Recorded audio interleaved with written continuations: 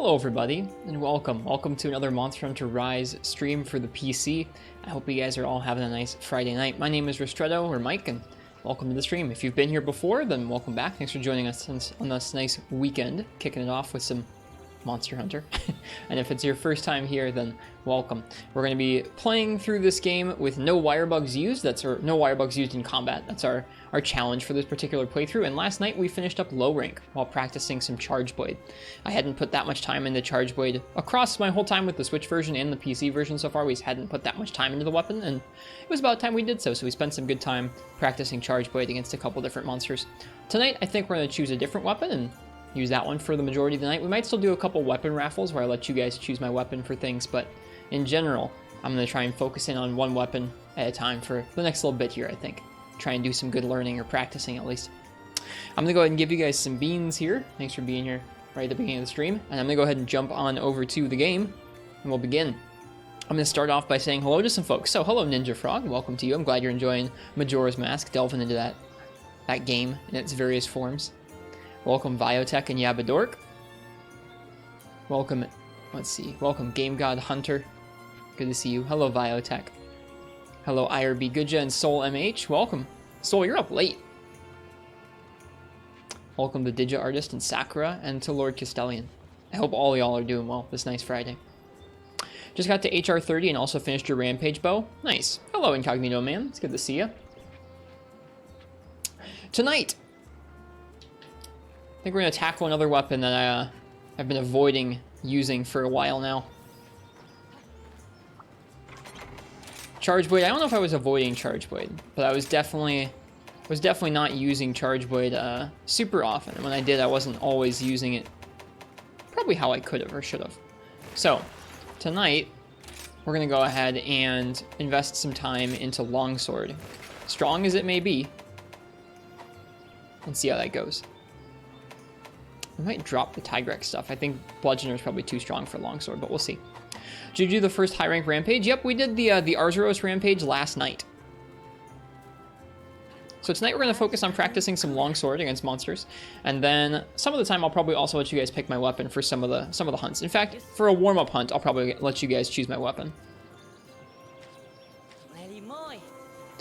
We just got to high rank, so we have lots of dialogue with the different villagers to go through. We can now send our Meowcenaries out to high rank locales, which is nice. Welcome Danny Boy, and welcome Donaskiro. Square, excuse me.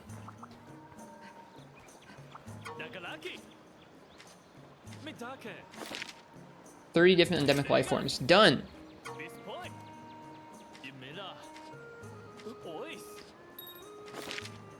The Tigrex armor looks really nice on PC.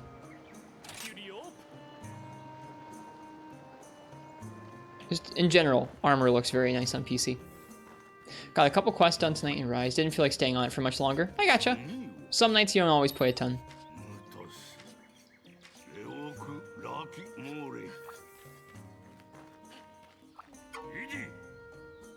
Yeah, like look at that Tigrex. I just like how it looks so much. Ah, we get our Petalaces upgraded now. That's nice.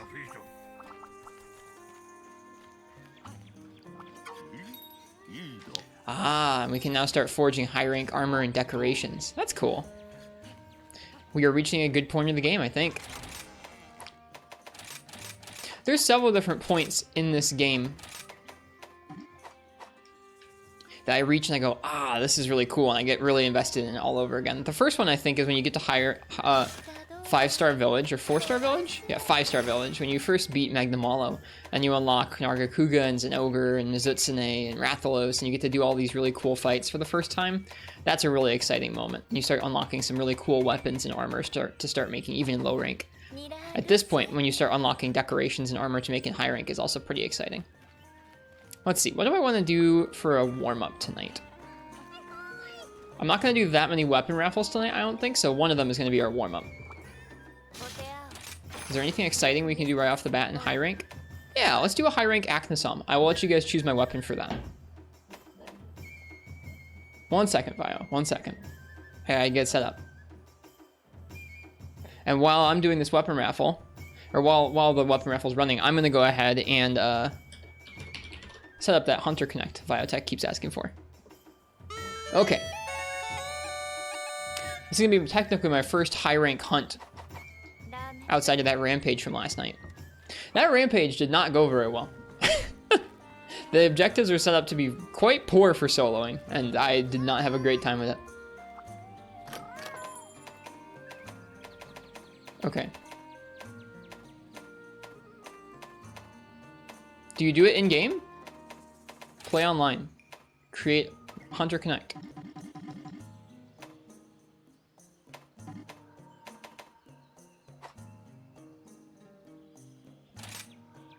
Yeah, usually it's not quite so bad, Sakura. We will indeed, Lord Castellan. It'll be good. We'll get that. You need to set up Hunter Connect on the start menu first? Okay, well, we'll do that.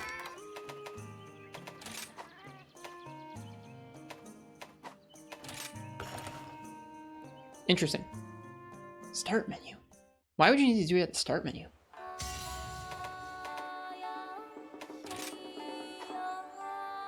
Oh, the start, not the main menu? Like, press start? Okay. I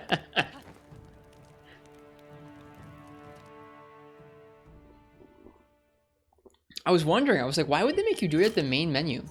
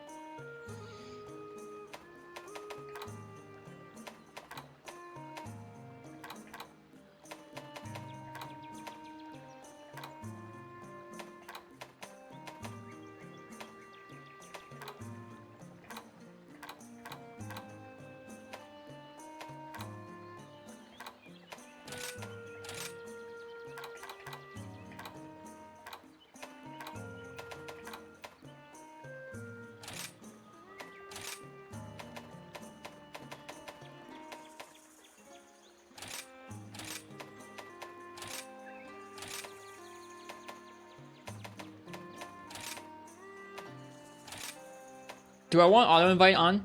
Oh shoot. Do I want auto invite on, Biotech? Make sure auto invite is off. Okay, gotcha.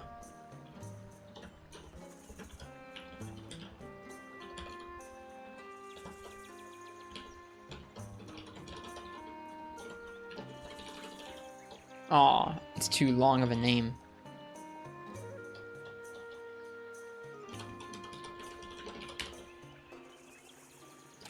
The Monhan Cafe for friends. Weekends.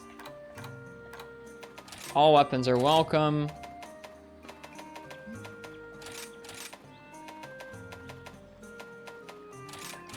Auto invite, no. I have created a Hunter Connect.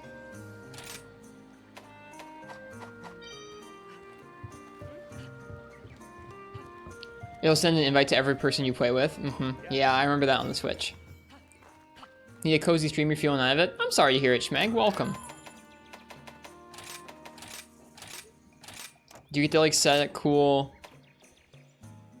Use settings from Monhan Cafe for friends to create a lobby? Okay, Connect ID, weekends, UTC -5. Okay, so I can like... so I can create a lobby. You don't have to do anything new. Okay. The Monhan Cafe for friends. Hello, Brian and G. Connect details. You can't like set a cool picture or anything? Not like the Steam groups? Oh well. What this lets you do is search or create a lobby with that, and anyone in the Connect can join without needing a password. Neat.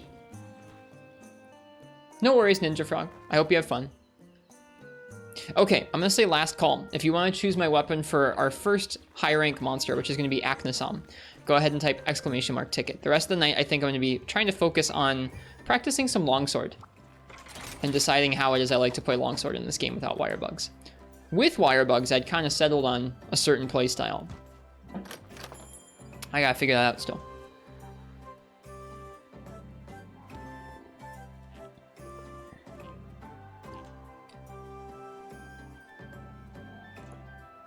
Izuchi weapons are probably a pretty good idea, Sakura. That's true. We'll have to take a look. Hello, Nefudis. How's everyone tonight? Doing pretty good. Going to be focusing in on Longsword tonight, I think. Right now we're doing a weapon raffle for our first hunt, but after that I think I'm going to be practicing Longsword specifically and trying to figure out how I want to play that weapon in this game, because I don't know. Just spamming certain options isn't a fun way to play, so I want to figure out how I want to play Longsword in this game. We'll see. We shall see. All right. Let's see what I'm going to use for this first hunt against Aknosom.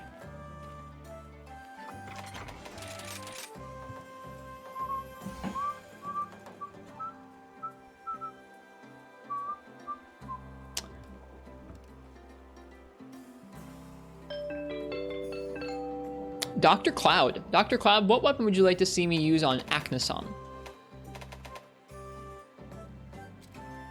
Almost done with the longswords, at least. Want to make all the weapons? We might end up doing that. Depends on how deep into this game we get. I don't know exactly what I'm looking for from my second playthrough of Rise, which I think is probably okay.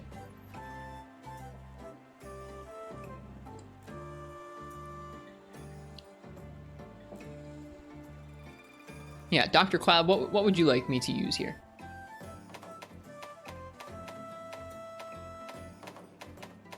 It still feels weird having a freaking mouse.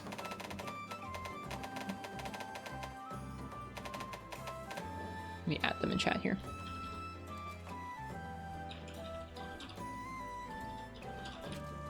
Charge Blade? Alright, cool. We practiced a lot of Charge Blade yesterday, so it'd be good to get some more practice in today.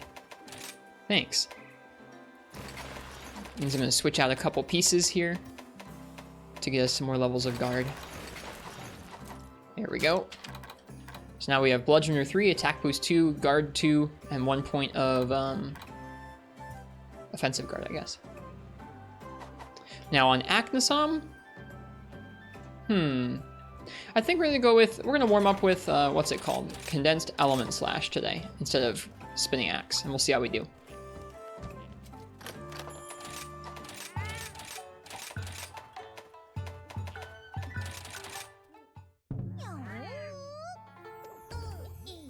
See if we can keep up some of the Charge Blade practice we started yesterday.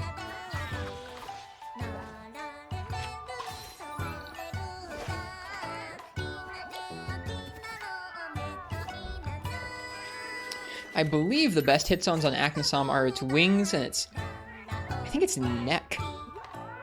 I think the head is actually a little more armored because of the crest.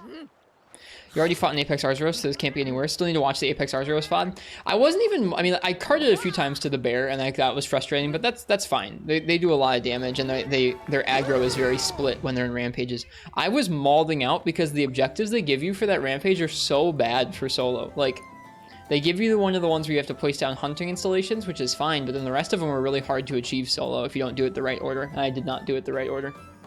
So I was upset because I didn't finish the objectives. I still got an S rank. But it was just a bummer.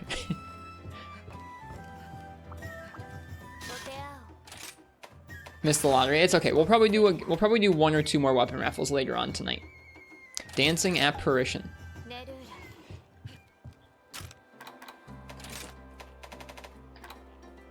So Aknosom takes the most cutting damage. Yeah, its head and crest are the same. Its neck is not more. I don't know why I thought its neck was more damage. Must be thinking of a different monster. But yeah, the head and the crest and the wings, everything else is kind of rough. What breaks does it have, though?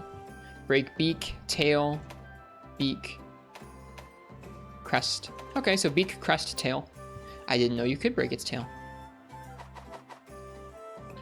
All right, off we go. You always remember that when you cook chicken. I'm glad it's memorable.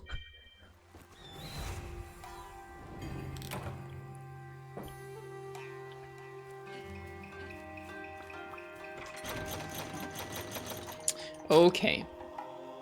Aknosom. Yeah, I hope you guys are doing well on this Friday night. Cheers, Yabadork. Enjoy your chicken.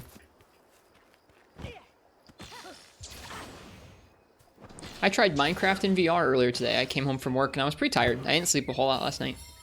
but I had been doing some reading about Minecraft in VR, and I hadn't gotten to try it out yet. And it was kind of neat. It made me slightly nauseous, so I took a nap. But it was neat to try out. I'll probably try more of it again, maybe tomorrow.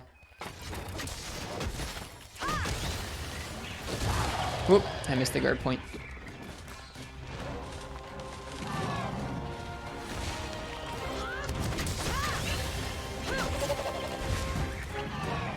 Whoop.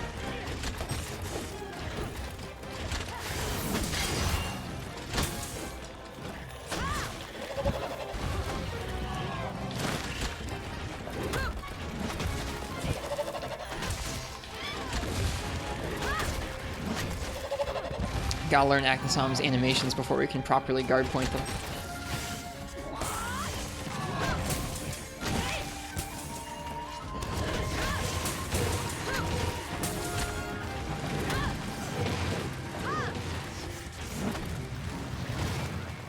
It feels that way in Fruitus. I've tried out a few games, and most of the games have been a little bit too limited or a little bit too janky.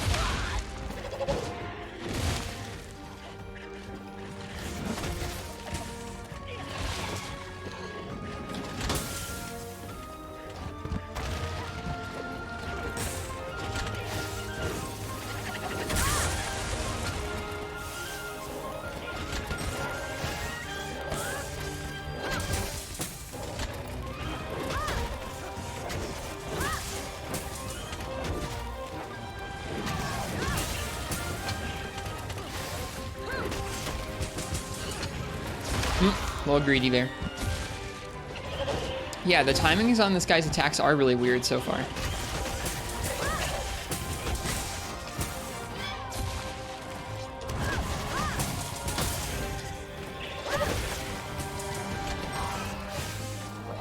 Whoops. Oh, I was facing the wrong way. I got scooped.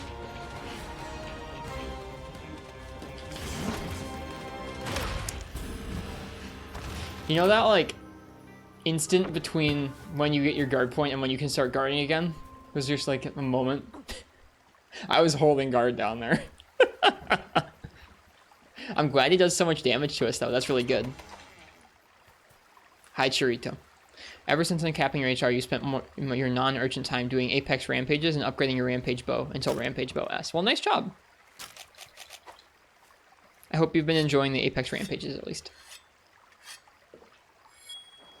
Cool monster. Aknosom and Bishaten are both monsters where I feel like they have really unique movement styles and really cool designs too. They're just kind of easy to bully, especially when you're going through the game. So I'm hoping that in Master Rank, both those monsters are tougher, but also it'd be really neat to get subspecies of those two. I think they would make for some great subspecies monsters. Give me something to rival like Viper Toby and like Tiger Strip Zamtrios or something.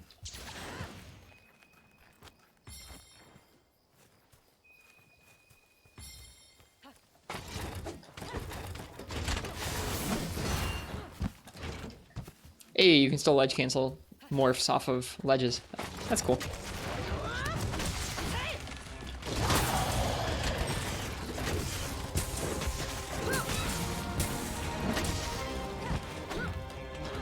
He's gonna go fight. Yeah, he's gonna go fight Arzuros.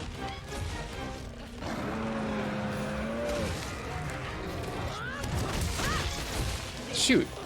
I don't know how I hit Arzuros through that. Okay, I don't want to deal damage to the Aknosom. I just want to chuck the bear off down the road. We chucked the bear off down the road successfully. That's really not as bad as I thought it was going to be.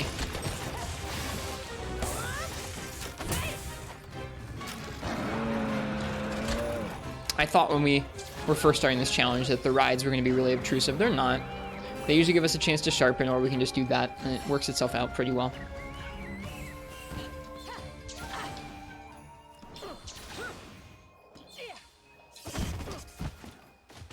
Alright, gotta get those wing breaks. Whoops. Oof, dumpstered.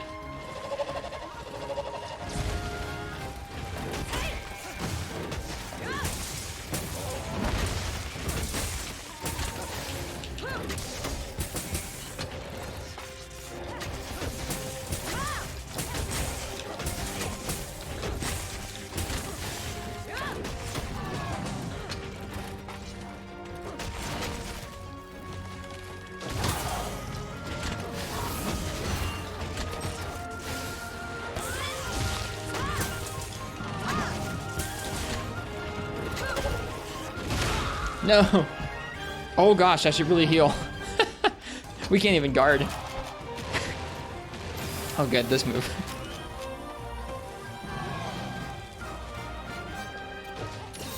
Okay. I can't believe we died to that move earlier.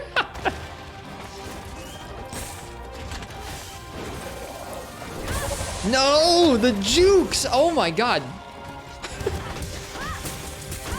The jukes on this man. Thankfully, we also had some jukes there. Inbuilt jukes.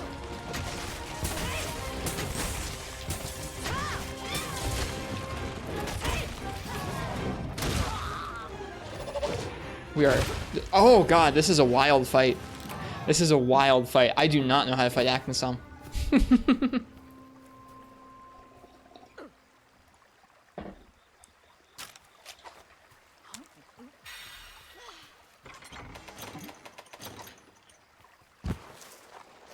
Told you he's a menace? I like him.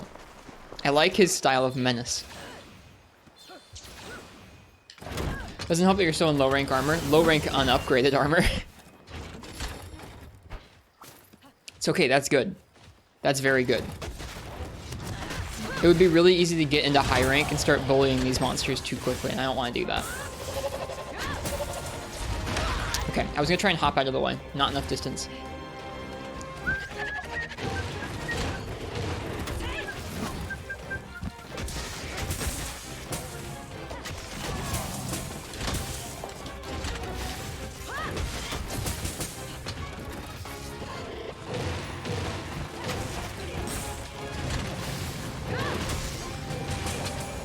Dunked.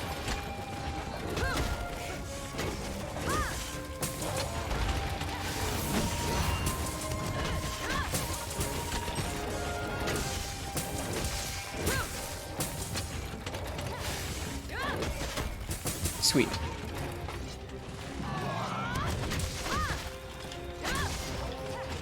This is greedy. Okay. Oh god, way too early. Yeah, the way he like stances up with his wings like that, and then has a couple different options, I need to pay attention to what he can do. Stances up with his wings.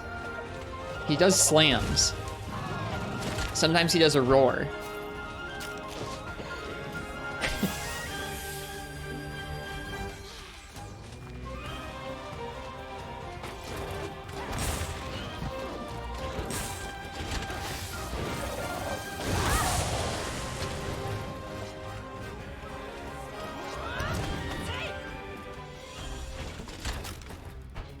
Sometimes he plays airplane, truly.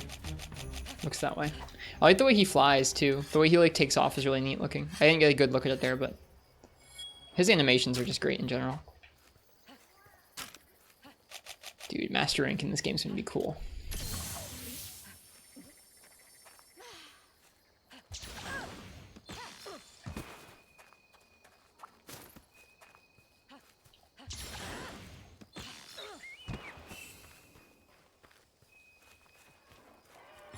Oh, Kulu's here. Hello, Kulu.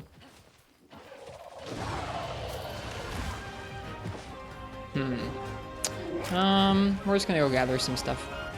Maybe get some bones over here. High rank bones.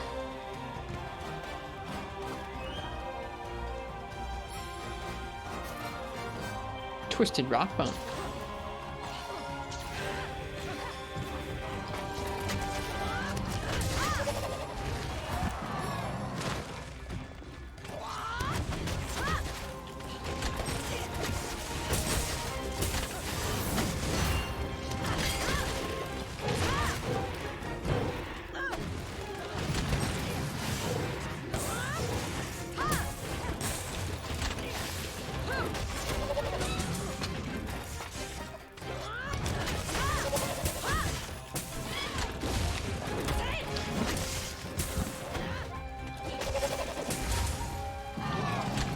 Too early. His timing is super tricky.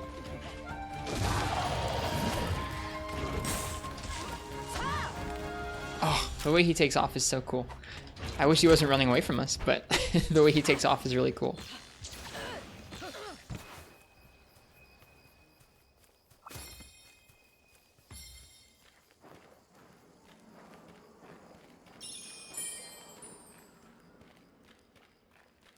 We're not going to be sticking to low rank armor probably the whole time. We're going to make some high rank armor, but we're not going to be upgrading its defense either. It did make Narwa pretty scary on Switch, Sakura, without upgrading our armor at all. So it'll be neat to get back to the point where we can be safe through the onslaught of its attacks.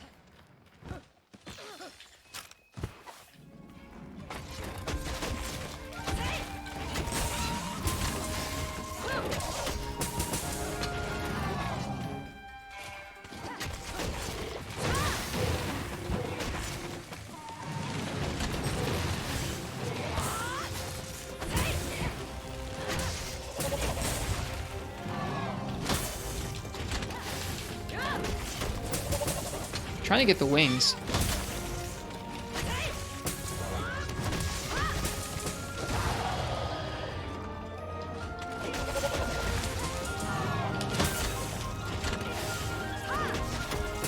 There we go.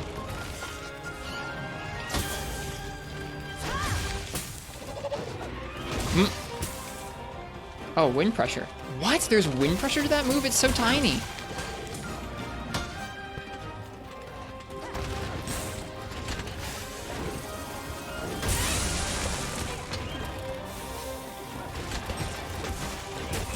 It has a tail whip?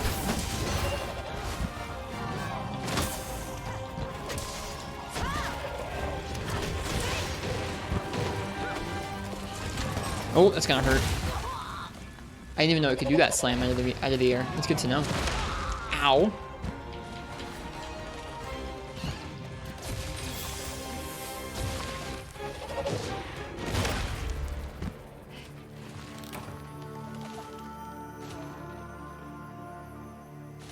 Let's try that one again.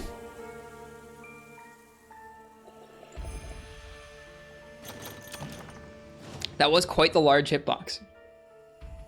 But it would be, wouldn't it? It's got a big old head.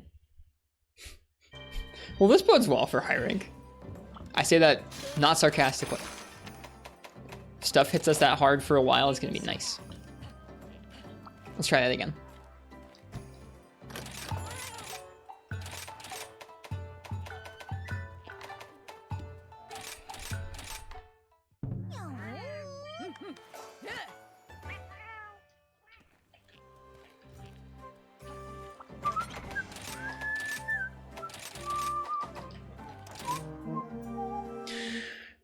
Talked about a sword and shield guard point. Do you need a lot of guard to actually pull out the shield bash? Pull off the shield bash? The shield bash combo is like your regular shield combo, and like that you do with the circle attacks, forward and circle. No, you don't need any guard for that. For the guard point, you need quite a bit of guard to be able to use it on any move without just getting knocked back instead. And even with guard 5, there's a lot of moves from a lot of monsters that will still knock you back. It is neat to play around with. It is not particularly viable or worthwhile. It's definitely a really different playstyle for Sword and Shield though, so it's worth trying it out, but it's rather expensive and it doesn't work properly on some monsters even then. Like on Tigrex and high rank, even with guard 5, it's just like most of his moves you can't guard point them. All right, I wanted those wing breaks.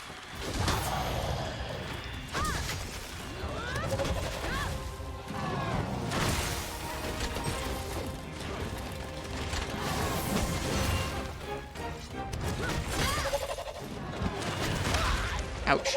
Hello, FPS. We just tripled to an Aknosom.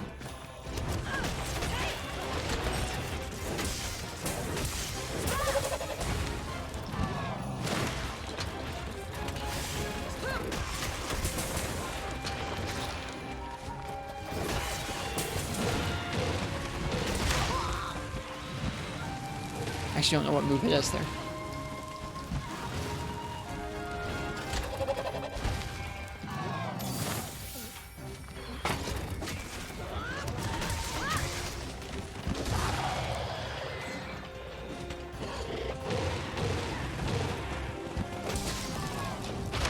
Shoot. I'm screwing up against this guy.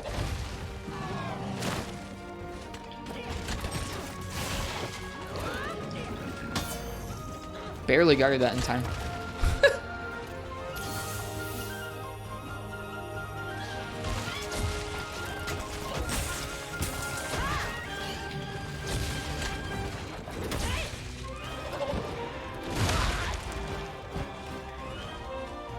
Okay, he does three head slams.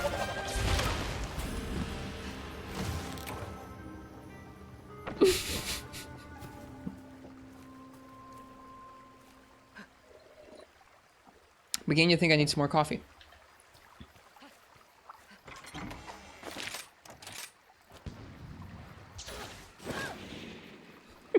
I think I need to be more patient on this guy.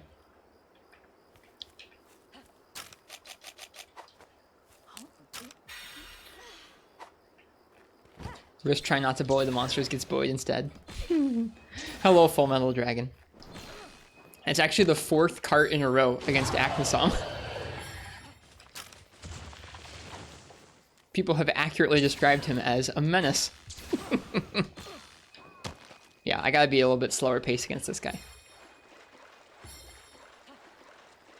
Especially because I don't know his patterns by heart. We're learning them through getting hit, when we could be learning them from just watching.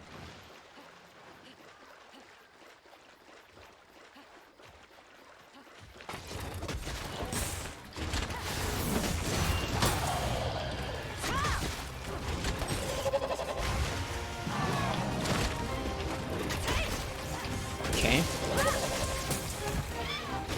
Turn around beak slam, okay. Hop, hop. There's the KO, alright. Now, the head break is easy. We're gonna get that for sure. I want the tail break and the wing breaks.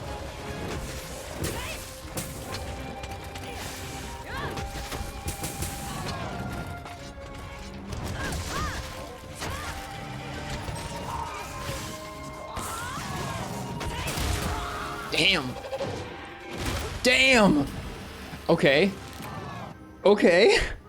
So in low rank armor against this guy, that pin is actual death.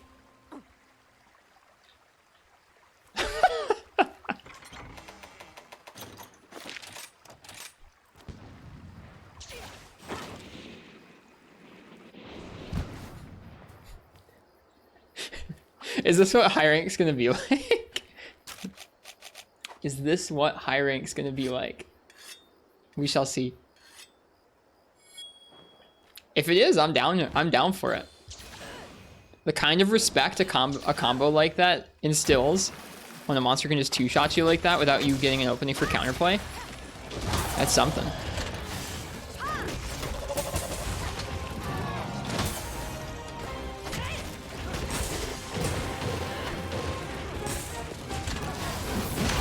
Shoot. Again, trying to be too aggressive there, going after him in the air when I'm not even sure everything he can do in the air.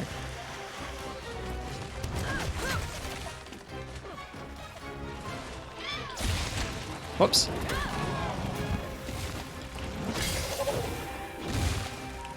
There is wind pressure from that move.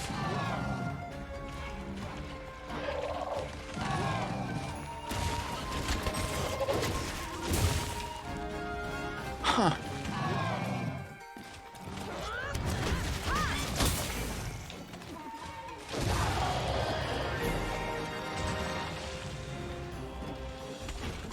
Endless combo kills, maybe. Soul's coming in with a raid. Hello, Soul. Welcome, friends. How you guys doing? We are tripling to Aknosom on this stream here. This is our first high rank hunt, and even Aknosom has a 2-hit pin combo where he knocks you down to the ground with one of his head slams and then does it over again and kills you. You're doing dead. It's over at least. You finished the arena. Props. How was the rest of your stream, or were you doing that the whole time? Let me take a moment here before we go and hunt Aknosom to shout Soul out here. Soul's a good friend of ours. You can check out their Monster Hunter stream if you like to watch someone play Monster Hunter Rise pretty well. Please go follow them. Finished all normally available high rank armor pieces. You are zooming, dude. How many hours do you have in the game? I have like 50 something. Real normie tier hours. Aw.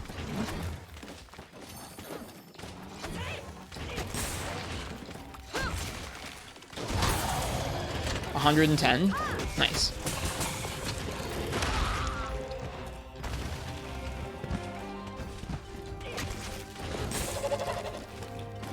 Nope, too early. So it's that him looking around the back that like that is a tell for a turnaround slam. Just it's a slow turnaround slam.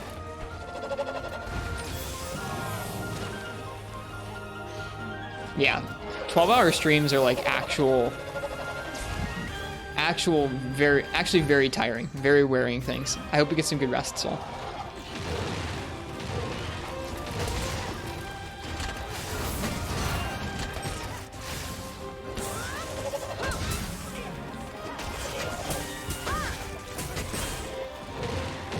Alright, what's he gonna do after this fireball volley? He's gonna do the swoop. I like the swoop. I thought I was gonna be close enough to do an AED. He was not. Okay, we broke the crest. That's a cool KO.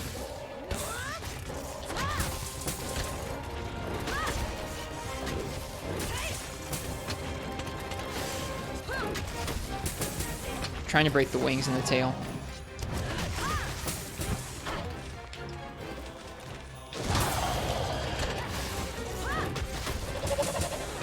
Are we gonna die because of that? No, not die. We're gonna get hit. Oh shoot. That triple is actually quite scary because of the delay between the second and third one. It feels like the first and second come out very quickly and predictably, and then the third one takes a little bit longer. It's like it's designed to throw you off. At least that's how it feels to me.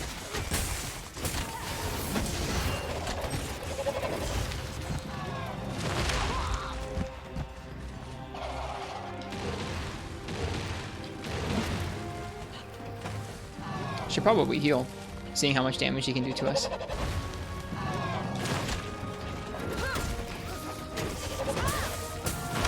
What was that? He's got a little, like, back it up. This monster actually has great moves when you're not bullying him. Wow.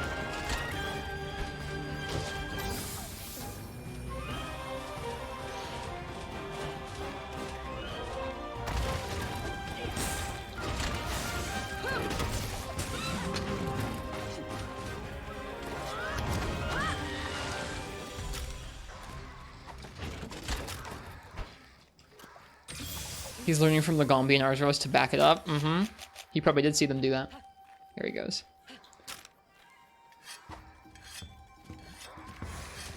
I'm definitely enjoying this a lot more than I thought I was going to. I thought the early monsters in high rank were going to be a little too easy. Hey, Carbolite. Nice. Oh yeah, for those who are just joining us, this is our first high rank hunt. We're in some low rank armor. Also, I didn't think I said hi to Beam. Hello, Beam. I'm sorry for not saying hi.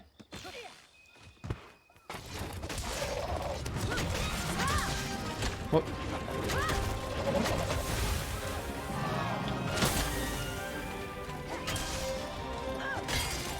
Okay.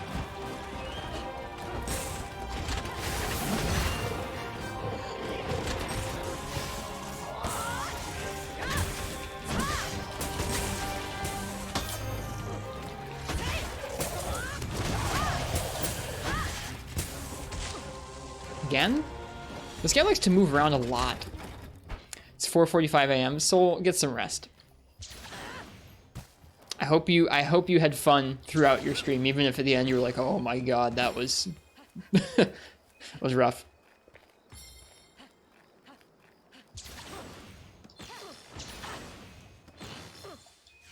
Oh, god darn it. That's my fault. I need to be more careful about that. I'm like cheekily following along the monsters and like drawing my weapon out of the air when I don't actually want to deal damage out of the air like that.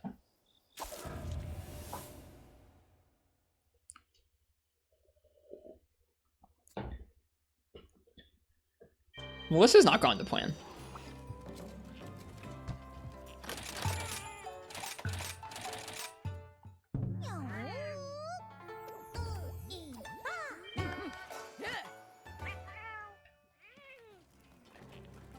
I thought we were going to be practicing Longsword tonight, but apparently we're practicing Charge Blade again.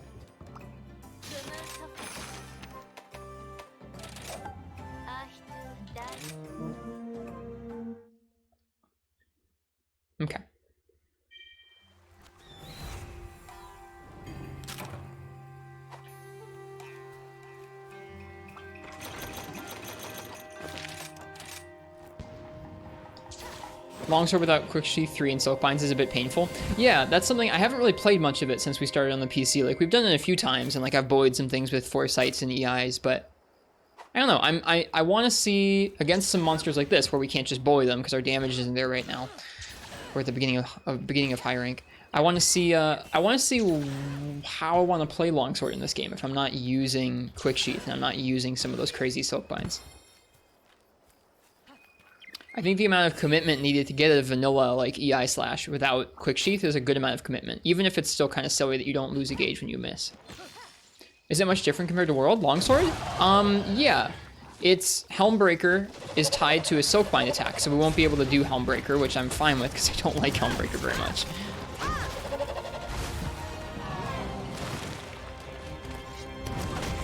We'll kind of be using more vanilla Longsword stuff. It's going to be weird.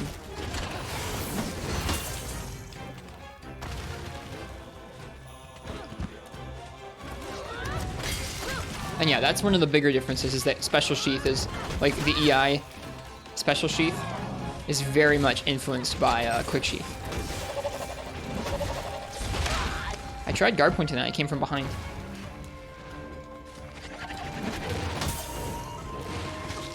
Oh, okay. There's flames, but they don't light you on fire. Interesting to know.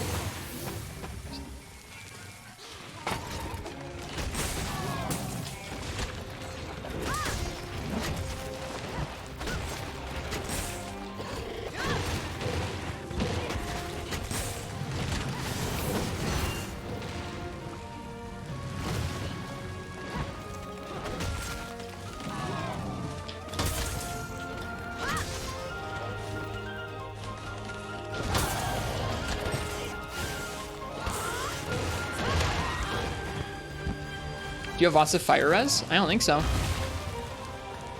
The wind pressure from that move.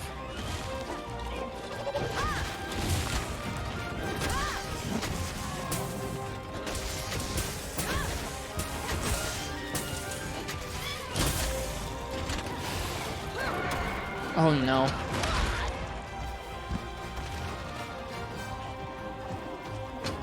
Kulu, go away. Aw.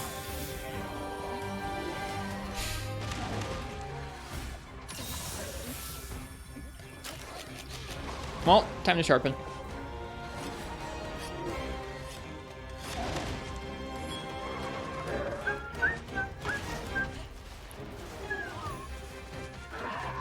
No Quick Sheath makes Special Sheath faster. That's why you have it with. That's why you have it all the time when you run those naked longsword runs. But without Quick Sheath, isn't it almost like World in a sense? But if you're not using Helmbreaker, then no.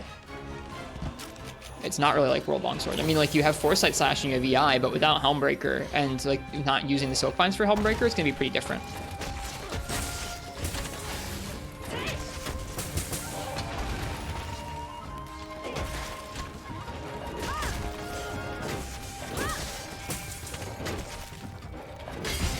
Can one truly live as if he is without cheese? Depends on the type of cheese we're talking about, I suppose, Harush. Thank you so much for the sub. Thank you for 20 months of subs. That's a lot, and I really appreciate it. How are you doing tonight, Haru?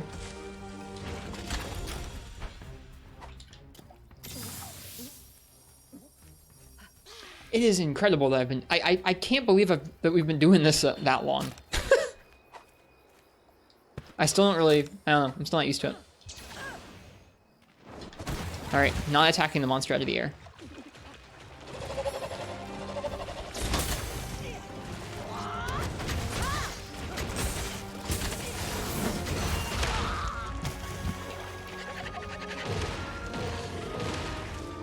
Clearly isn't a warm-up anymore, Sakura.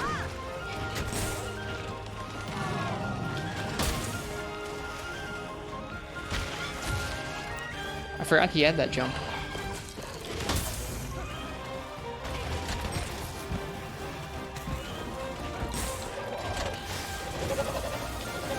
Nope. That's too bad. And it got hit from behind. That move is way too active. I feel like half the time I get hit by that move, I'm like behind it.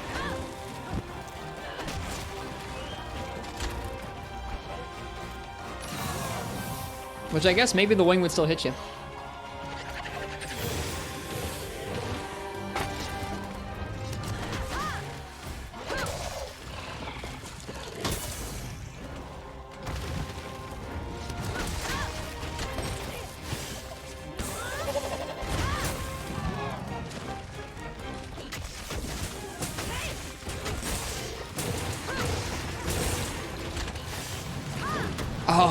Really?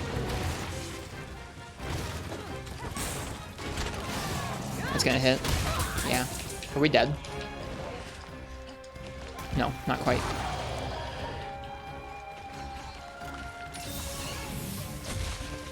Yeah, it's not especially strict, even without Quick Sheath.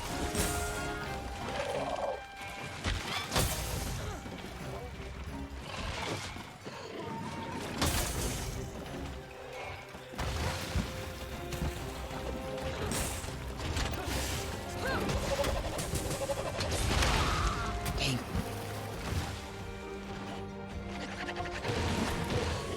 Thank goodness for the water, putting out those fireballs before they bounce into us.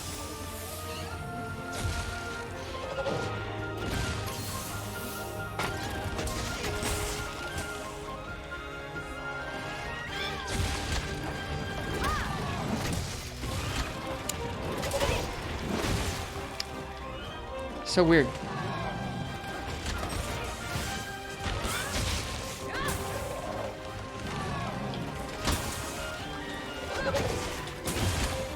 It's so weird where sometimes that'll hit you and sometimes you get hit by wind pressure there. It's not super consistent, that.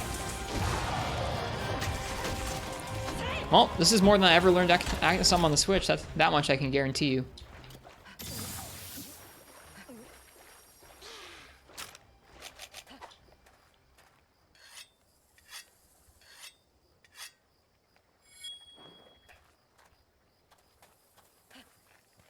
Still don't know how to pull off the Eye Special Sheath. The feedback on it, especially without damage numbers, is really, really poor. It's surprising. It's very, and like sometimes it feels like it doesn't work consistently, where you'll get the sound effect that means you consistently got it, but you don't actually deal damage with it. And like the visual for when it hits is not super, like, I don't know, prominent either. So it's a little weird.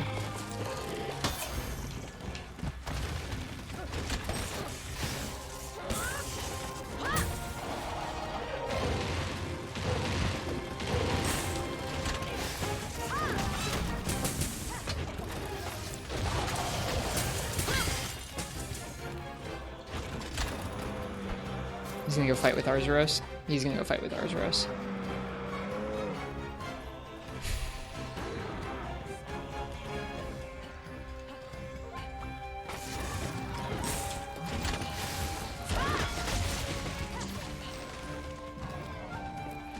Right, need to chuck the bear down the road. Goodbye, bear.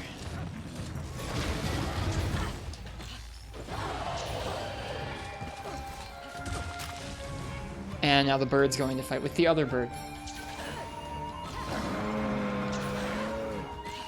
It's funky how some quests you don't really get that many of these, and some quests just rife with monster infighting.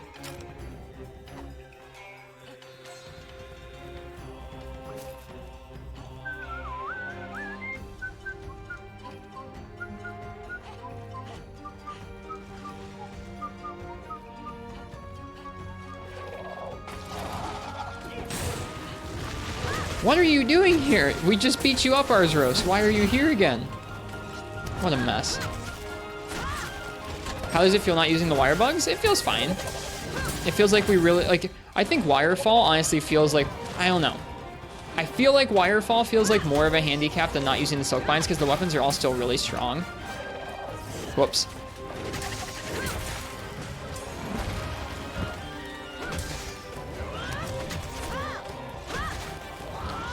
But it does feel different getting my brain used to not always having Wirefall for things. Or sorry, not always being able to go for large damage move Silkbinds. I need to focus, I'm sorry. Not doing a good job of speaking.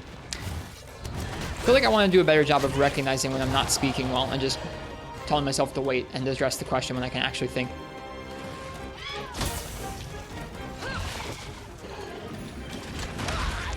Too early. In general, though, I think the Wirefall actually feels like a bigger deal to me because the weapons are still very strong. But it does feel different at first, training your brain not to always be waiting for your next Silkbind opening. Doing a really poor job at Aknosom.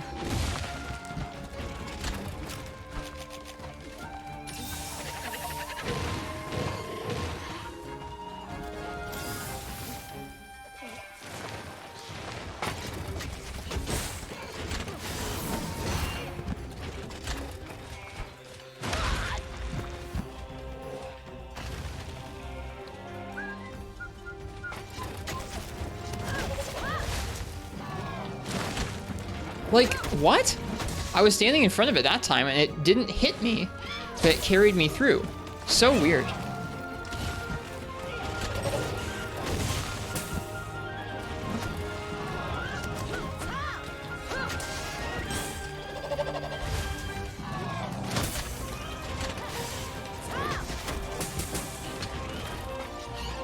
Nope, I thought that was gonna be a roar.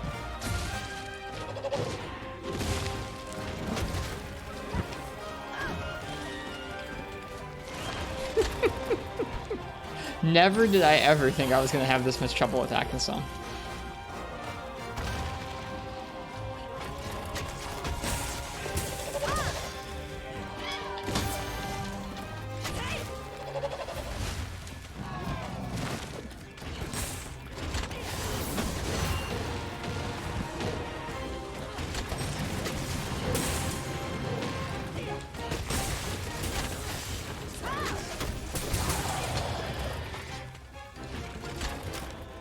I actually struggled with Aknosom for a while. I feel like I always brought too much damage to his fights, or brought weapons that I was too comfortable with to his fights, because I've never had an experience like this where I've had to pay quite so close attention to his moves.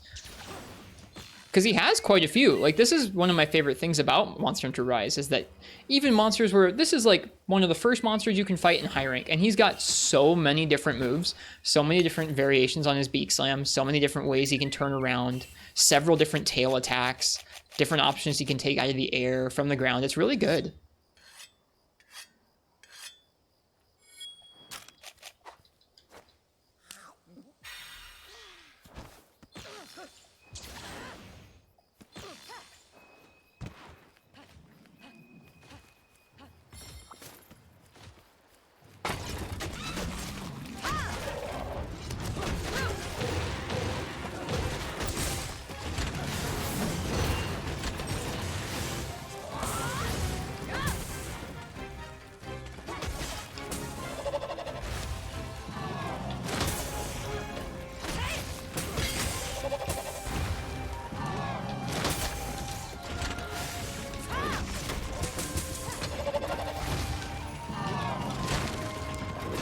See, that time I was trying to turn around to get ready to guard point, and I failed to pivot in time, but I still didn't get hit. Really inconsistent sometimes. Isn't the only fight that feels like that either. I thought he was going to do the tail whip attack.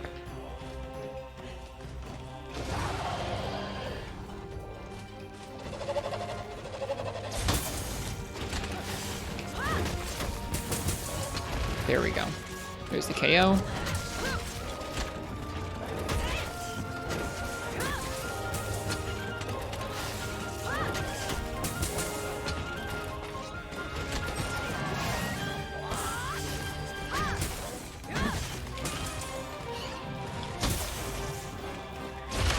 So fast.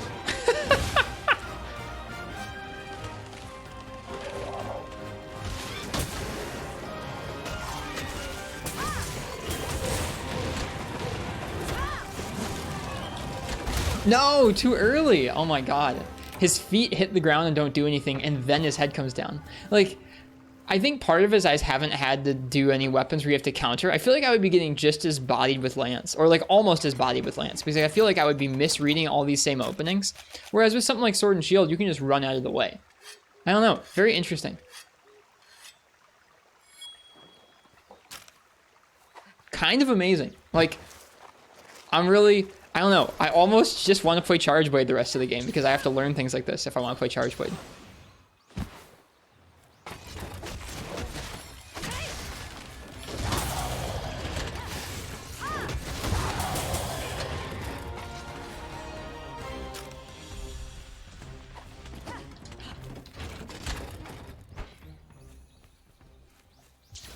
Like, if this was Sword and Shield, we would just be bullying the Aknosom, because all of our damage is, like, super free to put in.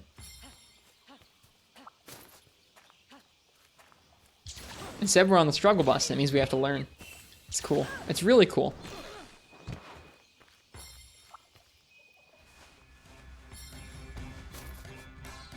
Uh-oh, he saw us.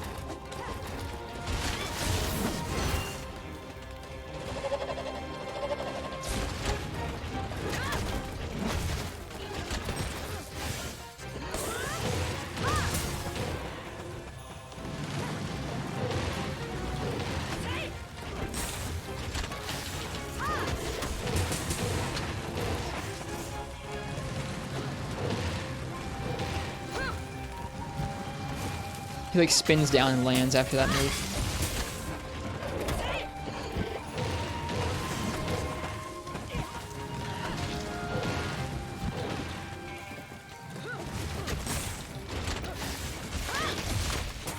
I should be careful about my health.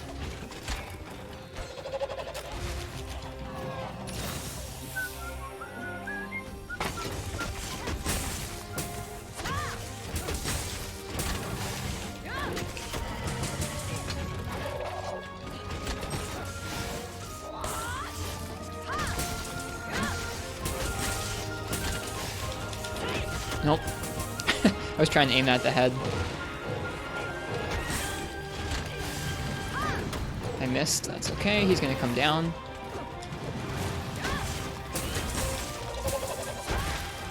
Got the wing breaks.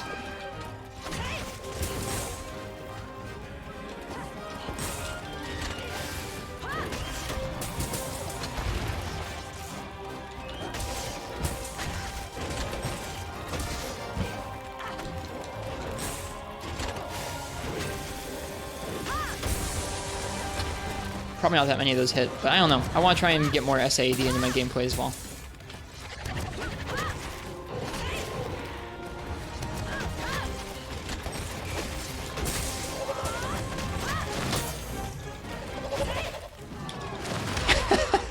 He's facing the wrong way there.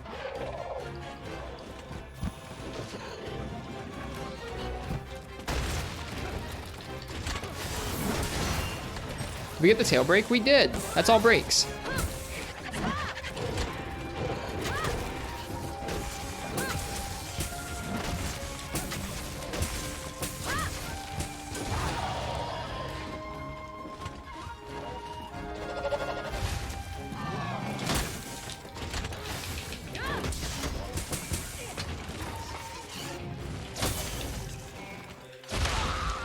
It's kind of weird because he gets so close on top of you. It's like if I wanted to actually properly position for that guard point, I have to like roll away from him.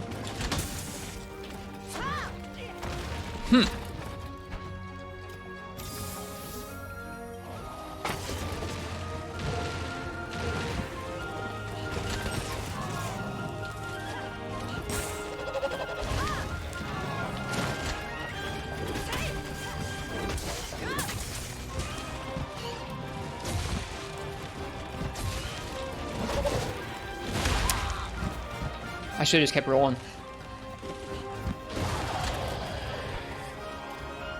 Okay, he's finally weak.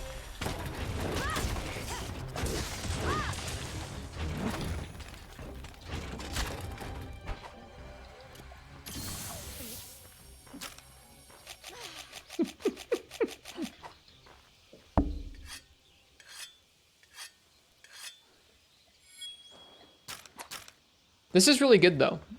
That means if we use low rank gear for like all of this early high rank here, we shouldn't have too much of a bullying time, I would imagine. Although, not all the matchups will be probably as rough as Charge Blade on Aknosom. Or at least this style of Charge Blade. I think if we were going for the spinning axe mode Charge Blade, we would be in better shape. God darn it.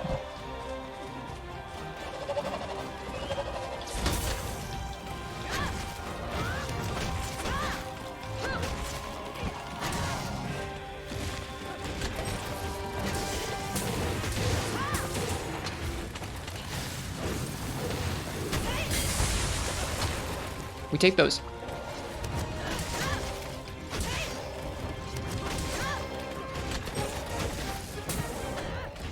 Callabot, thanks for the follow. Cheers.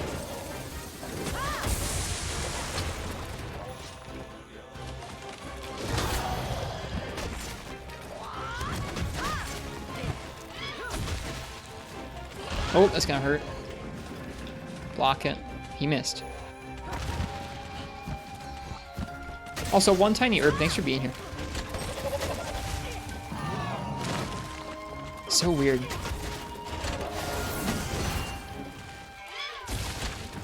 So weird. So weird! The hitboxes on some of these moves are so odd. No, wait!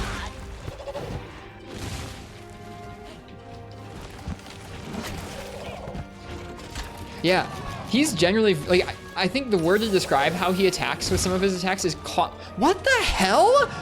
How did it hit me? Maybe the slope? I'm so confused.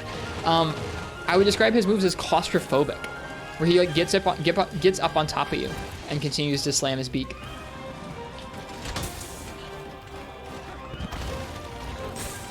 I know the wind, I'm saying how did the wind pressure hit me even? I was so far away. I think like 2 of those hit.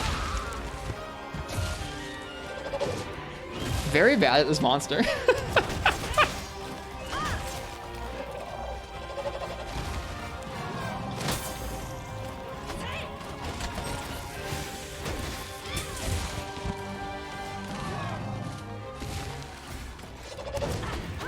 Okay, so he did do 3. He can vary the timing up on those so much.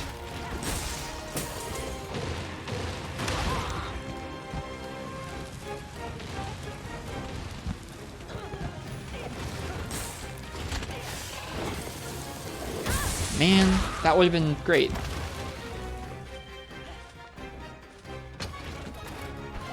I think I need to work on positioning so that I don't have to turn those as much. I know you can turn them, but it feels inconsistent, and I feel like positioning straight beforehand is a better play.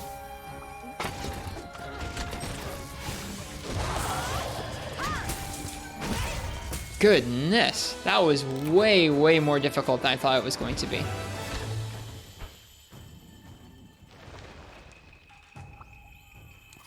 Hello, Hopko. Notice you love the Tigrex Charge Blade. The Tigrex Charge Blade's awesome. Pierce shot can go through windshield. The only ammunition, or the only wind like that, sorry, that affects arrows is Kushal's Black Wind. Every other type of wind has no effect on ammunition or arrows or anything like that.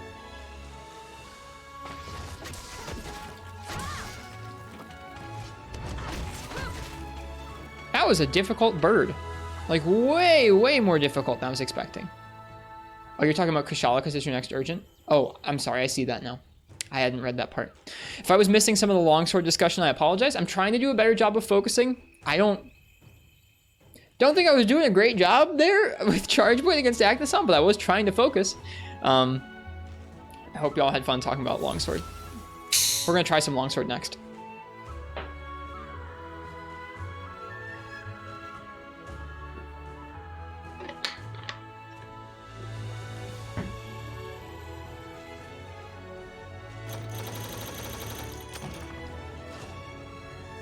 Want to see some longsword? Maybe I'll learn something. I need to learn how I'm going to enjoy playing longsword in this game, because I don't have, like, when I was playing on the Switch, I was enjoying using Serene Pose and Sakura Slash some of the time.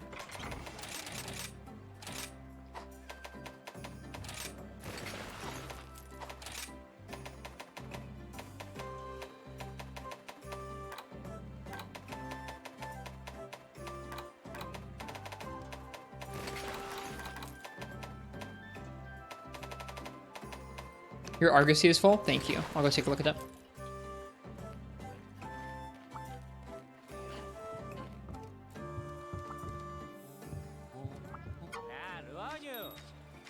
We have rampage weapons we can make now. That's cool.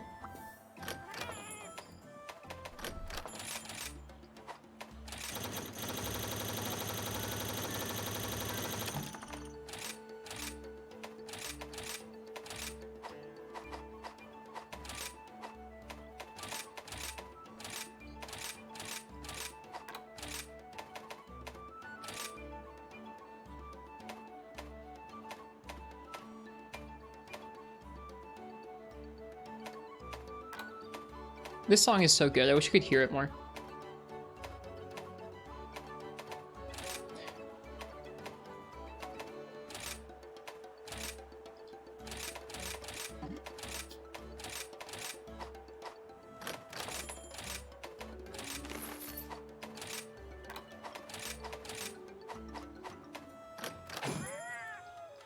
Hey, Buttheem. Hi, Cold Brew.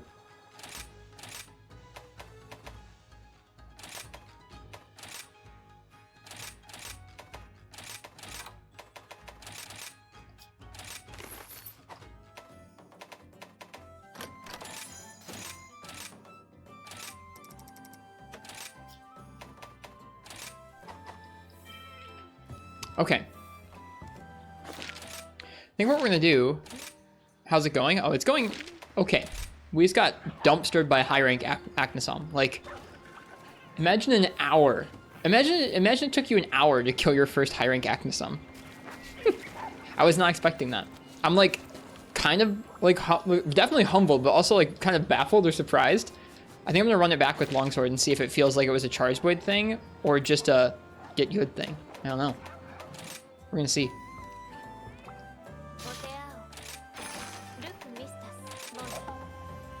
I also wouldn't mind learning more of this monster's moveset.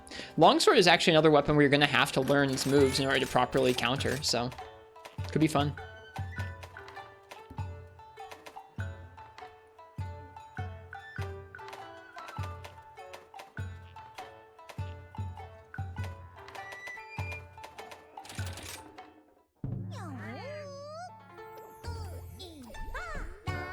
Just started high rank and Rise. It's a good challenge. I also just started high rank. It is a good challenge so far. I hope you're having fun.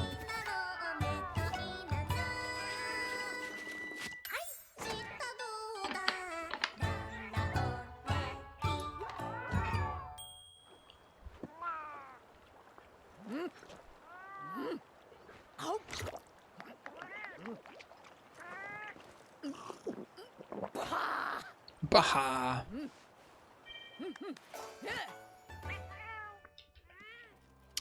All right, we're gonna try Aknosom again.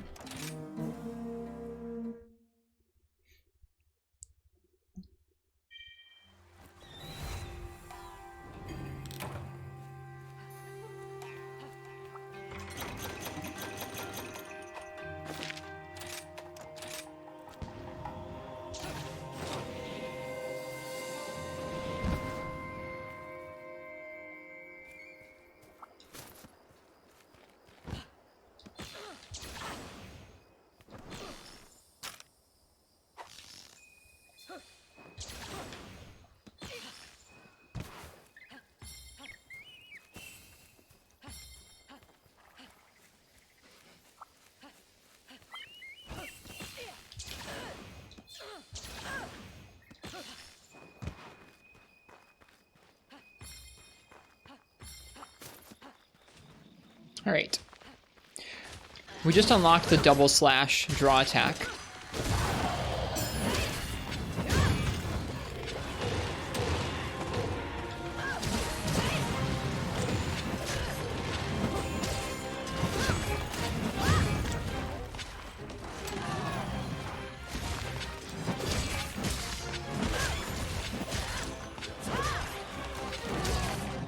He's attacking the Izuchi.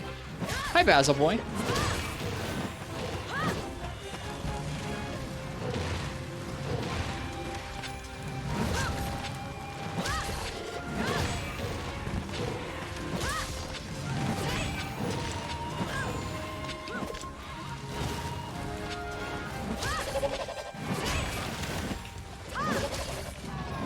Whoops.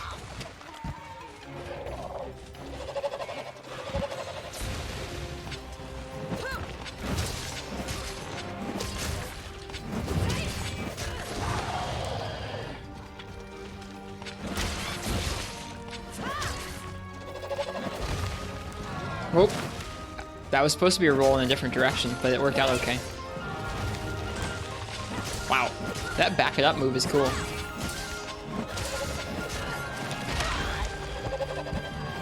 Yeah, no, this is gonna be a good matchup for, like, a good matchup to learn with Longsword as well, I think.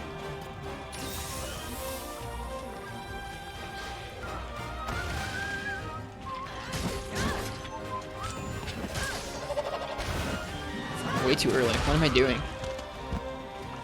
You can tell I haven't played much Longsword this game.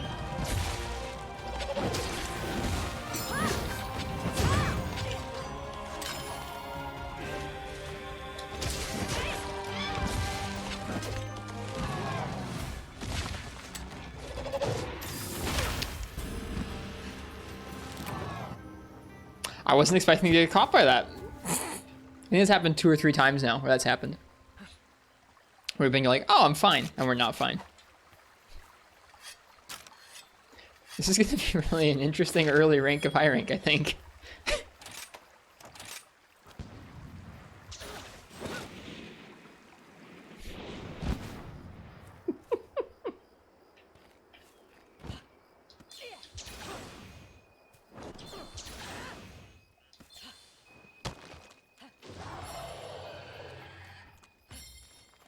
Good night for the bean farmers. This is nothing like what I expected tonight to be like. You know what I was thinking? I was thinking to myself, maybe I'll practice Longsword in low rank. I wouldn't want the early high rank monsters to be too easy.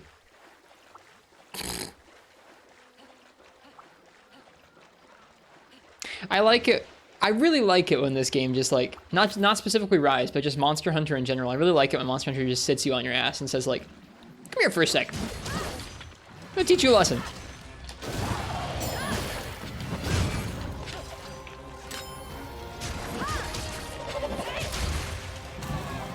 Your knight just took a turn? What happened to your knight, Bio? Too early. Still too early. Let me up! Oh my god!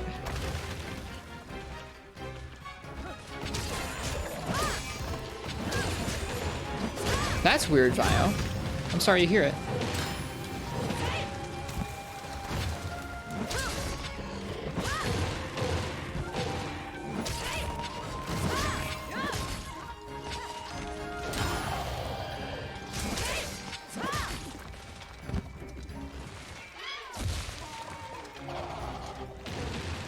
It's one of the things I love about this game, Nefudis. Also, how pretty are those fire blasts in the screen space reflections?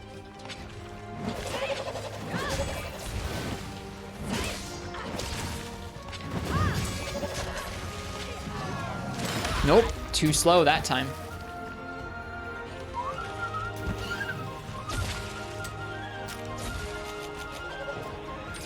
That's odd.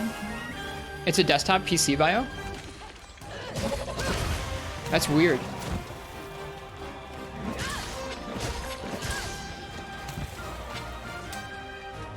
I can't think of what a what could have happened to a desktop PC just by you pulling on like an audio jack in a weird way. Got it that time.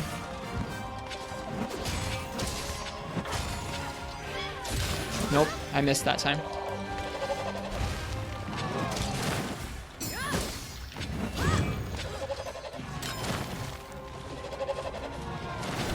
Nope, I missed that time too. Nope, I thought he was gonna roar.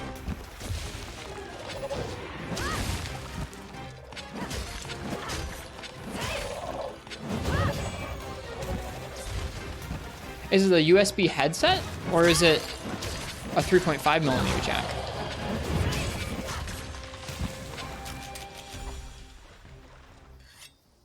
Standard headset cable?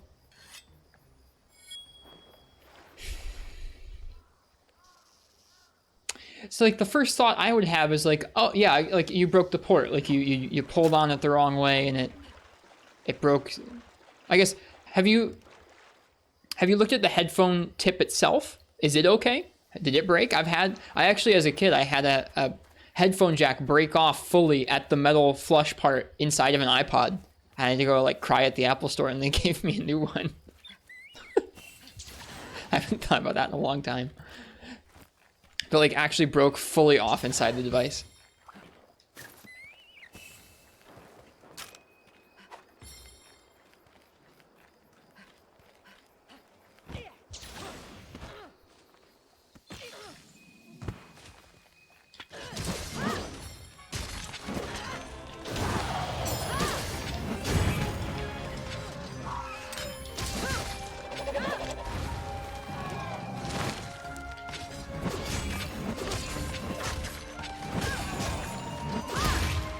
God dang.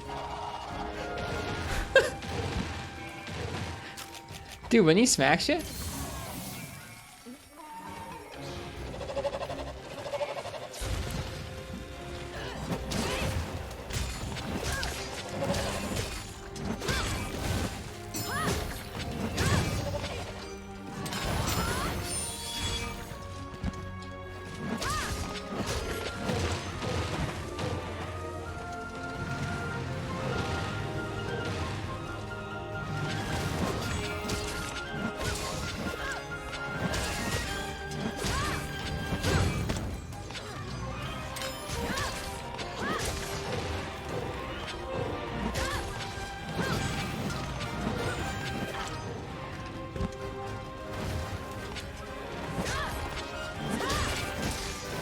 Nope, too early.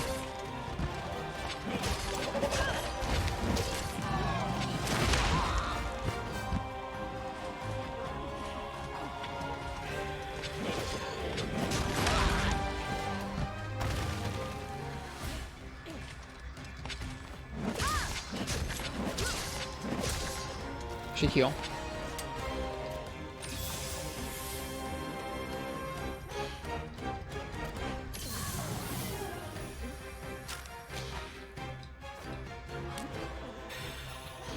I think I've said my share on Longsword a few too many times, so I'm not going to contribute a whole lot to the is Longsword balanced discourse tonight. Or is Longsword deserving of hate? I don't know. All I know is I don't currently know how I want to enjoy it in this game, so I gotta figure that out.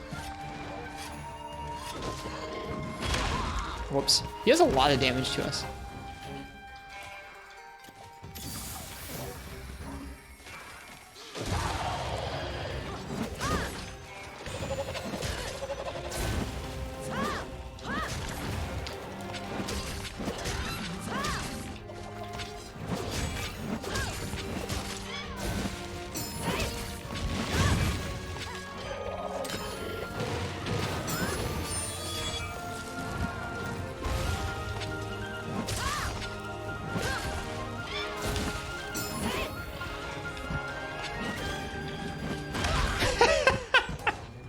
I was trying to be all fancy. It's neat that you can reposition in 360 around like your poke. When you do the Force Light, you can reposition in any direction. I think it's actually quite cool. It leads to some really interesting movement. I mean, like very free movement, but very interesting movement. Sometimes when I do it, it works out. Sometimes when I do it, it's like, what were you thinking?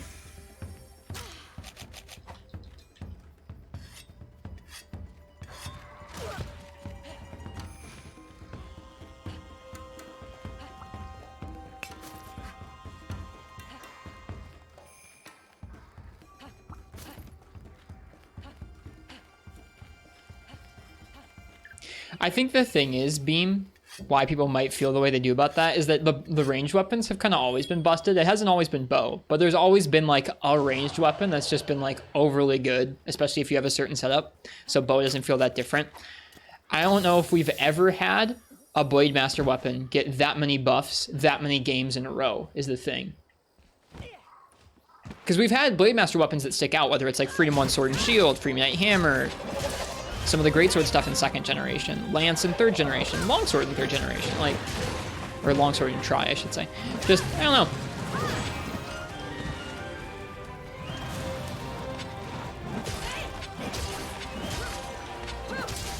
I don't know why. For me, I think it's just that, it's not just that the weapon's really good, but it's that they have so fundamentally changed the core of what the weapon's about from like, I don't know, spacing out these measured moves to just hitting a bunch of counters that have a bunch of inbuilt invulnerability. Ow. That's why I have like a hard time enjoying it, I think. It's because it plays like a totally different weapon now. And I just gotta suck it up and either get used to that or like find a way to enjoy it. Because it's just not gonna be like the Longsword I like playing.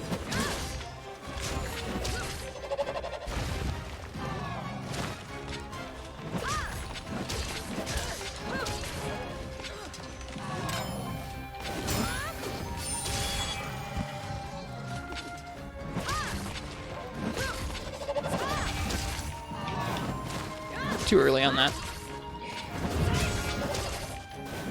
Oh, too early on that.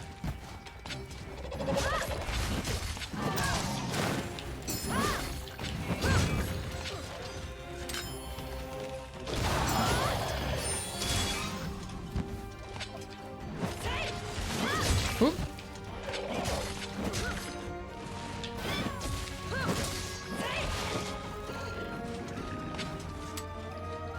Yeah, I was gonna say, Vio, it sounds like you broke the jack itself, but like, I can't think of why that would, or how that would work, especially if you had like other 3.5 mil jacks on the same computer.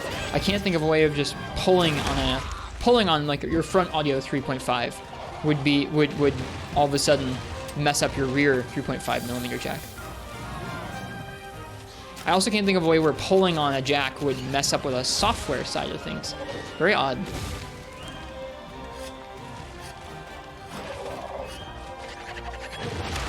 Ouch.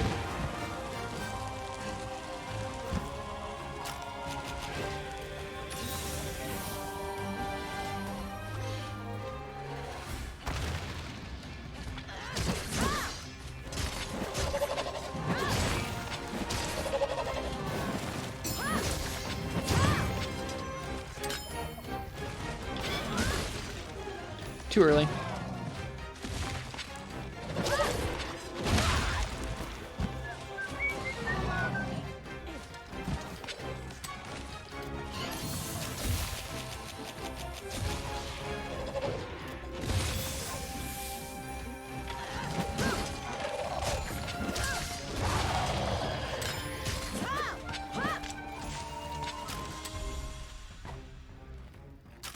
Yeah, I still don't know how I feel about Longsword.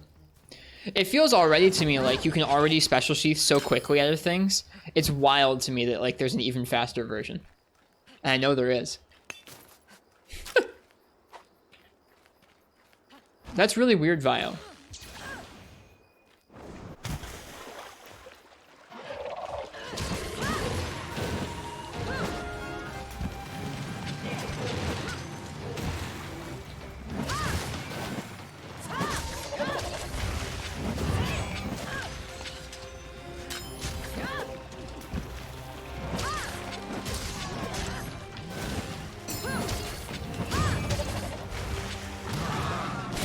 Okay, Bolfongo.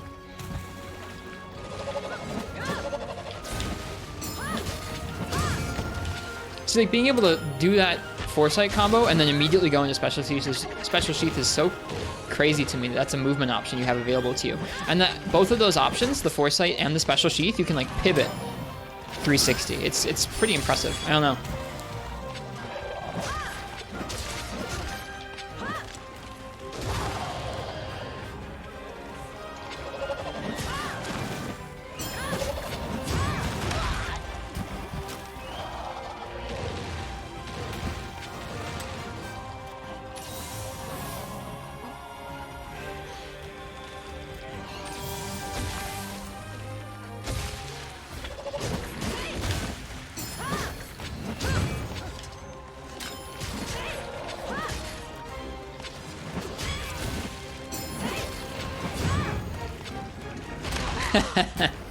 He backed straight up too.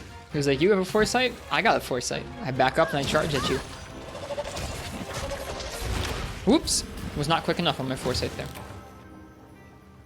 He does really a lot of damage to us. Excuse me.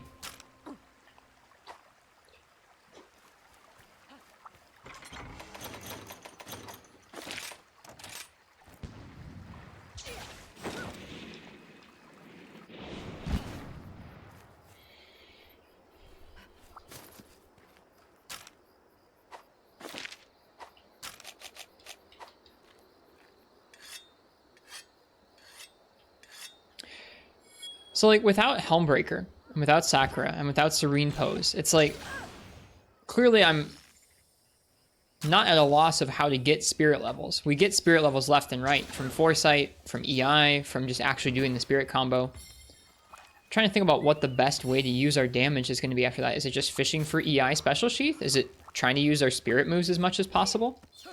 It feels like it might be. It feels like me. I don't know. I gotta take a look in the training room about how damage efficient both the Foresight / counter and EI Special Sheath are. They're probably pretty good, but I'm wondering if like actually doing a full spirit combo is a better use of our time and damage once we've got red. Whoops.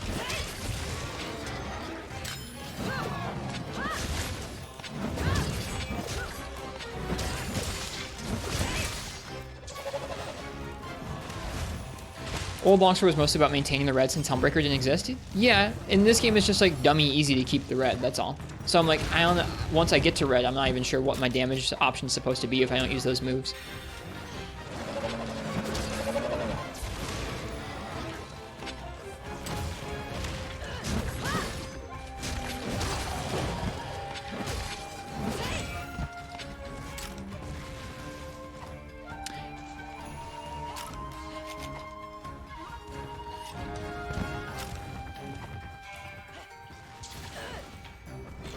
We'll take a look in the training room after this.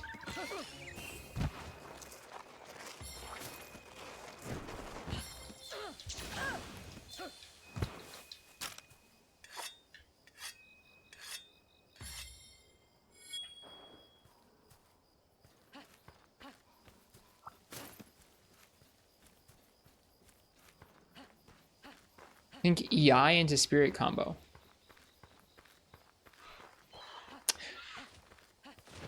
When you say EI into Spirit combo,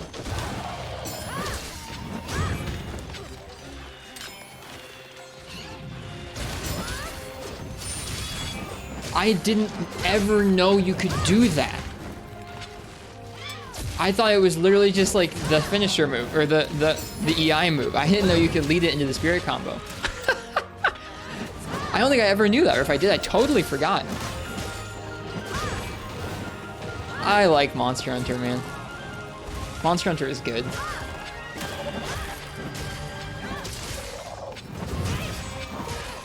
Didn't mean to do the flash, but oh well.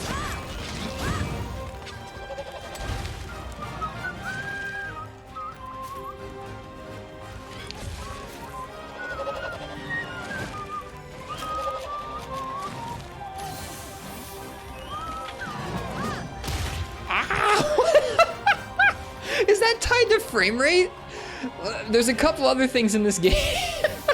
There's a few other things in this game tied to frame rate, where you go flying further when you're running at higher frame rates on PC than you would have at Switch at 30 frames per second. I think that might be one of them, because I don't remember ever getting launched that far on the Switch. My goodness, we went zooming.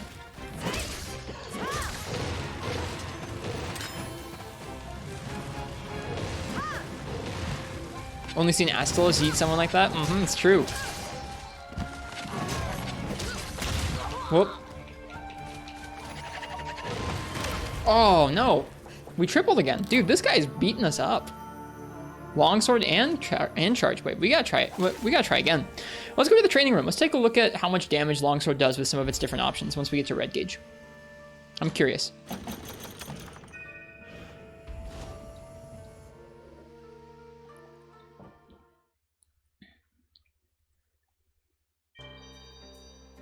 Mainly, I just want to see like how much priority we should be placing on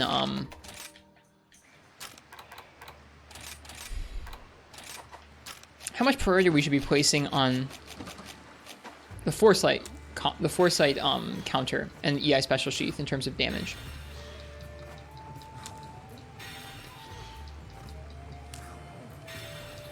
We really did get sent very far from that Aknosom.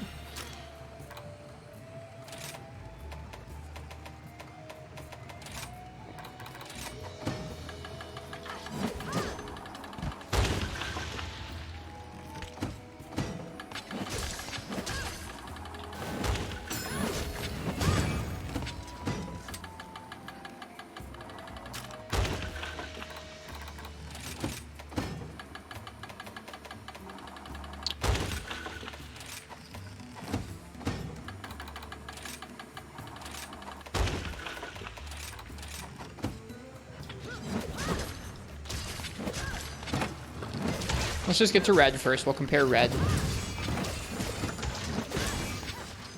Oh, whoops. That's not what I meant to do.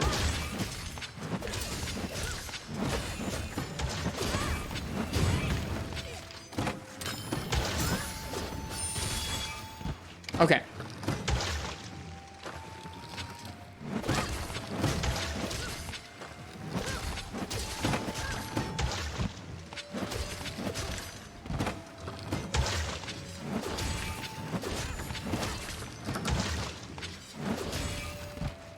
Let's compare the Foresight counter and the EI counter first. Okay, so, meh. 54 into 85. That's not like crazy damage. It's definitely safe if you don't get hit by the move, and it's nice that it gets you the gauge. It's nice that it increases your gauge level, but that's not crazy damage on that one.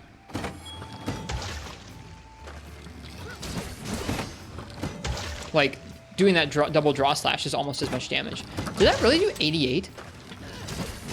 Holy crap.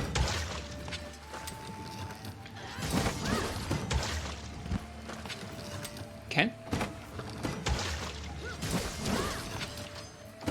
Hang on.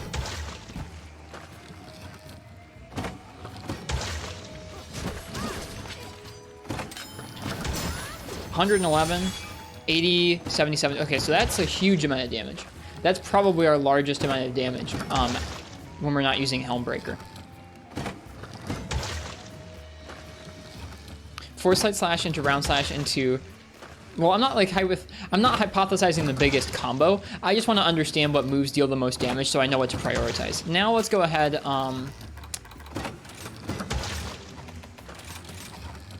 I just want to see how much damage a full spirit combo does.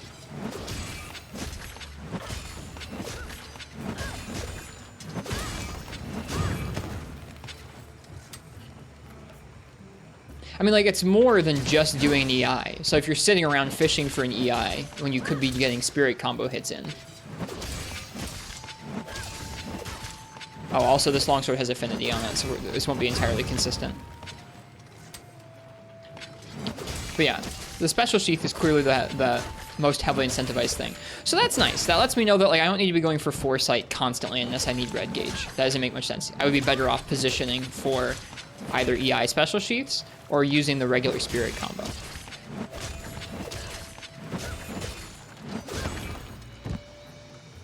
Interesting. Hi, Commander Henkel. Let's see what EI special sheath into the full spirit combo feels like, because I didn't even know that was an option until just a minute ago.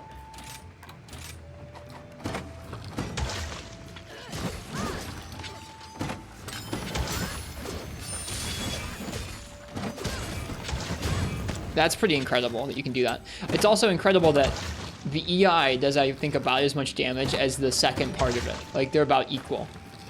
And the EI is a lot quicker and has high frames and levels up your spirit gauge. I guess the regular spirit combo levels up your spirit gauge, but it's a big commitment. Interesting. Okay, well, that was eye-opening to see. It's nice. I'm glad that foresight is not that good damage-wise. 54, 51, yeah. Makes me happy.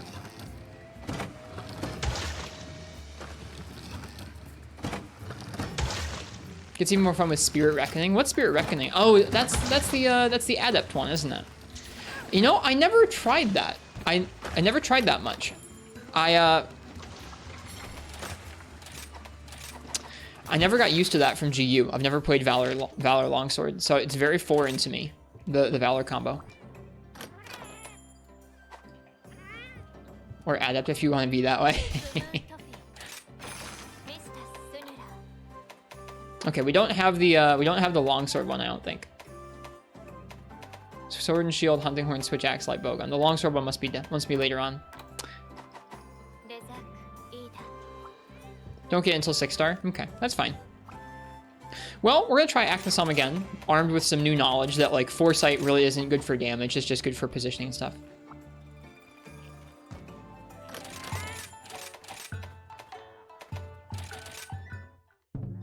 I don't know if that sentence I just said made sense.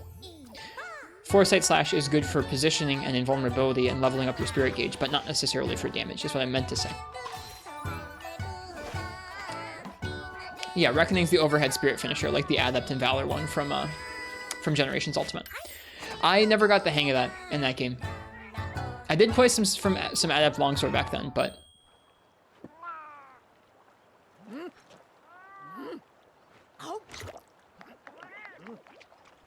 I guess being what Foresight being not great for damage says to me is, like, I would be better off, especially because you're just always at red gauge in this game, especially if you're not spending it for Helmbreakers. Like, you're always at red gauge. You don't really need those Foresights to help you get gauge once you're up there. So to me, what that says is, like, once I've gotten red gauge, I'd be better served by positioning to do a bunch of different spirit hits rather than sitting there and fishing for Foresight.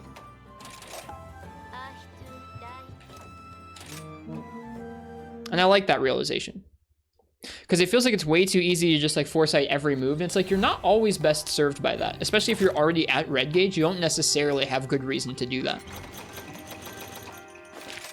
And I'm happy that's the case.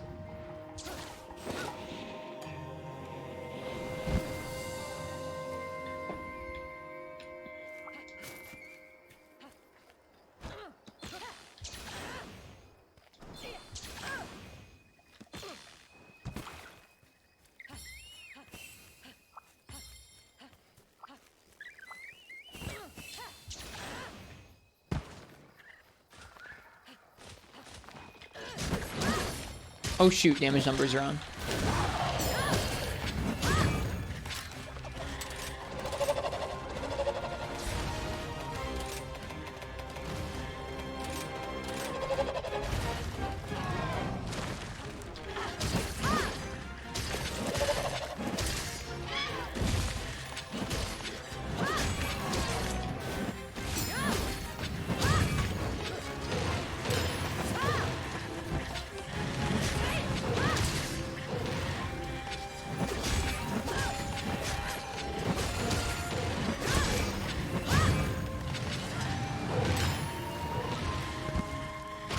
Oh, darn.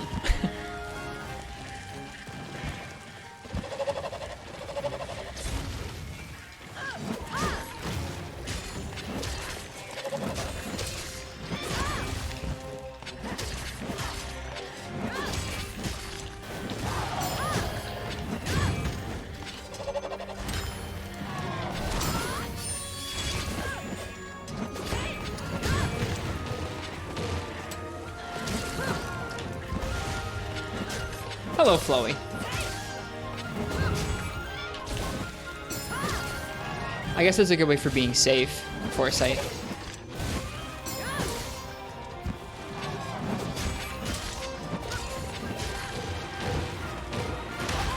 Ouch.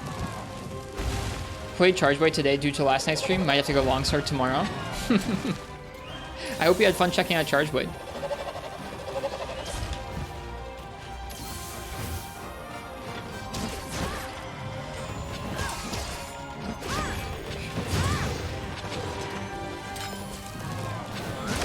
Too early. His feet hit the ground first with that big slam and then his head, and his head does the damage.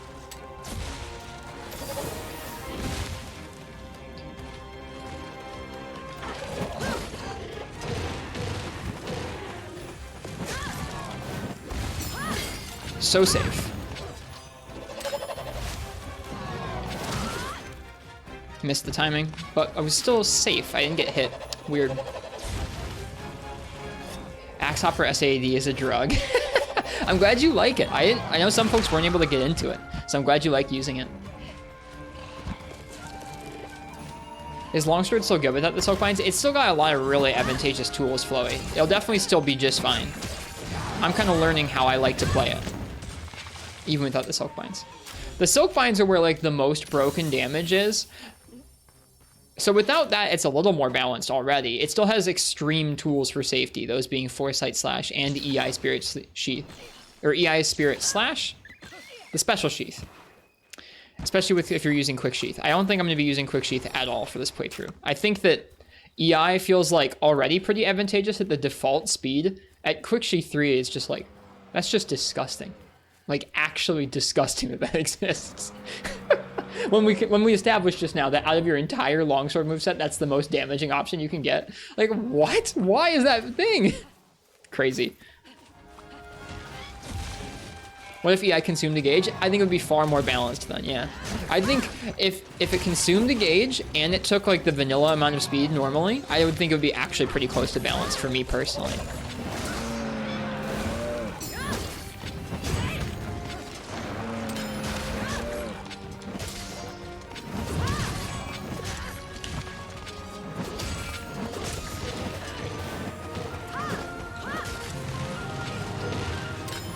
Whoops.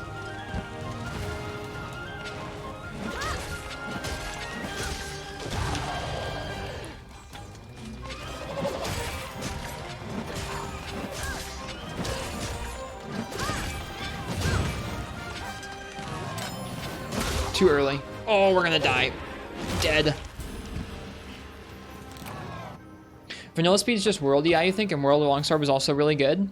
Yeah, I think that EI as a concept is actually a pretty good one. Like, I don't think Foresight is great. I don't think Helmbreaker is good at all. But I think that EI as a concept is a pretty good design for Longsword.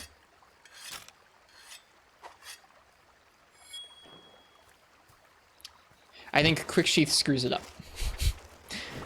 The act of having to sheath and kind of throw yourself into like a bit of a vulnerable position and then have to time a counter with like a bit tighter timing is good.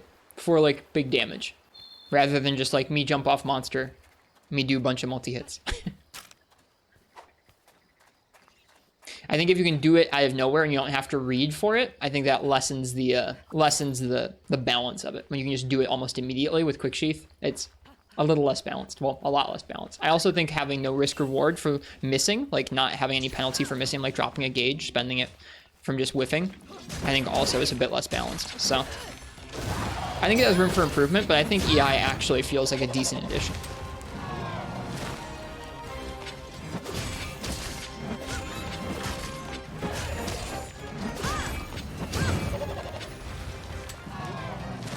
Have you tried punishing draw longsword? No, I've not.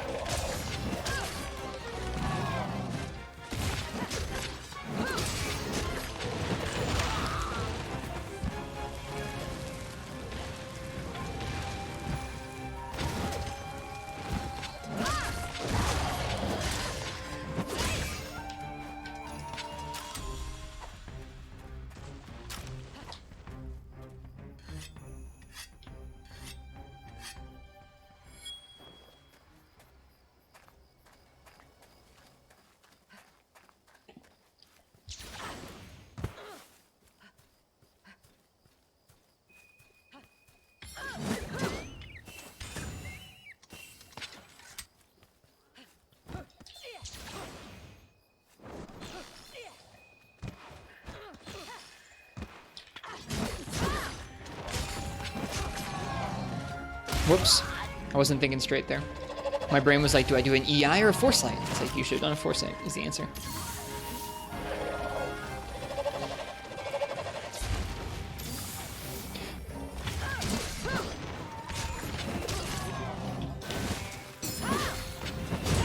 Have a good farm, Commander Henkel. We do not have much in the way of vertical reach outside of our triangle attacks. Oof! Please don't kill me.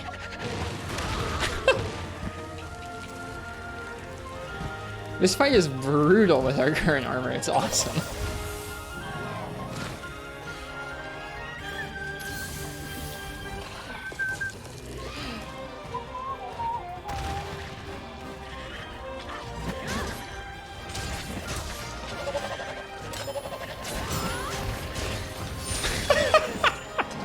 The bomb baggie there was awesome.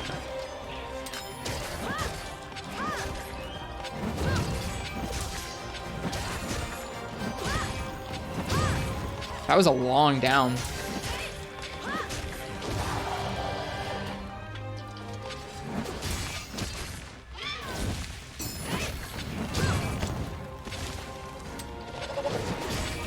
Yeah, what's your guesses, Vio?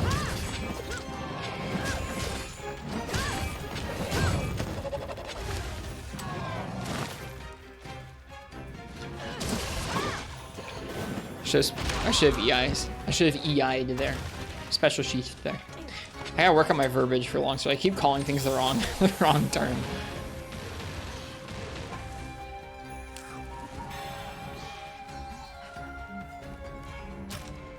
Nice, Skiffy. Imagine the villagers are questioning the hunter's sanity for not using bugs to pass down through the generations. You mean the Silkvines? Yeah. They must think I'm crazy. Oh. Whoop. No, I'm too slow. What? Not that time, though.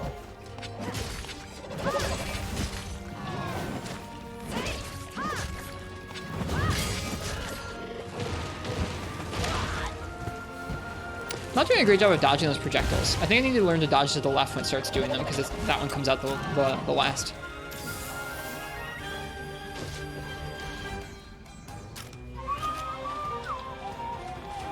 Bye, Aknosom.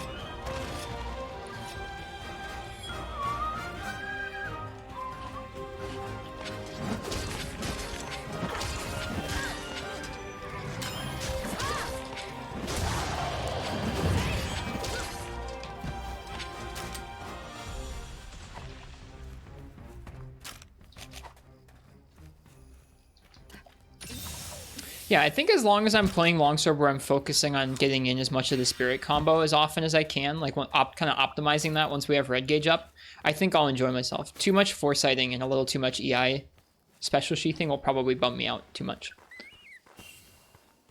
So I think keeping EI without quick sheath will help it be a little more situational, as opposed to general purpose damage.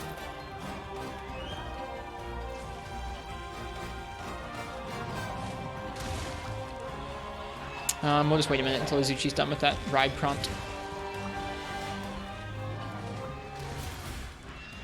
Okay.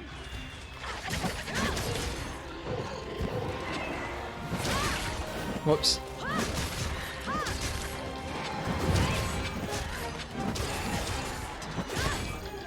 Whoops, I still didn't have enough. Whoops, I didn't realize.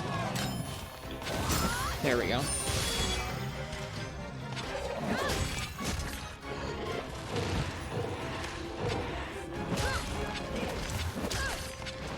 Going to visit a shelter near you to look for some kittens in a week or two? Congrats! I hope you have fun going to see kittens. Meet a new friend. That's very exciting. Nope. Too early. Let me up, thank you.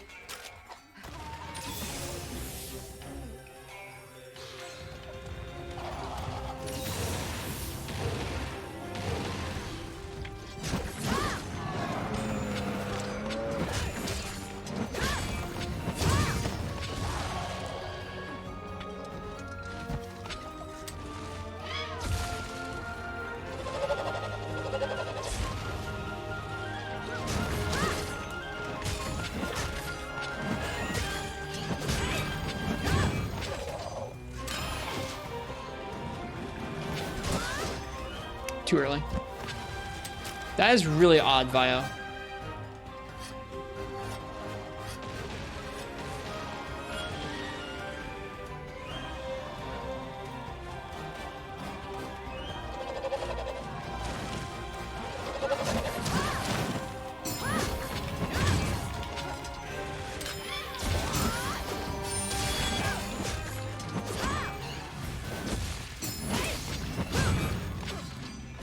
You can just jam out so hard with this stuff. It's crazy.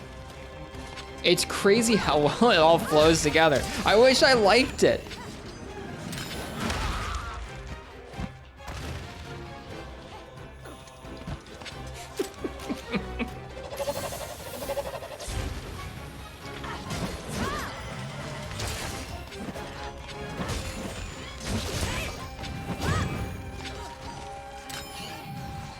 Whoop. Sometimes his feet hit first, sometimes his head hits first. It's really odd.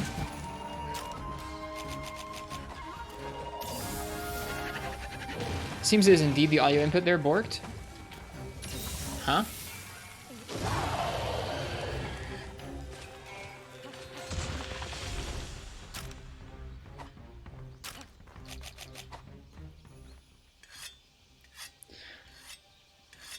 Well, without the silk binds, I think this actually feels better to me than it did in vanilla Switch Rise, how I was playing it.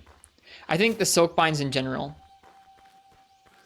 across a lot of weapon types, make you overly focused on spamming one kind of centralized move in the way that some of World's default movesets did. So it's kind of nice having it jettisoned from the default moveset here, even if it's not all of it.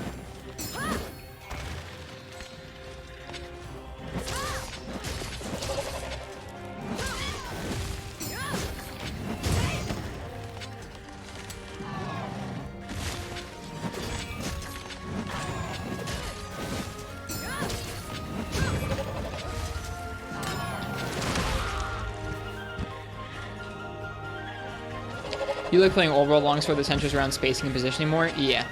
I think that the addition of the spirit gauge was when the Longsword, like the different spirit gauge levels, was when the Longsword started to go downhill. Because from that point on, it wasn't just like try and figure out how to best space these moves in around the monster and perfect your positioning. It was try and spam these finishers as often as you can to stay in red gauge as much as you can. The goalpost changed.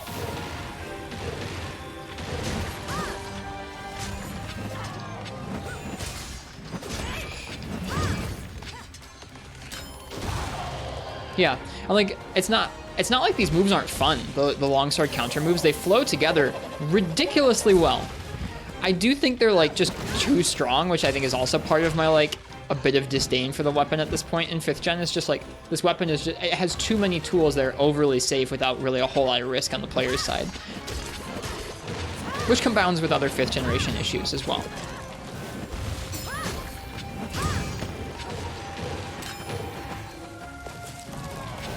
Too early.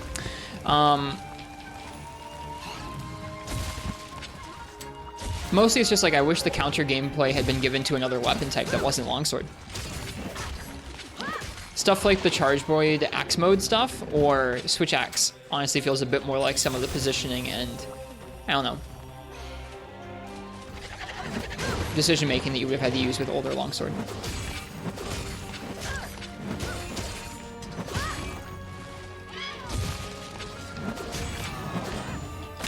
Whoops.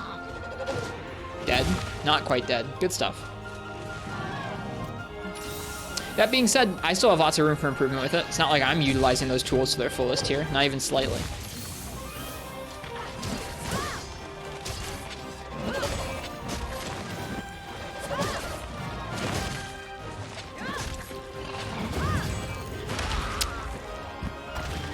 It's neat that he has 2 different charge moves. He has that really fast one where his crest is small, and he has the slower one where his crest is wide and he meanders around. What a cool monster. I don't care what weapon it ended up on, Flowy, to be honest with you. It's just like, honestly, if they were going to make the weapon feel so different and graft on so many tools based around countering and iframes and that kind of thing, I wish they'd just made a 15th weapon. I don't know what it would be, but I don't know. Like, I wish that they had not subsumed the longsword that I used to enjoy playing.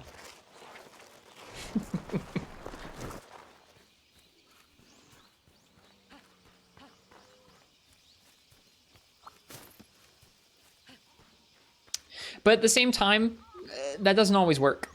Where like old gen longsword wouldn't work super well in new Monster Hunter. So they had to do something to it. I just wish that they hadn't fundamentally changed the playstyle as much. I think there were probably ways you could have changed longsword, but still had it be a lot more like old longsword without changing the fundamental DNA of the weapon so much. It's a weird question. It's a weird thing.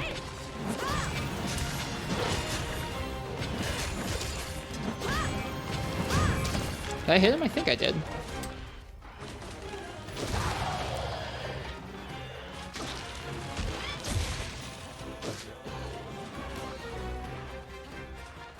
Whoa, hello.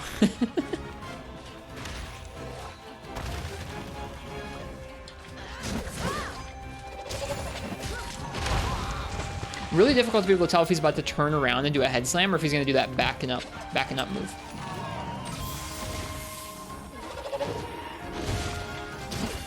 Why is crown hunting the worst? Because it's supposed to be. I don't think it's something that's meant to be brute forced. I feel the same way, Chloe. That's why I enjoyed Insect Wave in World and I had a hard time enjoying other weapons, is Insect Wave feels vastly unchanged from its introduction in 4th gen. Ah! Just spam and roll. I gotta focus in. I'm not playing very well right now.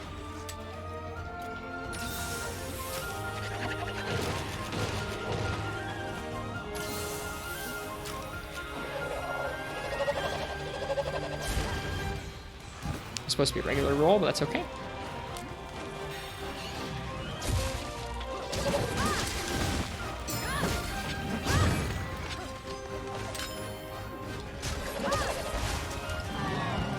Wow, the range on that wing slam.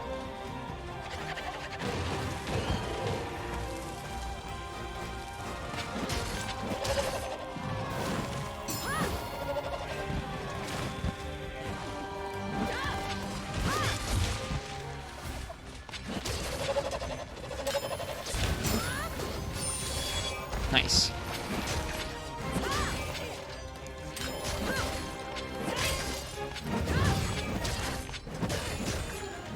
I think that crown hunting seems like something where if you brute force it, you're just gonna have a bad time unless you kind of can chill with the monotony of it. If it's gonna bother you, the monotony of it, I think you're best off rotating through everything. Like just hunting the remaining crowns in like a rotation. I guess that means like the last monster that you needed a crown from, you have to maul it out and just grind. But I feel like that'd be a lot more fun than just sticking to the same one over and over. But that's just me. That's how I would do it if I was doing a crown grind. Ah! Hello, Jack. Damn. Jack, we are getting absolutely bullied by Aknosom tonight in high rank. This monster with low enough defense and low enough damage is an absolute menace, and it's great.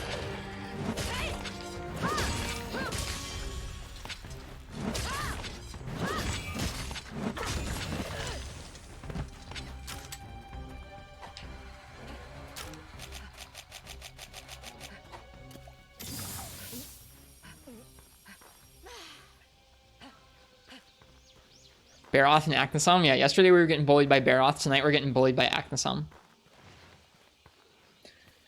I was saying earlier, I really like that about Monster Hunter, is that this game will just take you sometimes and sit you on your butt and say like, come here, I'm gonna teach you a lesson.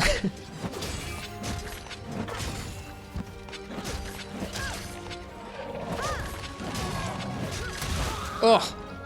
Were we about to die? Dead. Oh my god, I thought we just tripled.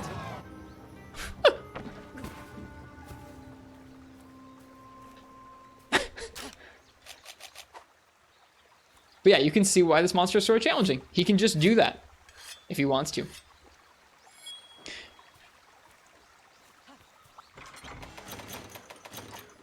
There probably are tells between some of his different move options, but a lot of his options come out of similar openings or similar kind of stances, where he'll like stance up and then he has 2 or 3 different moves that'll come out. And I have a hard time telling sometimes whether it's going to be a slam or a slightly slower slam or a roar. It's like, it's kind of weird.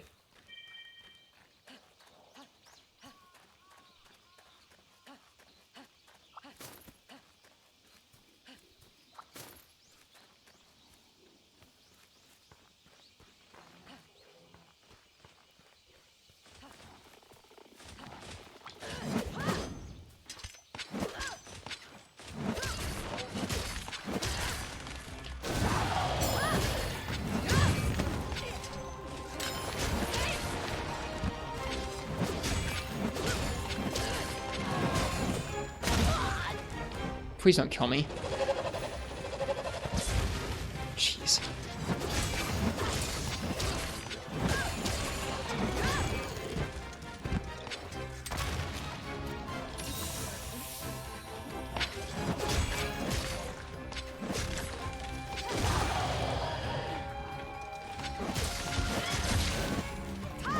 Whoops.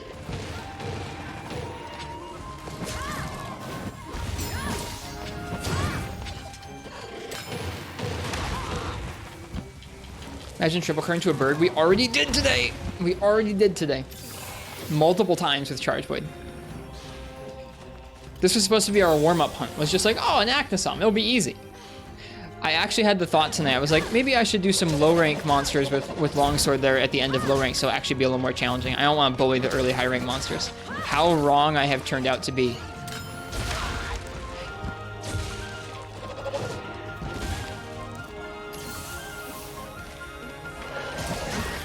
Like, I don't think I've ever been, like, down to the wire, nervous about my last cart to Aknosom as it limps. Goodness.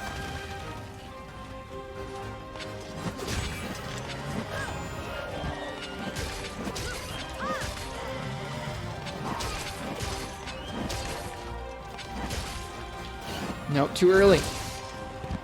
2, is he gonna do a third? He is. I screwed that up. Spaghetti.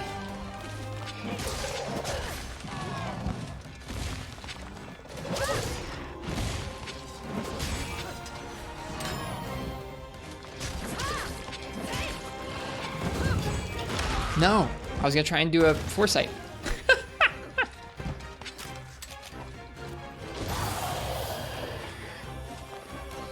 It is time for you to die, Aknosom.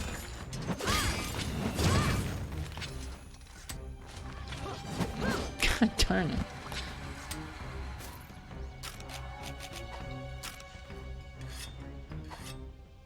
He ran down there to fly up this way.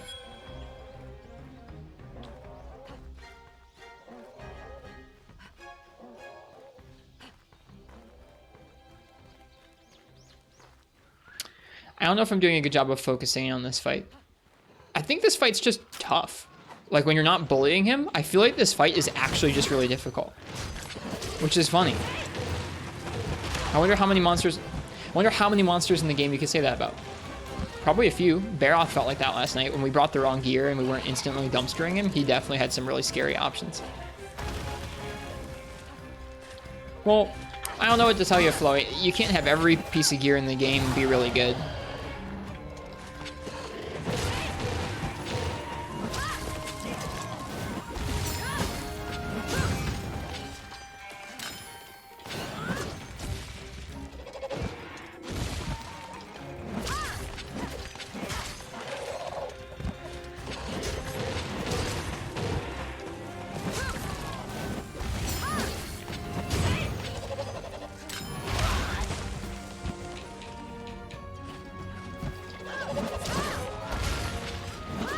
There, my goodness.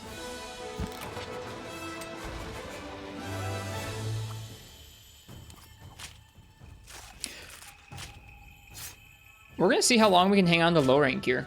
If low rank gear makes high rank monsters feel like this, I want to use low rank gear for as long as I can.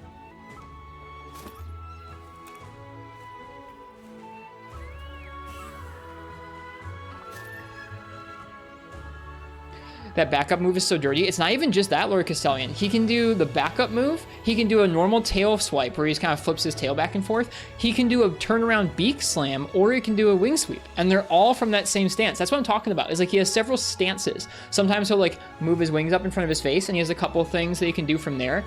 Sometimes he'll stand up where he's kind of looking behind him like that. It's crazy. Oh, I got you, Floey. I understand better now. Most important thing is to upgrade your gear. The thing is, I don't want to bully these monsters. If I was bullying Aknosom, I wouldn't have been able to see nearly most of those moves. I would have just been, I don't know, crushing them too quickly. I feel like modern Monster Hunter has a problem with giving the player too much strong tools too early, so you don't actually get to see the depth of the monster's movesets. My goal a lot of the time is to try and make sure that our gear is weak enough that we don't do that. If I bully a monster, I want it to be because I really played well, not because I brought strong gear. We're getting beat up by chickens, Major Guns.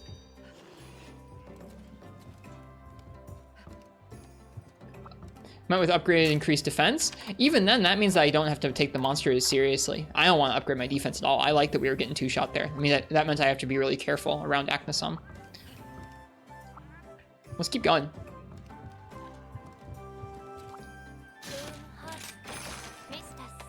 So I don't want to do Baggy. Let's do Tetranadon. Let's see what Tetranadon's like. At some point, you'll be 100% one shot. At that point, we'll probably upgrade our gear at some point, like that. BKM, thanks for the follow. Cheers. And yeah, welcome, Akame. I don't want to get one shot by everything, but I like when the monster has enough damage that you actually have to worry about healing. Like, this game is so free with healing anyways, where, especially if you're using the Wirefall, you can just jump out of the way of almost any follow-up attack and heal immediately. So bringing low enough defense that you actually have to look out for certain combos or options from the monsters, I think does a pretty big, I don't know, changes the way you play the game pretty well. Pretty specifically.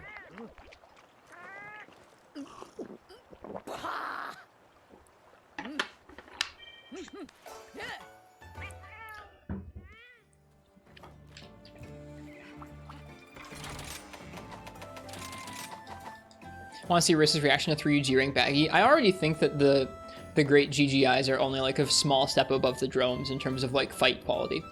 So making them fast and more damaging is like not great. But whatever. Just learning, thanks for the content. If you have any questions, you can let me know. I am not a master of this game in any capacity, but I can probably tell you a couple things if you have questions. All right, Tetranadon and the Frost Islands Arena.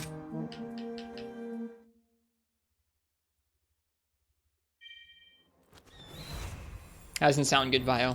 I'm sorry you're having hardware issues tonight. Tetranadon time. I feel like Tetranadon is going to be a better matchup for Longsword because he doesn't have as many of the screwy timings like Aknosom did. Like, it felt like Aknosom's whole thing is if you're playing a weapon where you have to actually pay attention and counter his moves, you are going to have a rough time. In terms of he has so many different moves that are very similar and kind of have similar stances. If you're playing a weapon, you can just kind of dodge out of the way and then return fire, like Sword and Shield or Dual Blades or something. Turned off your PC and then it wouldn't boot, no lights, nothing. Oh no.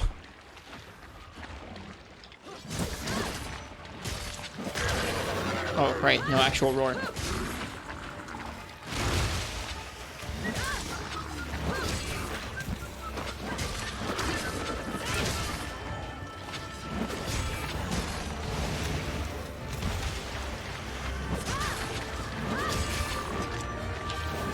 Too early.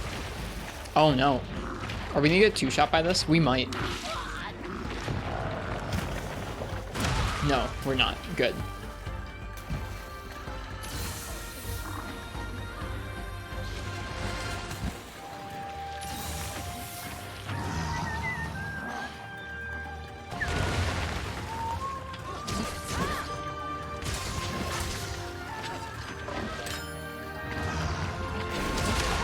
Too early on that. You have to wait until you, like, right when you get hit.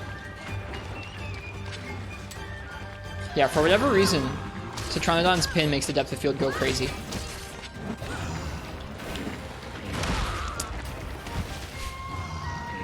Alright. That charge move is probably one we should get out of the way of. Love the sumo monster. He's really cool, isn't he, Colabot? Or Collabot.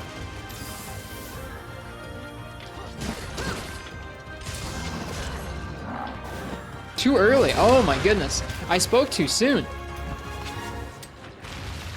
We gotta learn. Alright, I need to focus.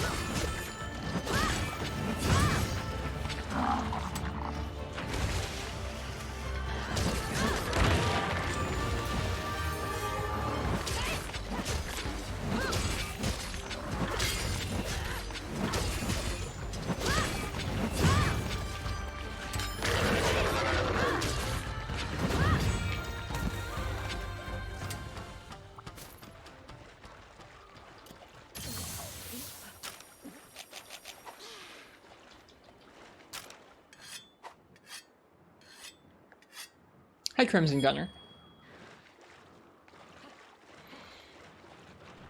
I'm trying to get better at Longsword tonight.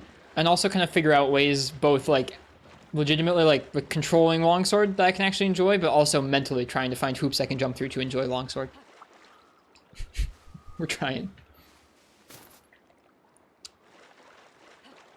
I feel like I should do what I did on the Switch and just make a bunch of elemental longswords and then say I'm playing elemental longsword and go for like as many like long spirit combo chains as I can over burst damage.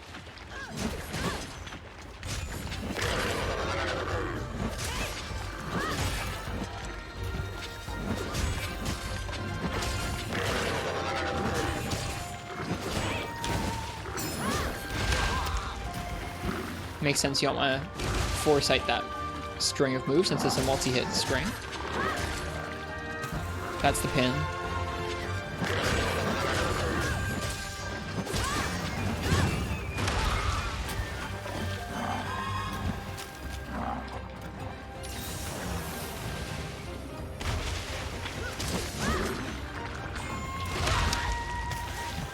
I genuinely don't know the timing for his moves.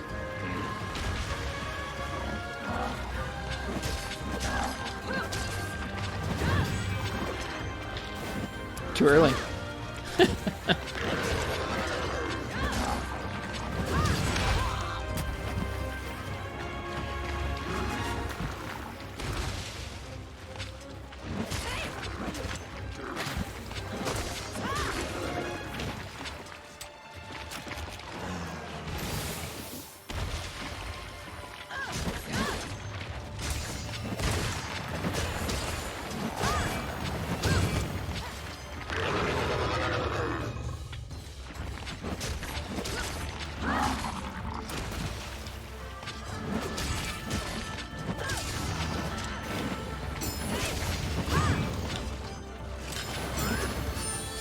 Aw, that was actually really slick. I wish I'd hit him.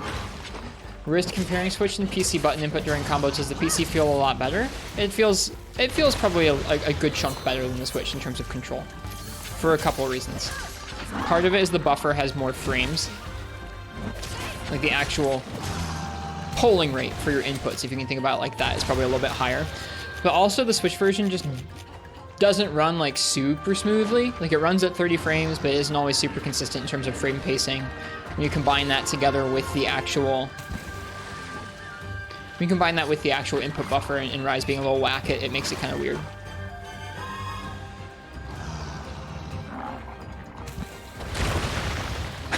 Just trying to sharpen, man.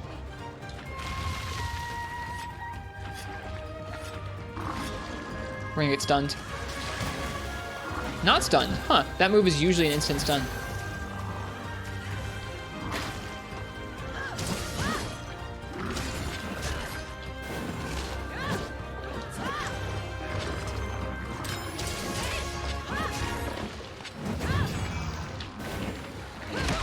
Too early.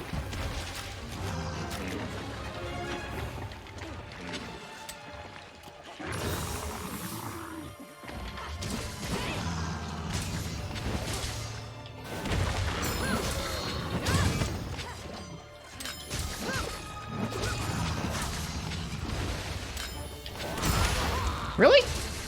What? Wait. I guess it must be like two parts to that slam because we got the EI.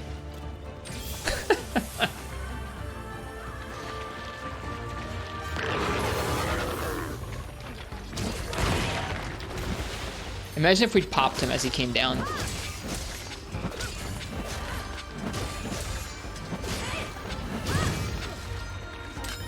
Yeah, I have an easier time enjoying Longsword when I don't have like Sakura Slash or Helmbreaker to go for. Like when he's down like that and our best option is do a spirit combo, that feels good to me. Might have EI'd the tremor and not the hit, I guess. Oh no, it's Baggy. It's the Baggy man.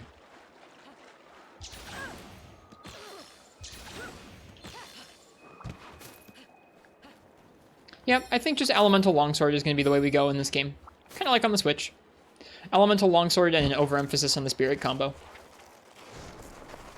I think working on prioritizing the Spirit combo and EI setups and then ignoring Foresight as much as possible, or like getting to the point where you don't need Foresight as much as possible would be great. Because as we saw, Foresight is good for safety, but not really good for damage. Will you play Elemental Charge Blade? Yeah, sure. We did a little bit last night.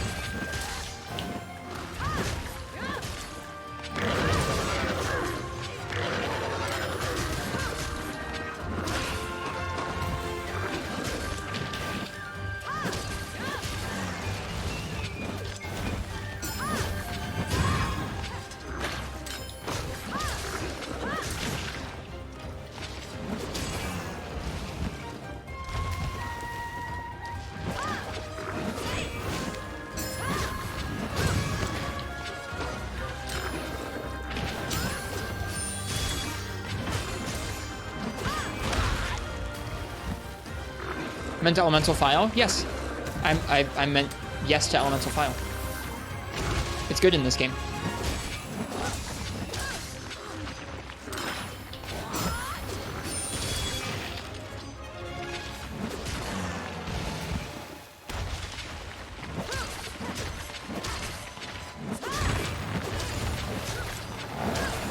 What is Dong used for now? Seems like you don't need it. It still makes the monster leave the area.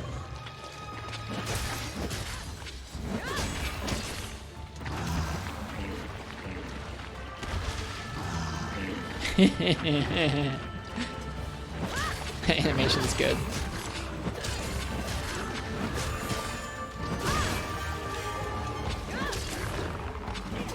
Whoops. Too early! Oh my god, that move is so long.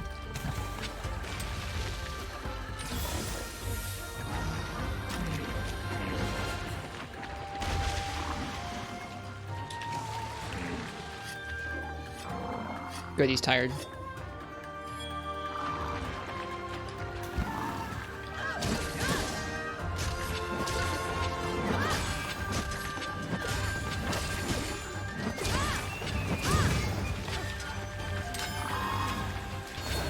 early. Also, it wouldn't have counted anyways because he didn't actually fire the projectile.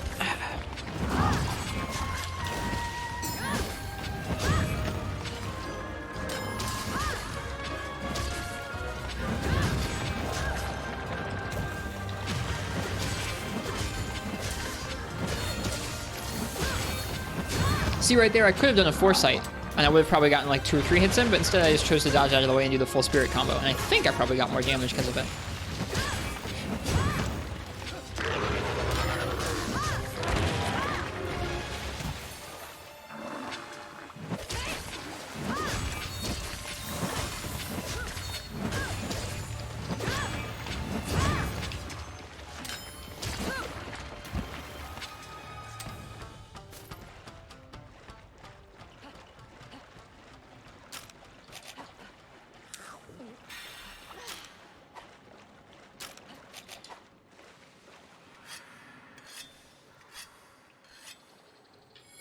One thing is you can use Foresight to fill your gauge so you can actually do your spirit combo later. Foresight to fill your gauge?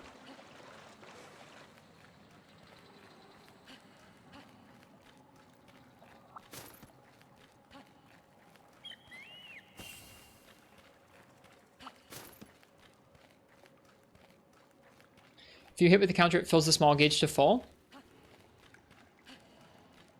I think it just fills it up to however much you had before doing it, doesn't it? Let's experiment with that. Here, let's make sure we have less than full.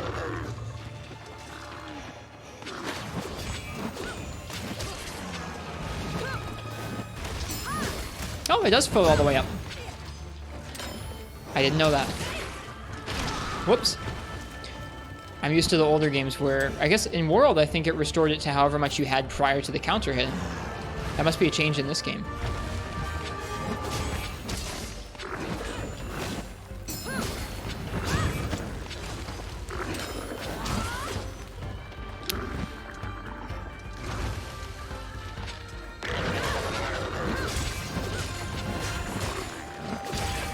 Whoops.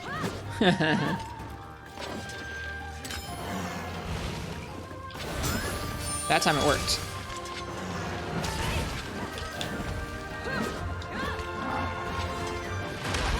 Hello, Weeb with coffee. Trying to get better at Longsword tonight. Too early. Oh no, we're gonna die. I should have been watching my health. Unless we get really lucky or something. Yeah, no, we're dead. Goodbye.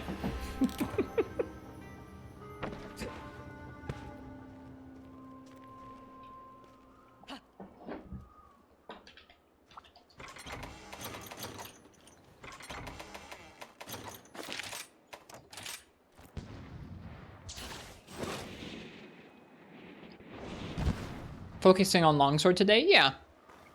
We warmed up with Charge Blade because I was like, oh, a warm-up. We'll do an easy, like, high-rank Aknosom. It'll be fine.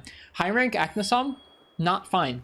Very difficult when you're using a weapon like Longsword or Charge Blade, where you have to time its moves for counters. It has a bunch of moves that are very similar that have different timing, and I found it very difficult. So we did a little bit of Aknosom with Charge Blade and a bit of Aknosom with Longsword, and now we're doing Tetranadon with Longsword. Actually quite difficult.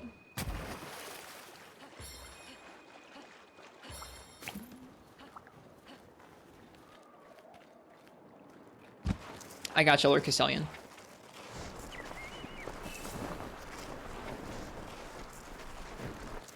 Here he goes. Look at him. He's moving. Look at him. What a tank.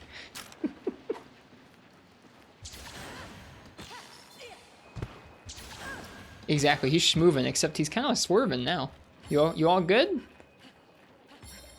I like how that mountain in the background looks as you come up out of this cave.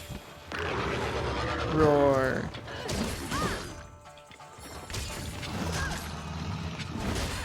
No, that's not what I meant to do.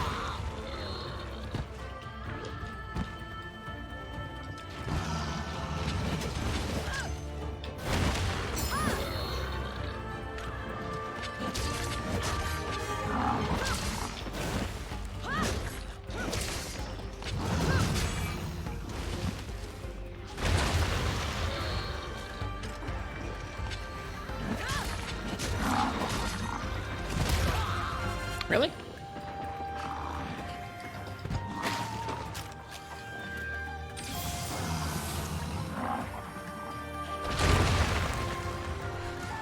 That move is huge. I can't wait to see what they do to this guy in Master Rank. I'm doing a poor job of fighting him right now. Oh!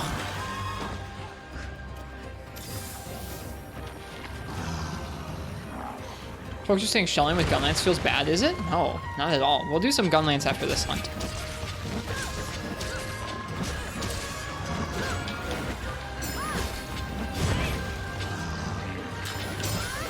It worked! Hell yeah, that was cool.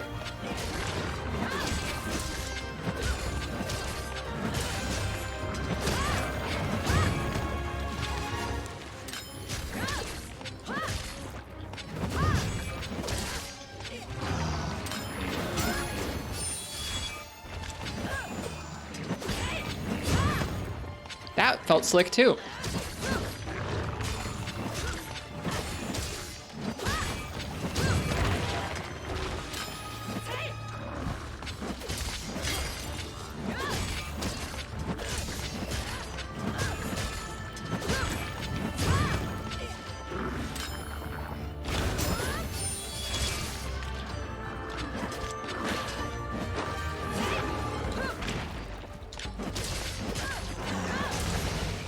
In general? No. Shelling doesn't feel bad in general.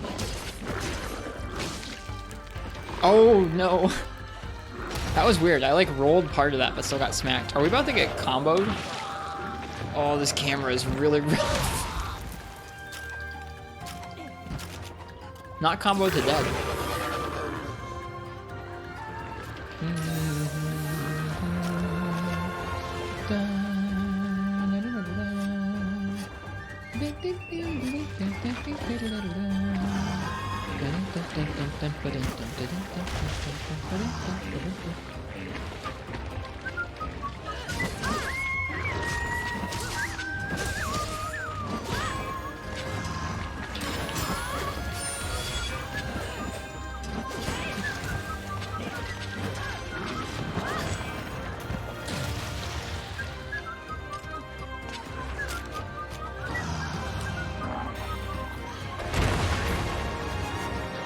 Hello, Pythonicus. Welcome.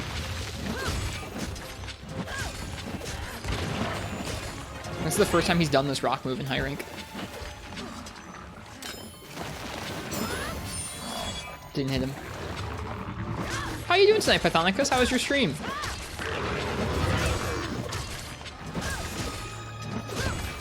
I'm trying to practice Longsword tonight. I'm not good at Longsword, and I'm not the biggest fan of 5th generation Longsword, so I'm trying to find some things I like about it. And it's going okay. Without the Silk Binds, because we're not using Wirebugs, it fights pretty differently. I'm okay with it. Major Guns, I can kind of walk you through a little bit about Gunlance after this hunt. What were you streaming tonight, Mr. Pythonicus? I'll give you a shout out here in a moment. Stream was good. Was just doing some doodling with some music and such. Big chill. That sounds really nice. I hope y'all had a nice time. All right, we got him on the ropes.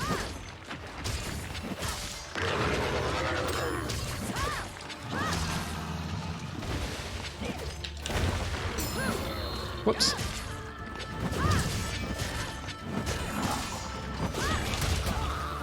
Ouch.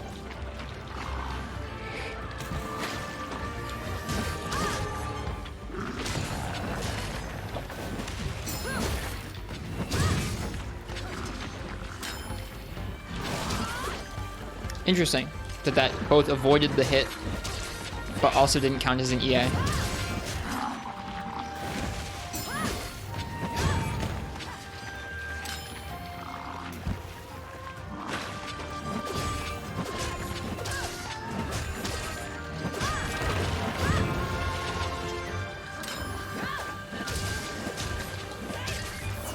He's poisoned too from their Mobra. Poor Tetranadon.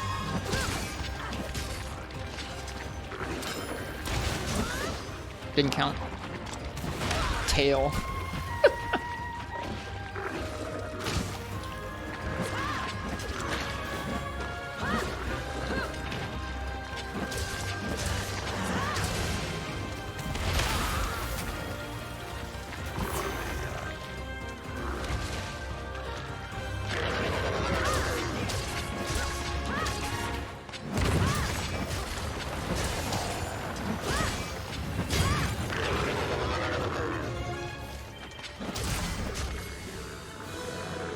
Got him.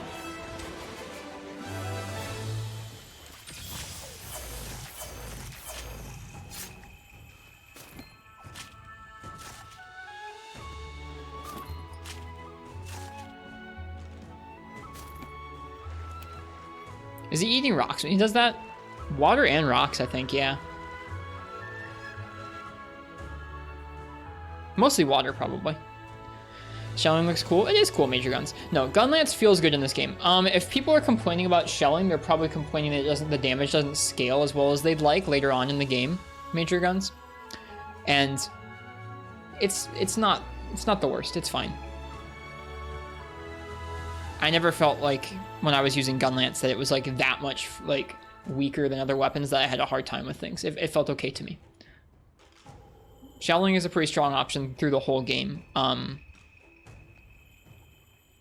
It's not quite as strong as some really specialized element or raw builds from other weapons. Some weapons just kind of outclass it in terms of damage, but it's not that big a deal. Shelling is effective on everything because it's true damage, like bombs. So, I don't know. I don't think there are that many imbalanced weapons in this game. Gunlance doesn't strike me as one of them.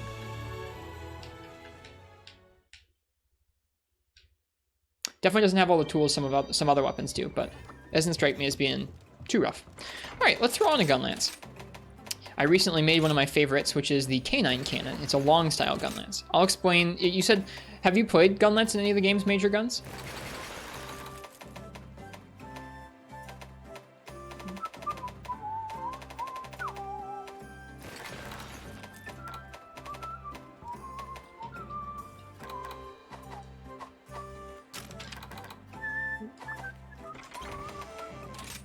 Maybe once back in 4U, that's about it. Okay, then I'll explain some basics.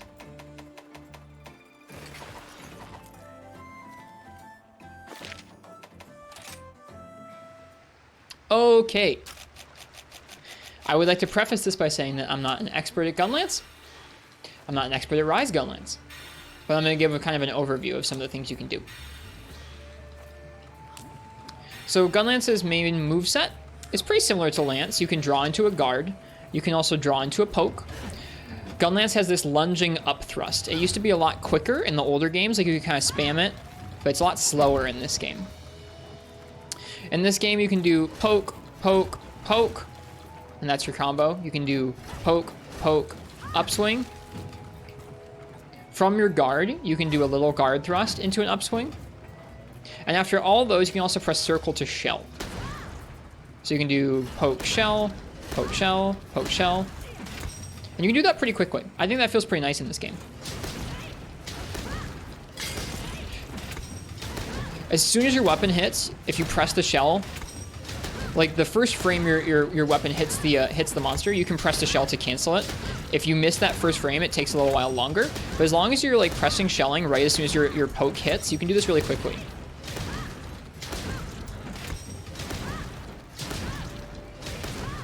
But yeah, poke shell is strong, especially with wide shelling. I'll talk about the differences between the shelling in a moment, but that's poke shell. That's what that looks like. You can use all kinds of combos on all the different types of Gunlances, but depending on what type of Gunlance you're running, whether it is a normal type Gunlance, a wide Gunlance, or a long Gunlance, it'll work a little better with one combo or another. Let's see. What you can do after, I guess, an upswing, let's say we do an upswing here, is you can do a slam as well.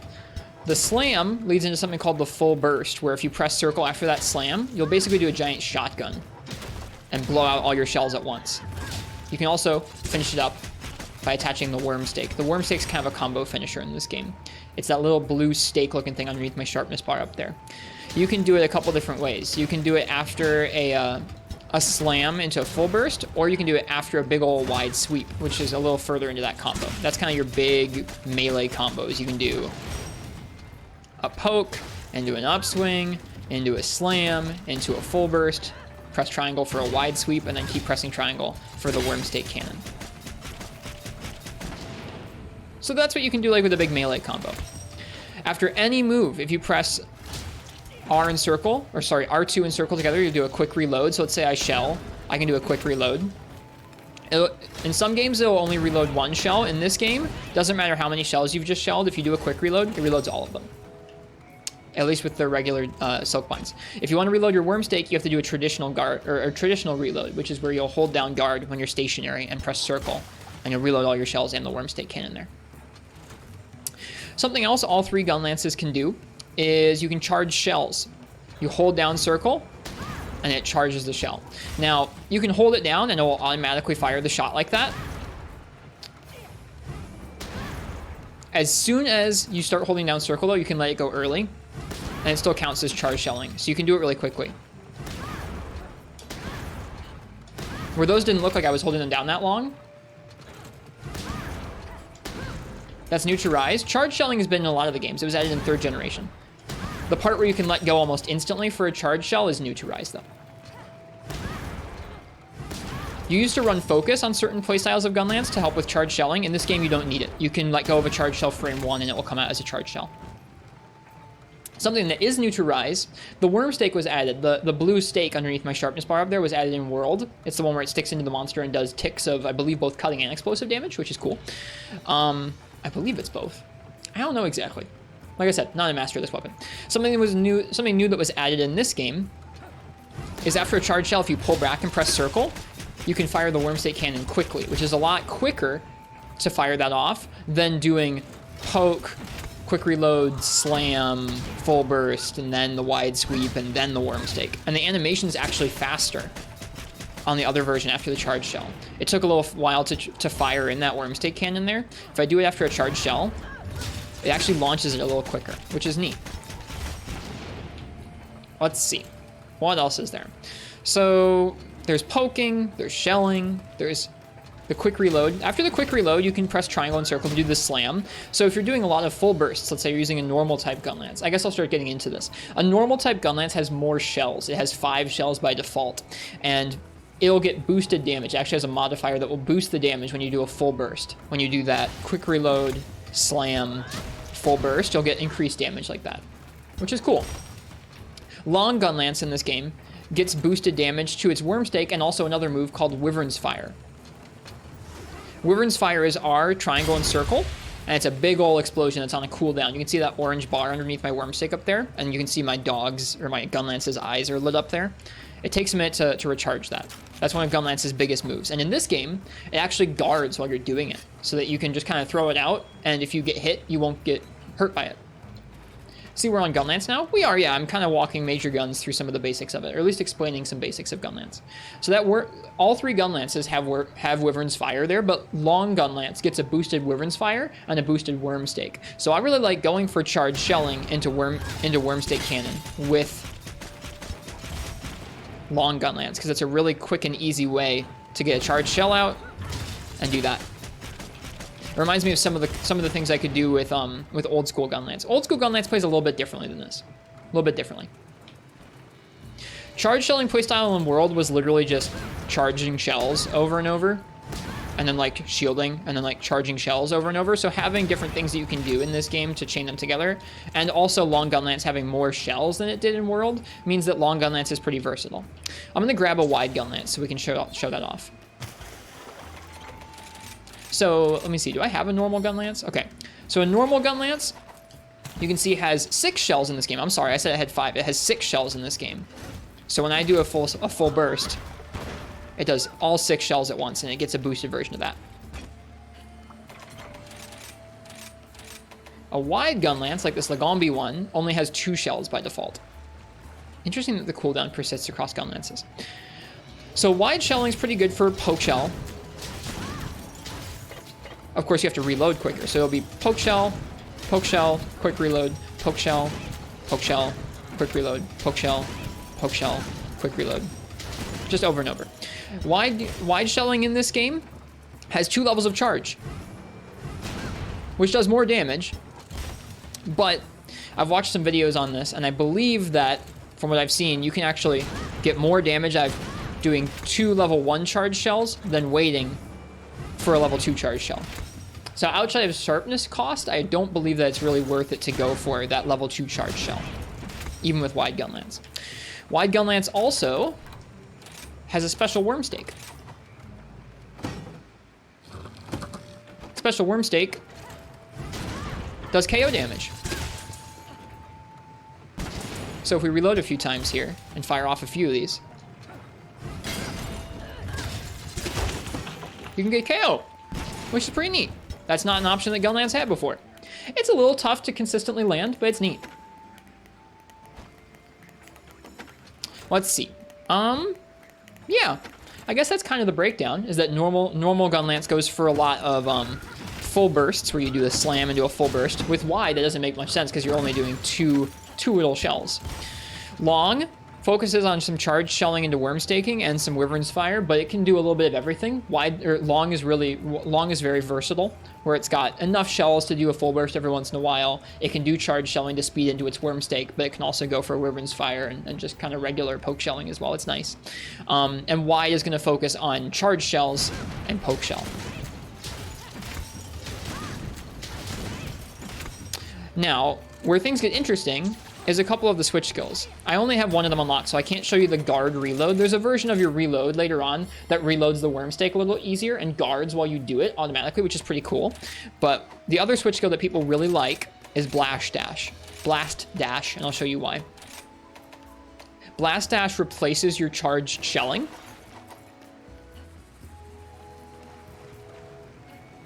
So the 3 Gunlance is more like preferred playstyle as opposed to choosing wide or long for specific hunts. You can complete a hunt with any of them. There's certain like hunts where like if it's a faster hunt, you might want one where you're doing shorter combos. So maybe like poke shell on wide would be a little easier, whereas full bursts, like the big slams and everything on normal would be a little bit tougher to fit in. But they're different playstyles. I really like long because it's sort of a jack of all trades and it feels like you can use any of the combos and be doing well. Something I didn't like about World's Gunlance is that it felt like there was one combo that was really good for each Gunlance, and there was like no reason to vary it up. Maybe that's a reductive take on it, but that's all I saw from a lot of Gunlancing in World, is like there were enough skills you could stack on your armor to make that one combo of yours in long or normal or wide, like just more viable than any other option you could do in combat, and so it felt like it wasn't very varied, which takes away from one of the things I love about Gunlance, which is Gunlance has a lot of free-flowing combos where you don't just have to do poke, poke, poke. You can do poke, shell, or you can do poke, poke, poke, shell, poke, poke, poke, shell. Let's say you're in a matchup where you want to be doing some elemental damage from your Gunlance. Let's see. You can also do something I really like doing is if you're turtling from a monster, you can do poke, and it's really safe. It returns you to guard really quick, where you can do poke, shell, or you can do poke into charge shell, or you can, speaking of which, I guess I should show you Blast Dash. When you have Blast Dash, instead of charging a shell, you freaking do this, and then you can go straight into a full burst and then into a wide sweep. So you go flying. It's very cool. And you can cancel it very quickly. So it's a very quick way of going from stationary to full burst or a slam into full burst. It's pretty cool. Showing off Evade plus Blast Dash, Gunlance style. I don't know about Evade plus Blast Dash, but Blast Dash is pretty neat. You can actually chain them together. One of the ways that Gunlance was really added upon in this game was how you can use it aerially, not just with Blast Dash, although Blast Dash helps with it, but with any playstyle. There's a lot of things you can do in the air that you couldn't do before, where you can fire a shell in the air, and you can chain shells in the air to keep going up, and then you can do a slam. Or you can jump. Whoop.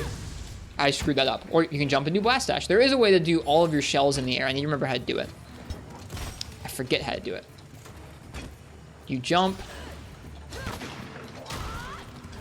What is it?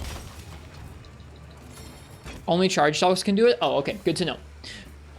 So when you don't have charge shells, you can't do the fanning mid-air shelling.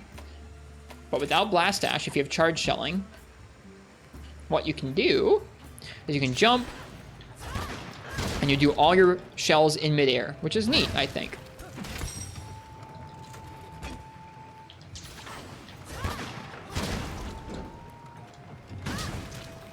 So yeah, Gunlance is super varied in this game. Where like I said, I really like long Gunlance. I'm gonna show a little bit more of that off, because that's my preferred playstyle in this game. With long Gunlance, you can come in and you can be poking and doing a little bit of poke shelling if you need to. Then you can do a charge shell and get a worm stake off, and then get the heck out of the way while that ticks off and does some damage. If you need to, you can do a slam into a full burst and then go into the worm stake.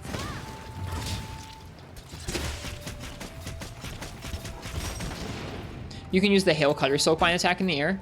I actually never really got used to that.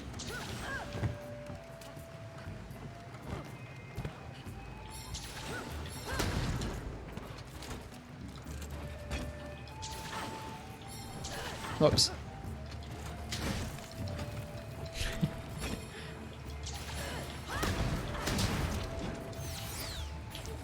I don't know if I have Hail Cutter on. I forget how it works. Since you're high rank now, you can craft the Rampage weapons now? Correct. Yep. Anyways. Why don't we go ahead and do a Gunlance hunt?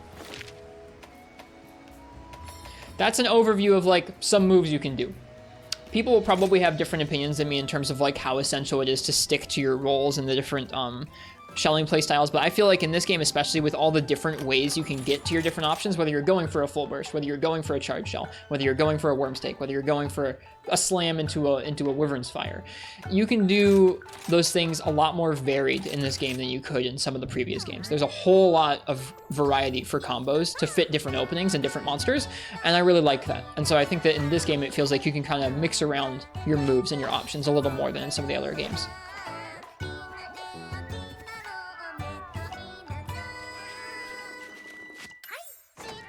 One thing you do know is mobility. When lancing, it's fine, but Gunlance looks less mobile, so how do you keep up in the fight? Evade Extender and Blast Dash, yeah. Evade Extender is all I feel like you need. Evade Extender is really potent in this game. Even just one piece, we have one piece of Evade Extender on right now, and we're able to hop around pretty proficiently. 2 is huge.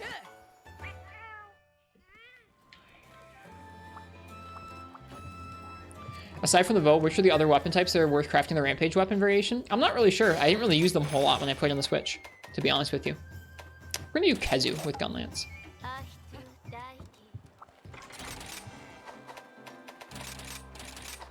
I'm sorry I didn't go over all the switch skill, or sorry, the Silkbind attacks. I haven't used them in like 6 months, and I didn't use all of them all that often on the Switch, so I can't even really tell you how they all work or when you should use them. But there's a counter and a few other things that you can do that will increase your shelling damage, and it's pretty neat. The Silkbind attacks are very useful without being super duper over advantageous. They're still sort of centralizing, where you definitely want to be using them a lot to buff your shelling, or yeah. You still want to be using them pretty frequently, but they're not like broken. So they feel okay.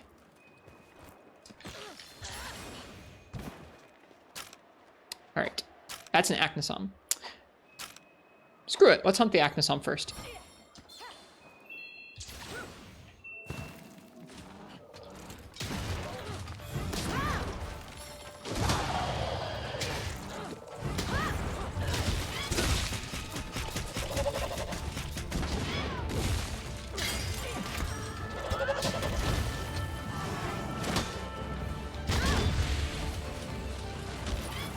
Whoops.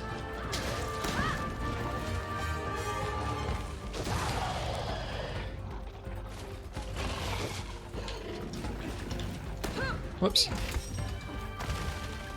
So you can pivot and hop like the old games. It's a little tougher because the pivoting in this game is a little weird.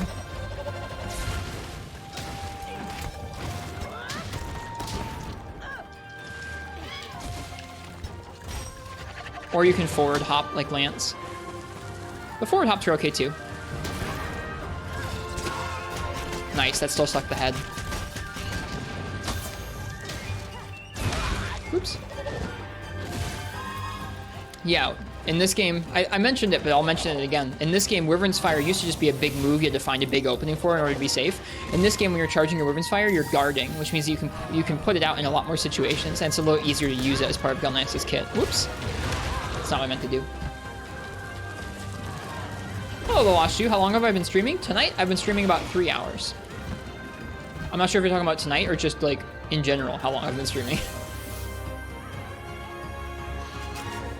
There's a guard point for Wyvern Fire. It's not even a guard point. The entirety of Wyvern Fire is now guarded. Lifetime on Twitch?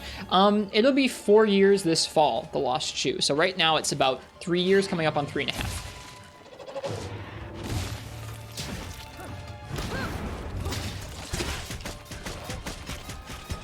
Holy moly, nice. It's kind of weird. I'm not used to the idea that it's so long now. Yeah, I'll show off Wyvern Fire being guarded in a minute once it's back up on my Gunlance here.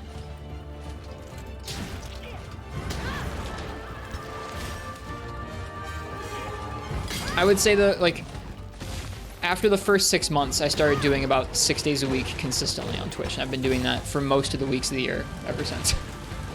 Which is also kind of gnarly to think about.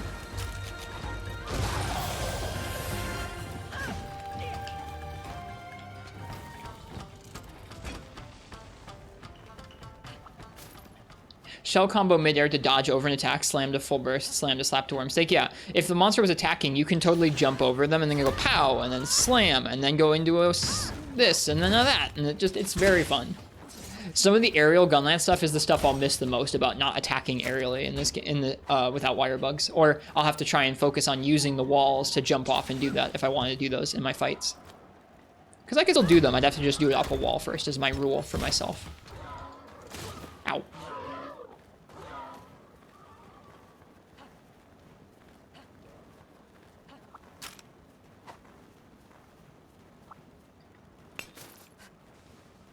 Triple poke indeed has not been back since Freeman Night. In 3rd generation, it was changed to poke, poke, slam. Was your combo if you press triangle 3 times. The Parasect. What's Parasect? I don't know what that is. Alright, we're about to have our Wyvern's Fire back up, and I'll see if I can show how it's guarded.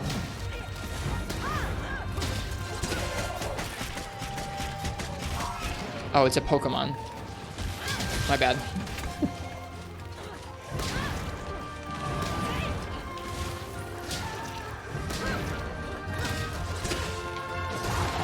Roar. Okay.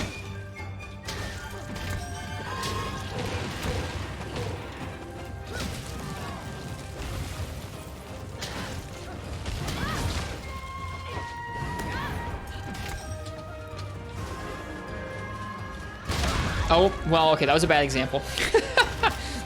So, right when the blast goes off, you are actually not guarded. So if you shoot off the Wyvern's Fire into a hitbox, you will sometimes trade, like I just did. While you're charging up the Wyvern Fire, the entirety of you charging the animation is now guarded in this game.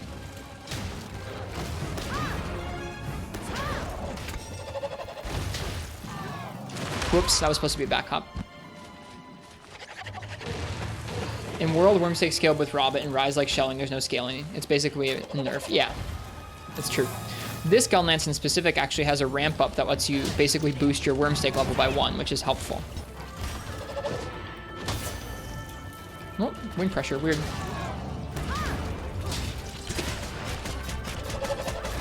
It's gonna hit us, I think. Nope, it didn't.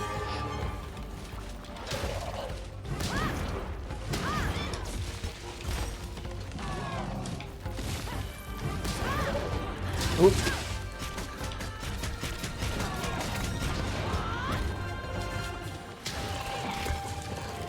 So you can see with the Vedic Extender 1, I'm not having too hard of a time keeping up with Aknosom's movement.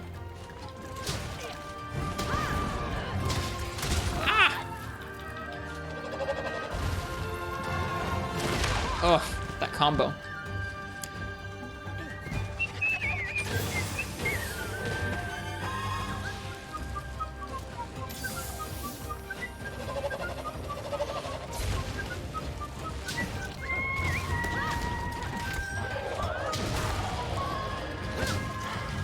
Nice.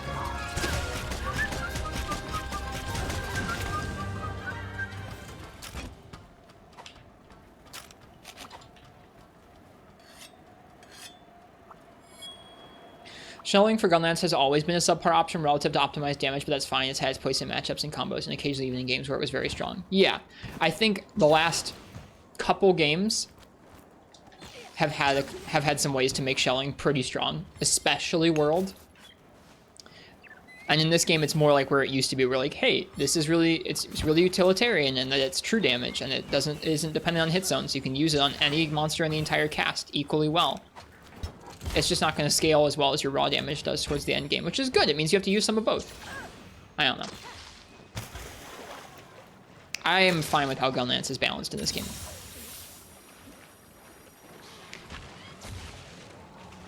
Aknosom will not leave this Khezu alone. What are we doing? What is this conga line?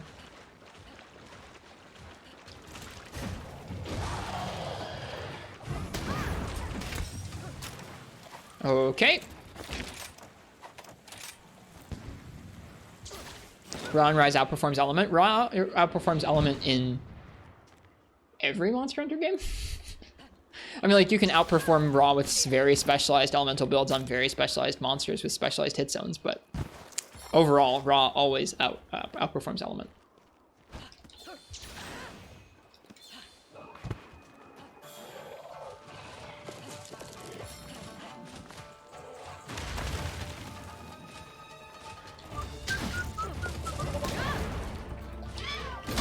So I blocked that while I was charging up my Wyvern's Fire.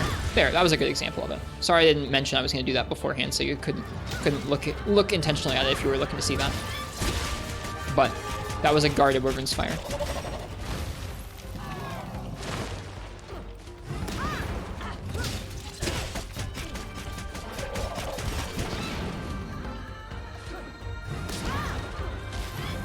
Whoops.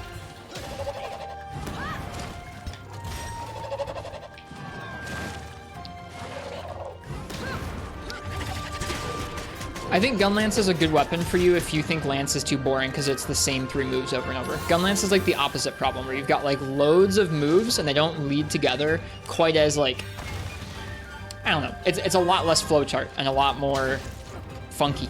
I like that funk.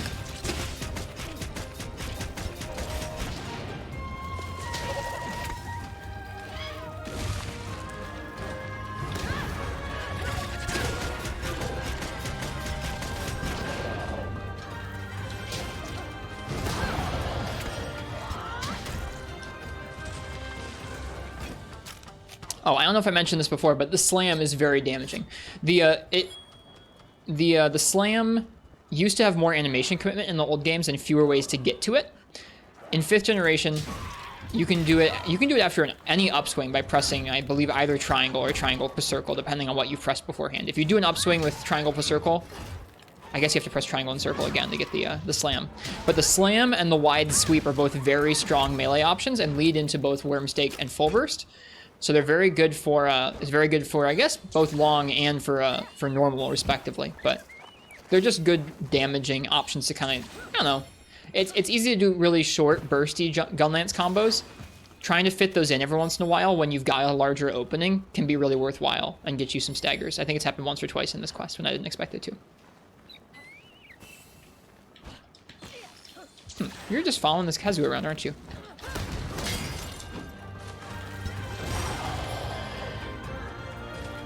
Wish the scoop is a little better. Yeah, this move used, like, the upswing used to be really snappy and really, like, it was a super good poking tool in older Monster Hunter, pre-5th gen Monster Hunter. In this game, it's, in 5th generation, it's quite slow, and the damage isn't, like, I think the damage is probably about the same as it used to be, but it's just not quite what it used to be in terms of the utility. You decided to get into tarot reading. Welcome, Locomo.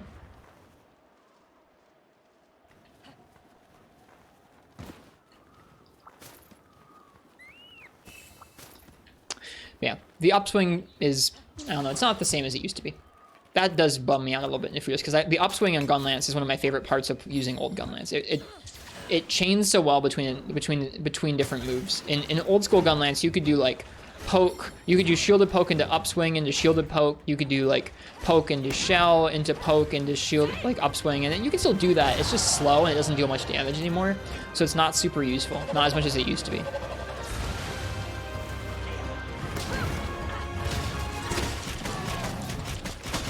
I blocked that with Wyvern's Fire, and then took him out. Took him and the Remobra out. Whoops. I got very turned around positioning-wise there.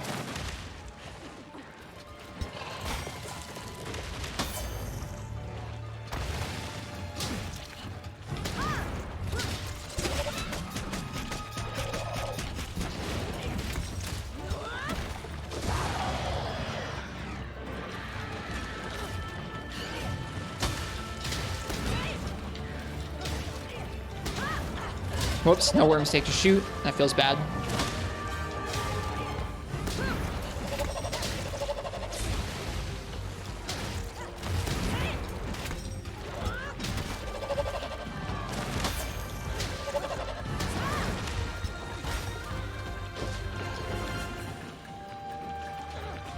Whoops. I should have been ready for him to turn around there. He was just waiting for me to let my guard down. Very smart, Aknosom.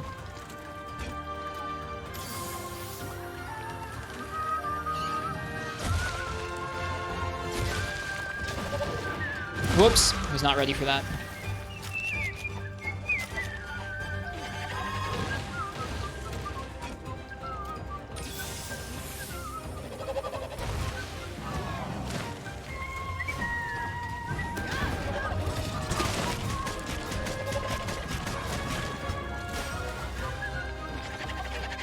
Hello, Aryan Silver. How you doing?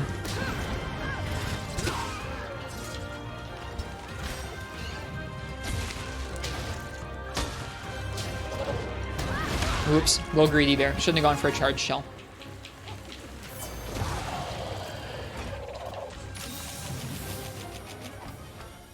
Other than working on a Saturday, doing great. Well, I hope your work passes by just fine, even on a Saturday.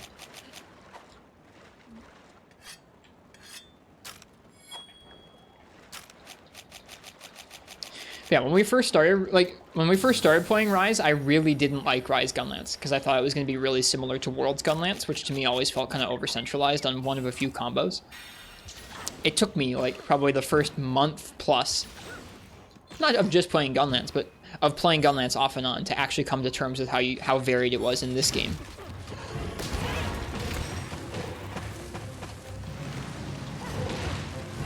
Whoops, bummer. We could have dropped him out of the air if we got in the shell on him, maybe. Here he comes. Block, block.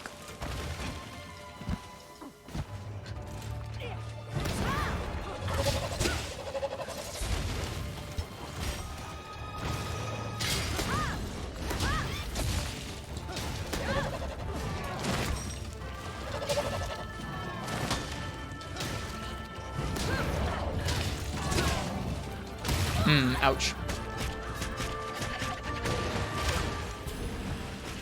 Feels stinky. There's a lot of moves like that in this game. It's almost like they designed them around Wirebugs or something.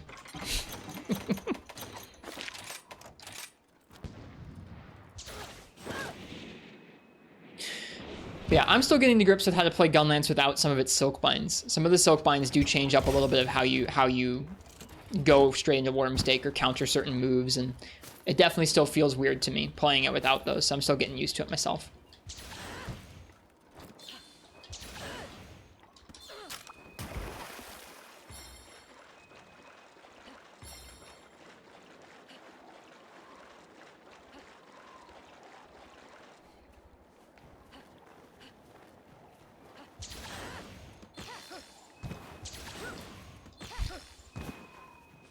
That reminds you, what's up?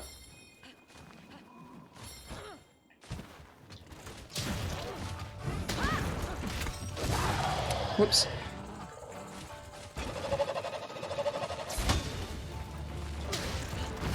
What does the bow silk bind do that puts some silk on your hand? It recharges your stamina faster, I believe.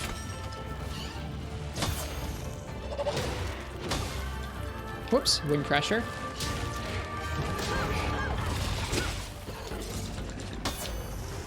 Oh, that was a dumb use of my Wyvern's Fire. We did block that damage, but... Oh, is it a damage buff? I'm sorry, I can't remember. It's been like 6 months.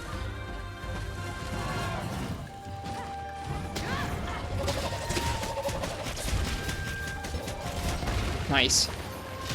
Poke, poke, upswing, slam, full burst, wide sweep, worm stake, and then we would go into freaking Wyvern's Fire if we had it up, but we don't.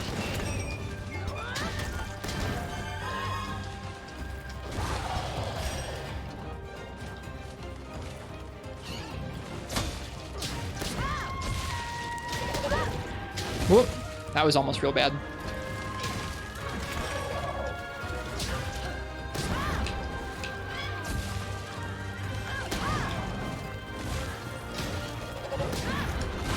Ah, dang it. Why are you bullying Aknosom so much tonight? He feels pretty difficult to me. Legitimately. Like, he feels legitimately difficult.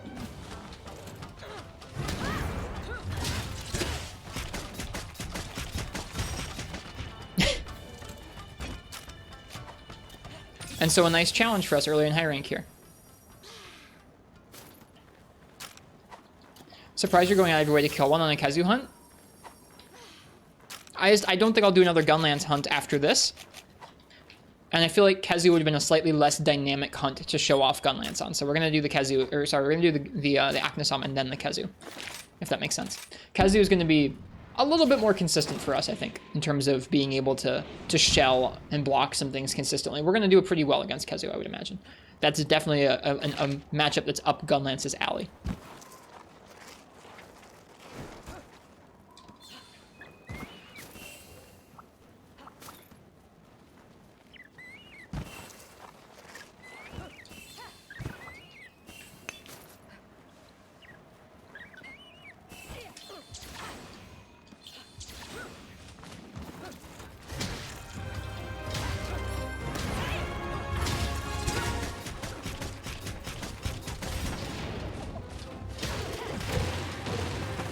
Ugh, I'm really, really bad at dodging those freaking fireballs.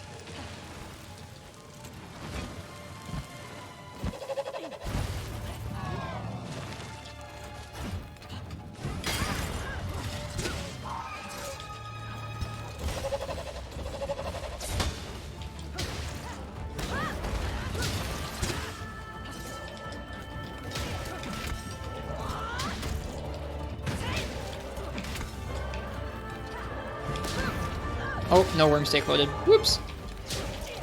That dunk lasted a long time.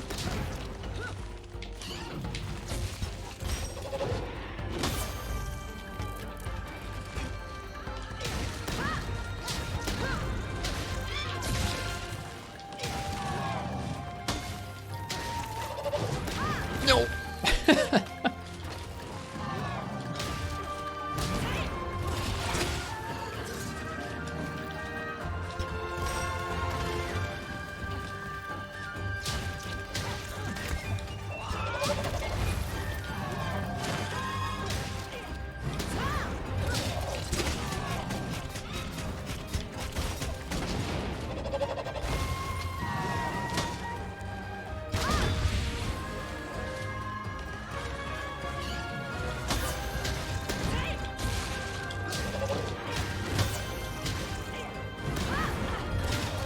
There we go.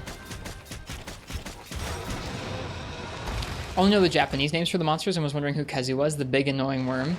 Yeah, the big annoying worm. The one that's in the middle of the map right now.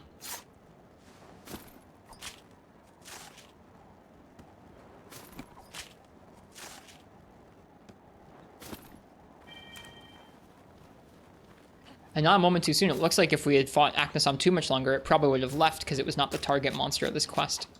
All right. Let's go hunt that Khezu.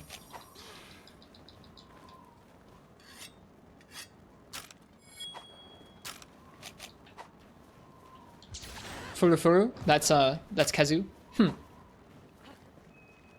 It's an interesting name for it.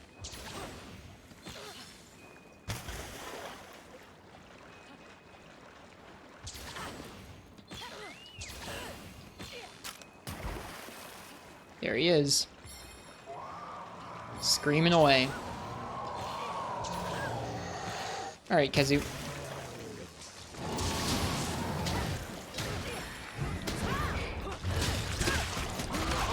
Surprised he didn't scream.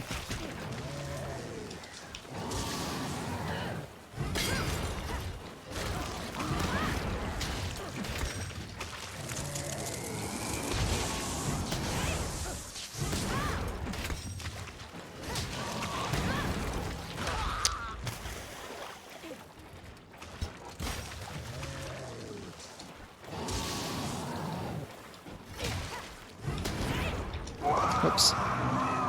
Having a great time watching the stream. Having a great time so far. Oh, first time watching the stream. Having a great time so far. Well, cheers, Amity Island.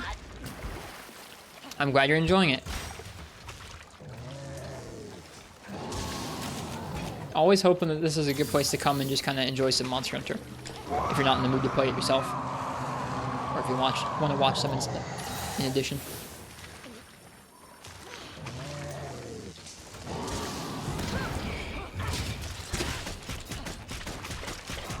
Oops.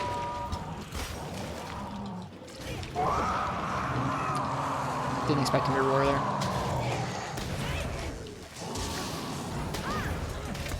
Ooh, right, high rank. He does the double thunder shot. At least we traded with the worm stake.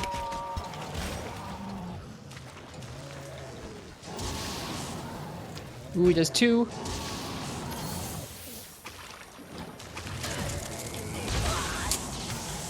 Nice big overcommitment on my part there, and he took advantage. Away he goes.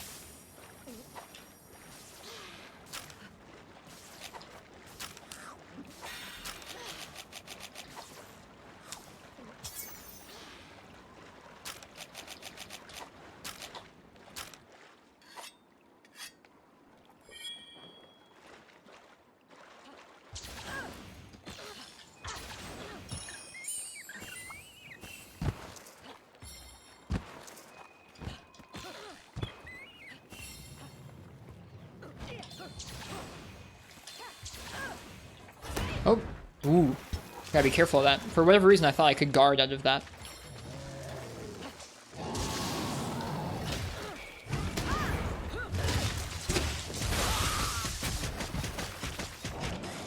Does that mean Wirebug Whisperer is good for bow? Yeah. You spam the aerial jump at the end of combos frequently with bow. So yes. Yes, it is. Wirebug Whisper is a pretty good skill for most weapons, seeing as soak lines are so powerful in this game.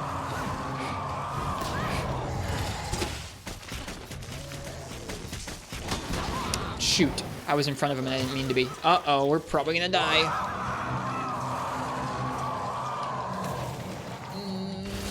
Yeah. Hi, physicist.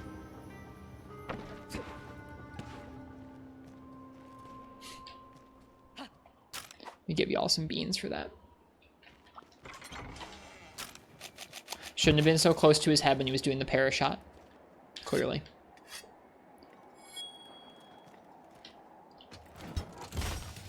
Alright, that's 2 carts. We gotta hold it down. You said Khezu would be easy and consistent. Well, more easy and consistent than frickin' Aknosom.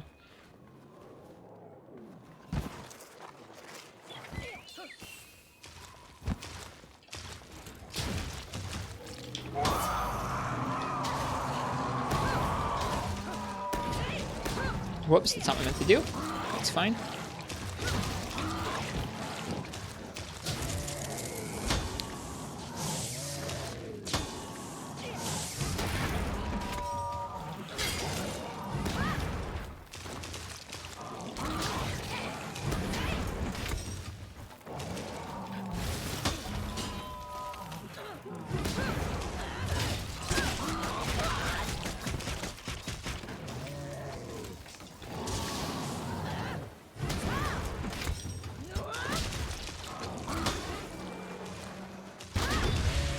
Shoot! No! We're gonna triple. We're gonna triple. Khezu, please! Khezu, please! No! We didn't triple. We're good. Is Pierce or Rapid better for bow? Is it personal preference? It's gonna depend on the monster. If the monster is long and has good hit sense to pierce through, Pierce will be better. I think it has higher bit damage potential. If the monster has like a singular weak spot that isn't going through its body, you'll want Rapid, so you can pinpoint that one weak spot. Don't panic? How can you not panic? There's nothing else you can do in that scenario.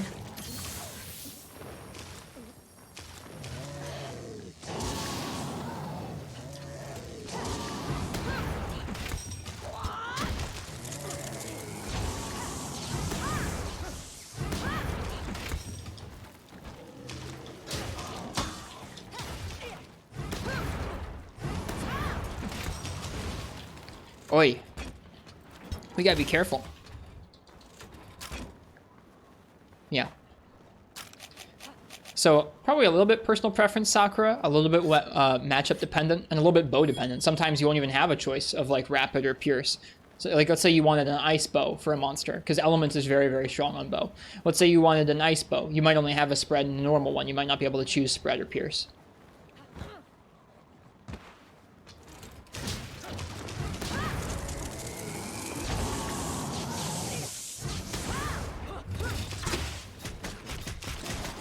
Oh, Rampage Bow S means you have a choice all the time. That's fair. Too early for the hop there.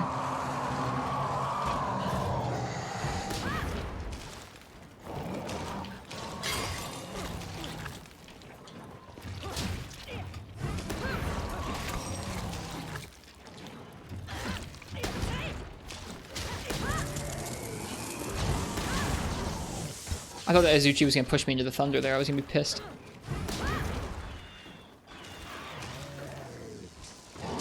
Ooh. Screwy positioning there.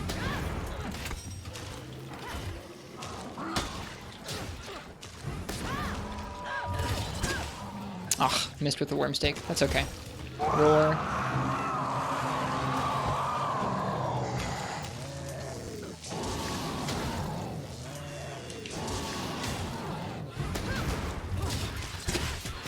Hop out the way. We're good.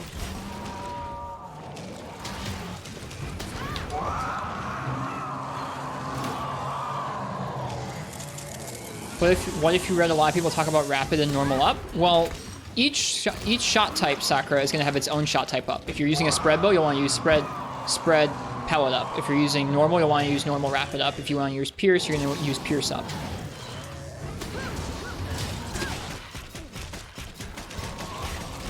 Oops.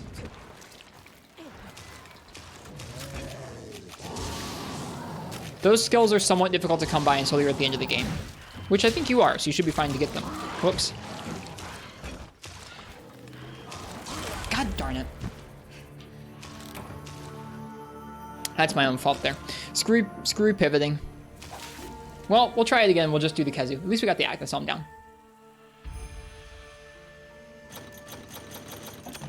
I was trying to get out of the way there, and I was trying to turn around and do a back hop, because back hops move you further, and I couldn't do it.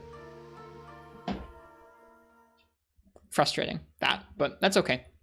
That's one of the areas where 5th gen Lance and Gunlance have regressed from their former, is that they have a forward hop now, but their movement feels bad. Their movement feels like not great because of it. Their movement used to feel very rigid and crisp, and in this game it feels a little rougher to pivot around and move, but that's okay. It's got upsides to help with it. Amity Island, thanks for the follow. I hope you're enjoying the stream so far. If you use rapid, we need to use rapid. You should look for ballistics. Ballistics, I don't think will affect bow. I don't remember exactly what ballistics does. Hang on.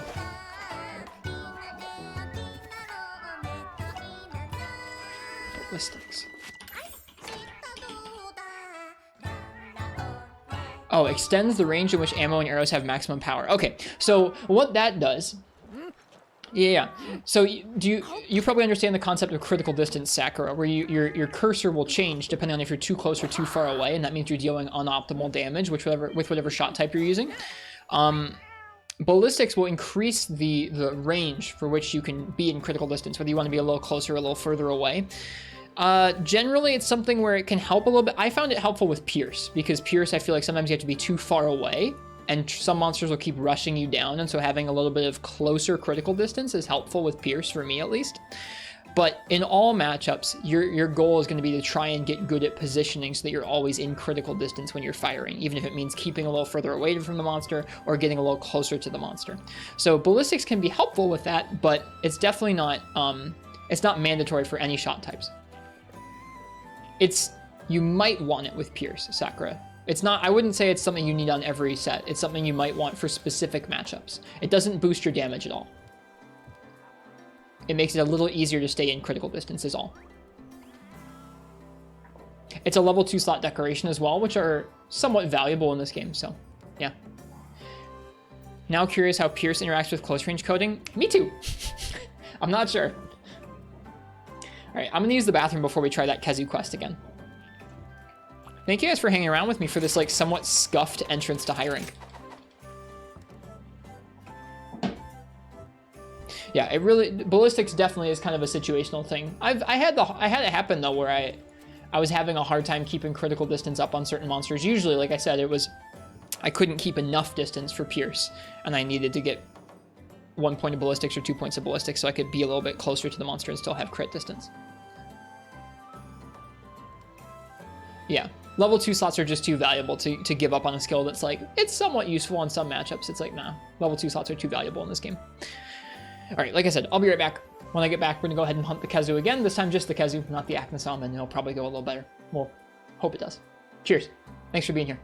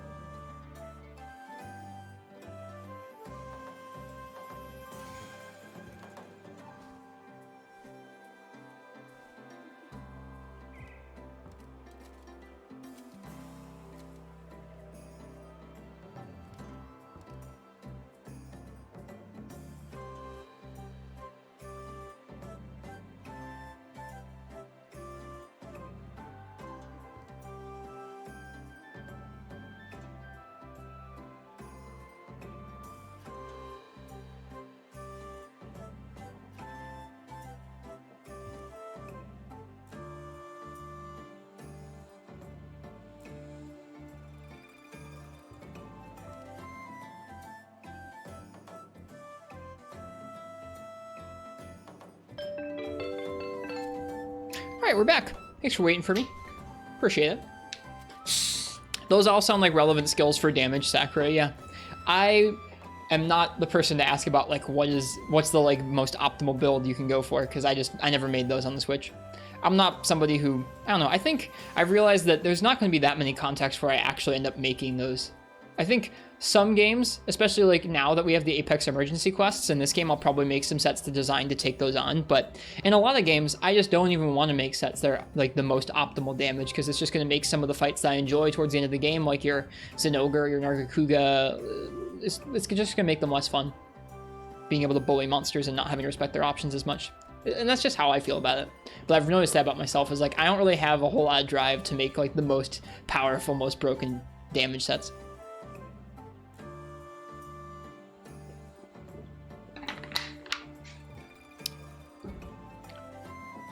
Now, if there are monsters that actually challenge you with that much damage, we'll be there.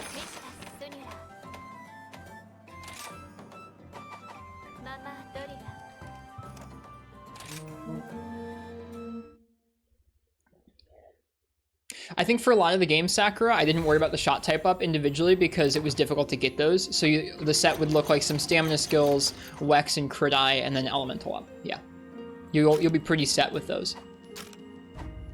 Okay, where's the Khezu? He's in the cave behind the spawn. Cool. Elemental Up should be on almost all of your sets because it's single slot decorations, and so you can gem it in on a lot of sets because there aren't really any other damage options that you can slot into single slots. It's usually just quality of life skills that go in single slots. So you should always be able to put in a good chunk of element.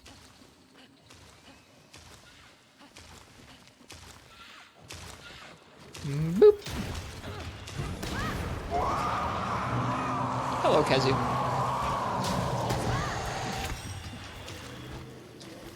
Currently have free meal on your single slots. You can keep that if you want. I mean, like, you won't need the extra damage. Bow is strong enough on its own, but Elemental Up is going to be a big part of your damage for a lot of bows because element is what bow is really dependent on a lot of the time.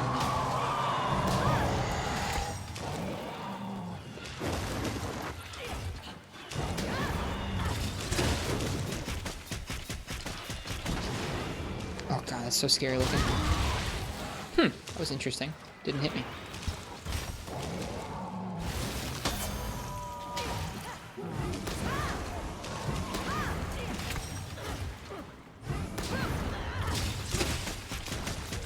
Calicos with stamina? I wouldn't be able to tell you.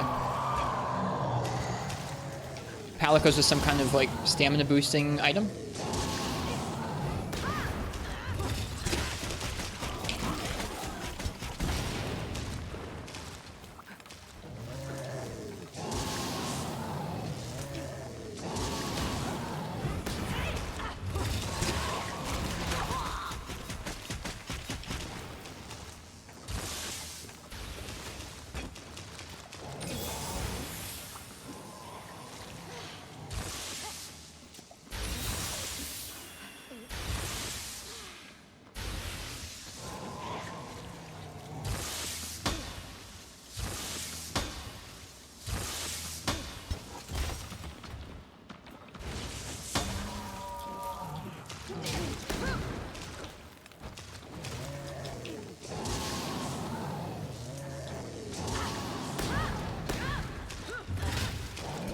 Slow worm mistake feels bad, man.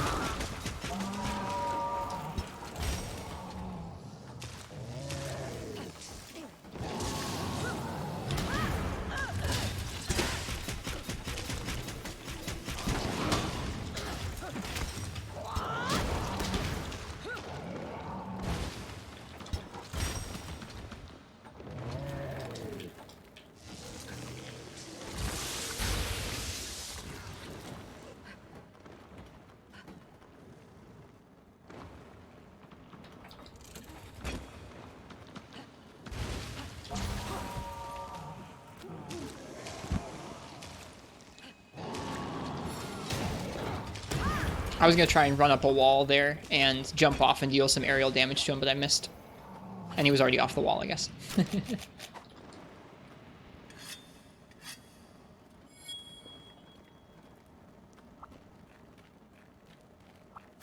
I will say, Sakura, I think you'll be a better bow user if you don't use things like Dash Juice or some of the stamina skills from Palicos.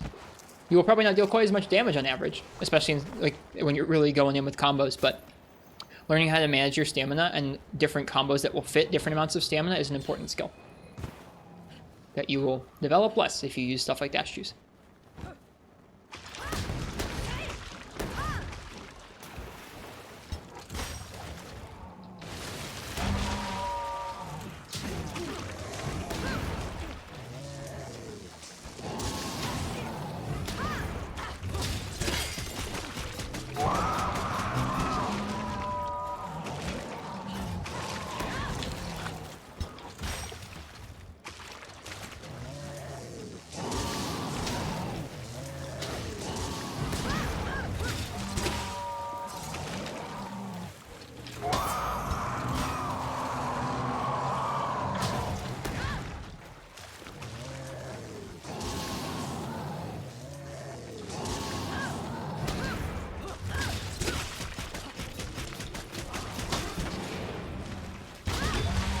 Boom!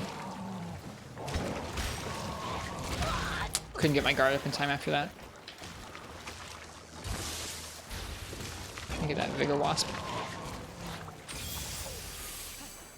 And yeah, There's also, like, if you want to be comfy and just not have to worry about stamina, that's okay too. Those options, like Dash Juice and the Palico stamina is there for you.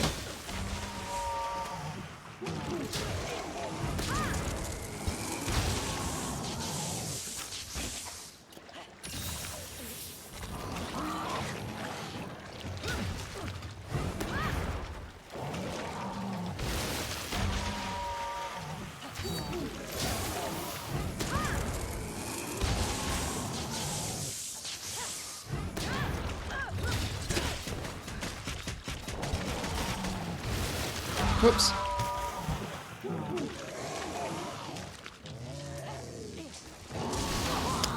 We're gonna die. Rip. Rip. Maybe he might miss? No, he missed. We might not die. We might not die.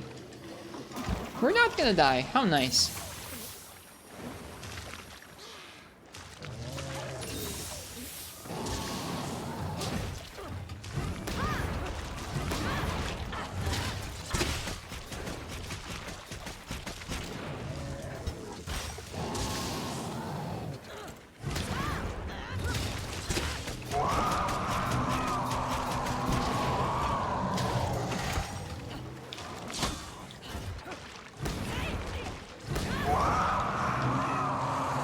Are you under gear for this fight on purpose? Yep. We under gear for most of all of our Monster Hunter playthroughs at this point in time.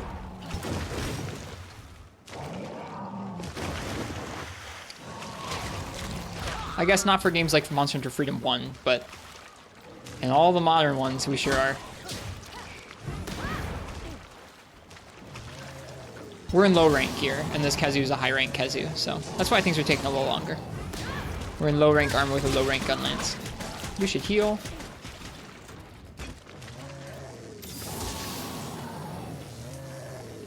Oh yeah, we also don't upgrade our armor at all.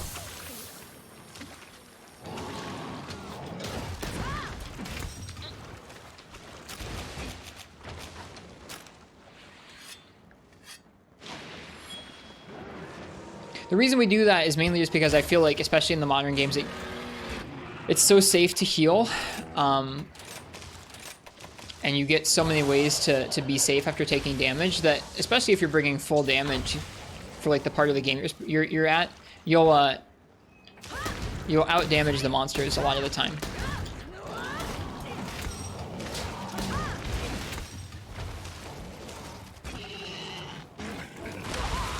Oh, hi Lagombi. No better way to enjoy the game than to struggle. Your weird brain always says, me too.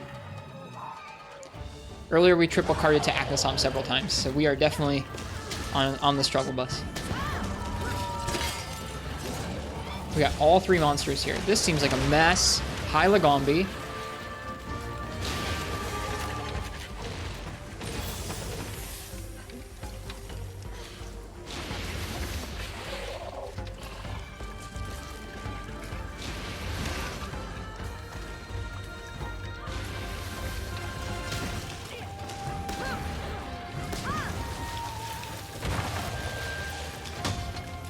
Shoot. Well, you're about to eat this, Lagombi.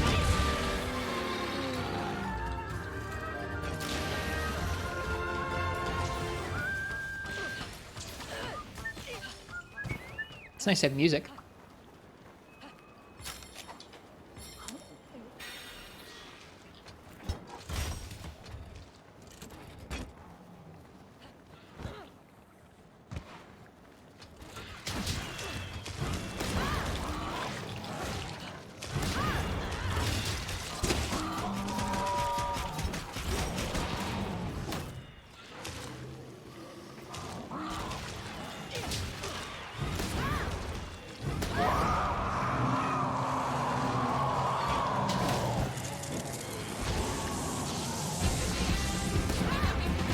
Hey, thank you, Precious Stones. Thank you for the sub. 4 months of them. Thank you very much, and I hope you enjoyed the bear spin emote. We'll hopefully have some more animated emotes like that in the future here.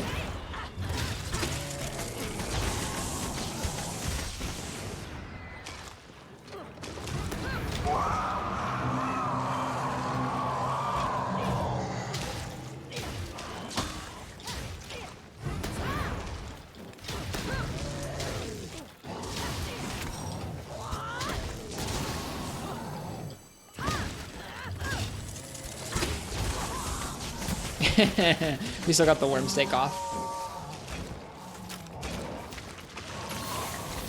Woo! Oh my goodness.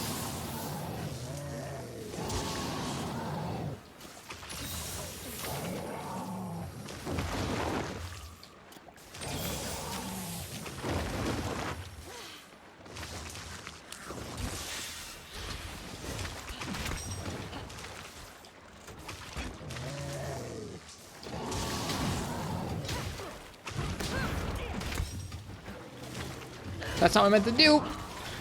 Jeez.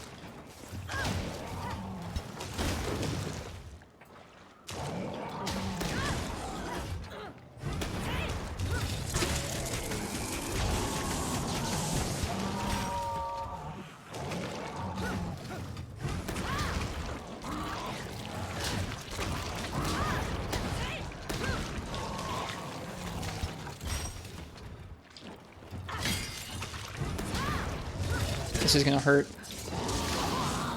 It was way too committal of a move to go for there. We might be okay or we might not. Depends on what he ends up doing.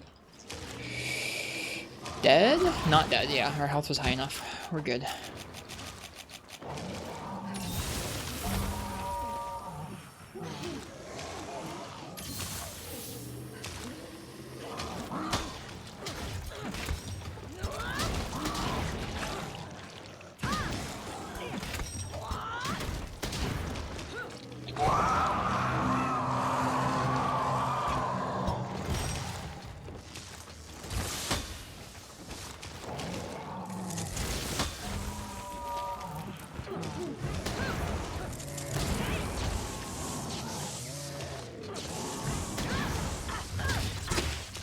Oh, I missed the worm stake. That's okay.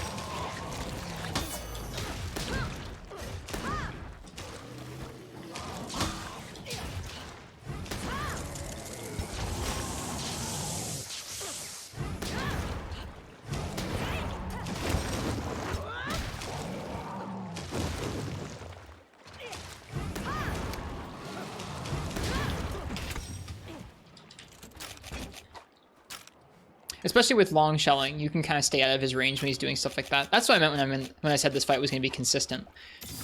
Is it worth running Razor Sharp or something to combat sharpness loss? Yes. Razor Sharp is actually really advantageous for shelling in that it will usually affect shelling even more so than your Blade Master sharpness. I believe, like, I don't know exactly how it works in this game. I haven't looked at the sharpness units that each type of shelling consumes and how much each charge shell consumes, etc., etc. But in the old games, it was something like normal shelling would take like 2 units of sharpness and it would get halved down to 1. Long shelling would take like 3 units of sharpness and get halved down to 1, and Y would get halved from like 4 to 2 or something like that. So for all of them, it was like a big boost in terms of how many sharpness units the shelling would consume. I don't know if there's like concrete data on how much each of the shell types uses and how Razor Sharp affects it in this game.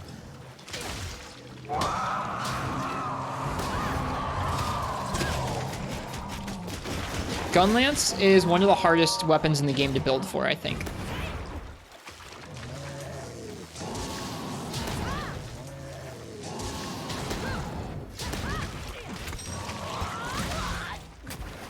Yeah, Gunlance wants guard, Gunlance wants sharpness skills, Gunlance wants artillery, Gunlance wants just regular raw damage boosting skills. It's kind of gnarly. I would put a couple levels of guard, usually like guard 3.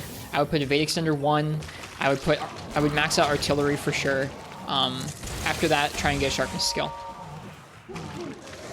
Jessica likes blue. Hi. Thanks for the follow. I hope you're enjoying the Monster Hunter tonight. Oh, I didn't trade the worm stake. Whoops. Oh, I want a wooden wirefall so bad.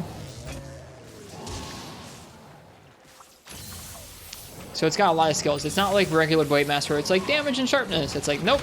Try evasion, damage, sharpness, shelling, guard, like all the above.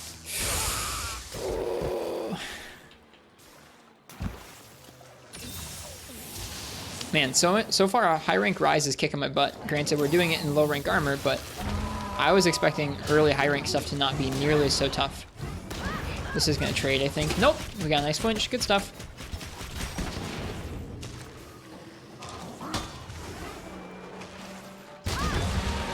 Who's here? Lagombi's here.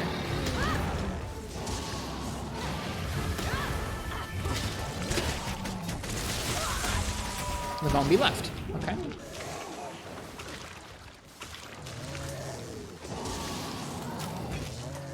Down to the herbal medicine heals, are we? That's not good. Yeah, we are. Dang, we've gone through a lot of healing in this quest. Khezu will be easy and consistent, blah blah. Wish I didn't say stuff like that.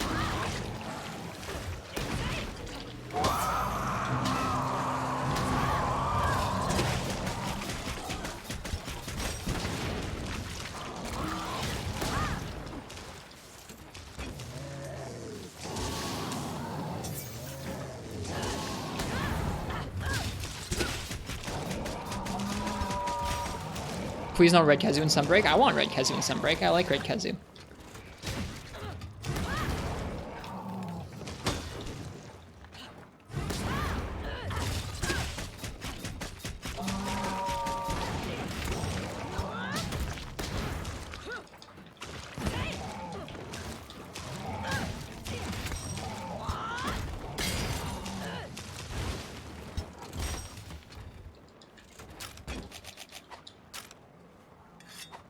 Alright, we've got him on the ropes.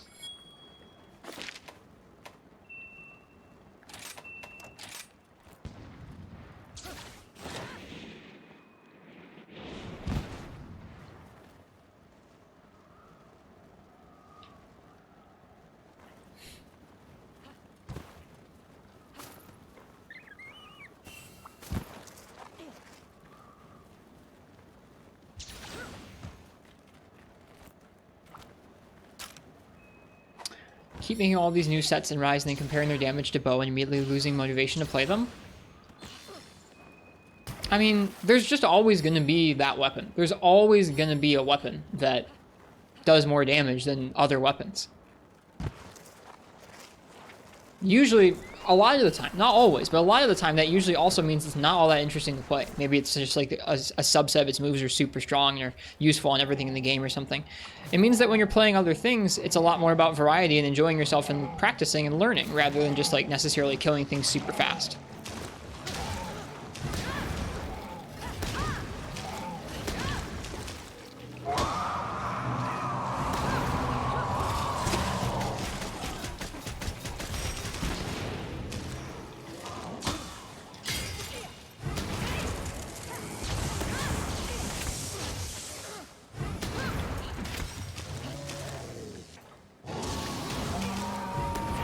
That too. I think damage numbers are kind of toxic for that. Like, I think damage numbers make you focus on the... make you miss the forest for the trees, if that makes sense. You're so focused on moment-to-moment damage that sometimes the actual concept of the hunt or things to focus on for the hunt go out the window, because it's just all about that big number. Or at least that's how it works for me. Ding, ding, ding, ding, ding, ding, ding, ding, ding, ding.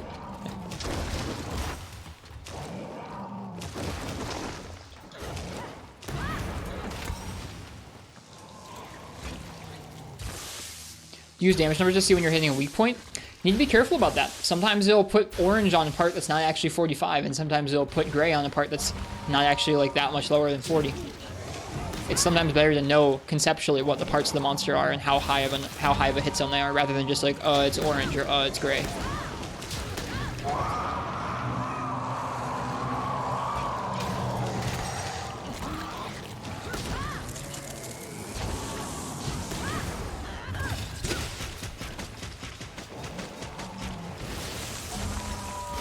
And I say that not to make fun of people who are paying attention to the numbers, but just the fact that they designed the damage numbers to be like kind of a nebulous, like orange good, gray bad. It's like, okay, well, what's the cutoff?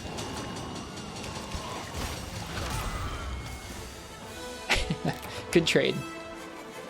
There we go. Got our Khezu down. Are you sure you want to know the cutoff? Yeah, sure. Hit me. Or Khezu. No, I don't want to know about Khezu. Easy and consistent fight, by the way. It was not that easy or that consistent. It's true. We finished it, though. I'm glad doing high rank fights in low rank gear is giving us a challenge.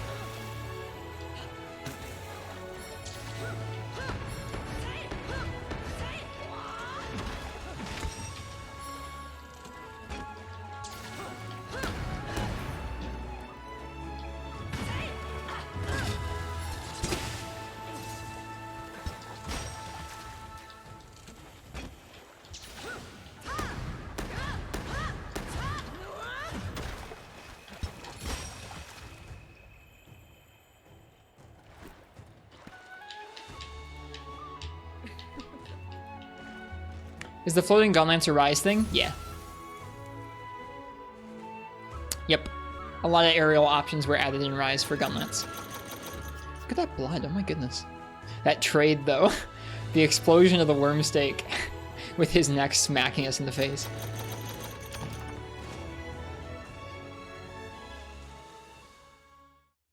Okay, we're gonna go back to Longsword for another hunt or two. That's the actual weapon I was gonna practice tonight. Looks like we need a little bit of Gunlance practice too though. I think maybe with Khezu, Poke Shell probably would have been a little bit better. So wide Gunlance probably would have been our best pick in terms of it being able to fit into his openings really well and then hop out of the way, not have any bigger commitment moves like Slap Lance or like a Wormstake does.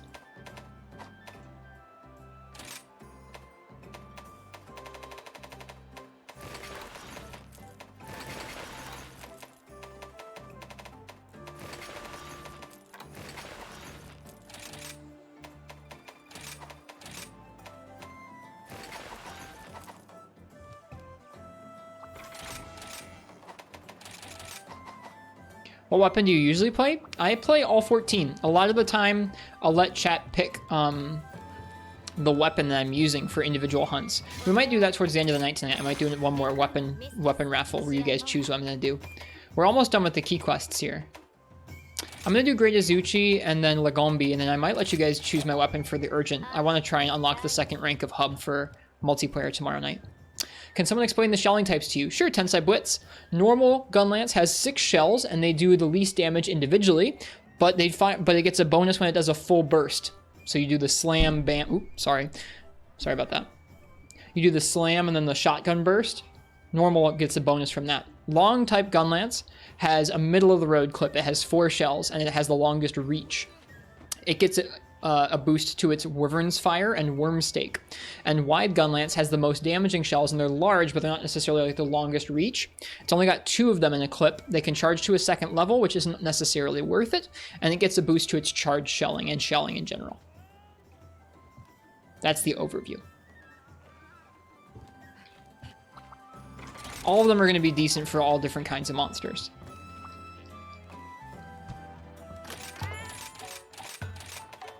But like I said, I felt like wide Gunlance might have worked a little better because its combos are a little more staccato, a little more short. Would have been better for a fight like Khezu where an overcommitment can get you paralyzed or worse.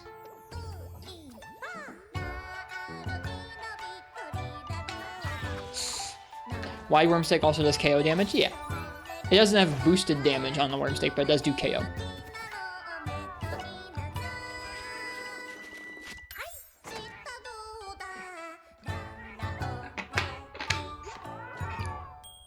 When you're in the training area with Gunlance, gotta train muscle memory to poke, shell, reload. There's a lot of controls to remember for Gunlance too, and like sometimes the inputs will change depending on if you like what move you did beforehand. Major guns, it's pretty confusing. It took me some days to get used to controlling Gunlance and Rise. How does the shelling type affect the poking, Wyvern Fire, Wormstake? Poking doesn't change. The only change is that wide Gunlance, you're going to try and want to get as many normal shells as possible because your shelling is boosted. So you're going to do poke shell, because that's the quickest way to get out raw shells. With normal Gunlance, you'll want to go for more full like slams into full bursts because then you get more full bursts. With long, you're going to want to go for more Wormstakes. In this game, there's several different ways to get into the Wormstake, but you'll want to go for more Wormstakes because they're boosted. Long Gunlance, I think all 3 Gunlances should be using their Wyvern Fire as often as they can, especially in this game because it's guarded while you're charging it. Like when you input the input for Wyvern's Fire, it takes a moment to charge up and then blow up. And when you're doing that in this game, it's guarded, so it's a lot safer to do so. You should be using it all the time. But long will want to definitely prioritize that because it has boosted Wyvern Fire. Do you think Great Izuchi can mess you up like other monsters earlier? I'm hoping not, but we'll find out. Sorry, I know I probably was talking kind of quickly there, but that's an overview of some of the things about shelling.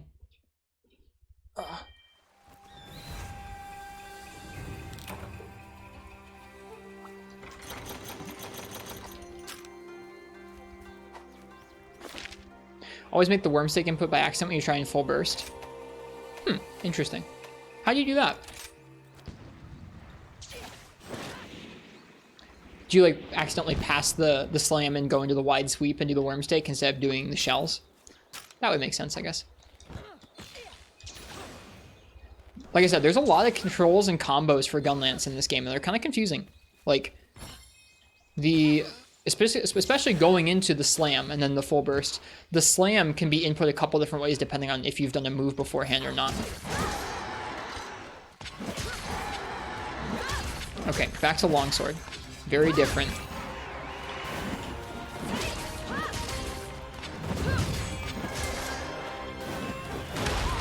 Wrong timing for that.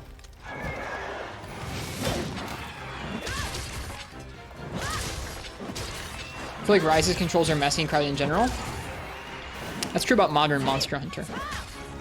They feel quite good when you've gotten the hang of them, but the skill ceiling is quite high, and they are confusing. I think Monster Hunter controls like not many other series, and it's always been that way, but now it's just more complex than ever, with even more nuance to the control. Man, I cannot get these foresights to save my life, which is okay with me.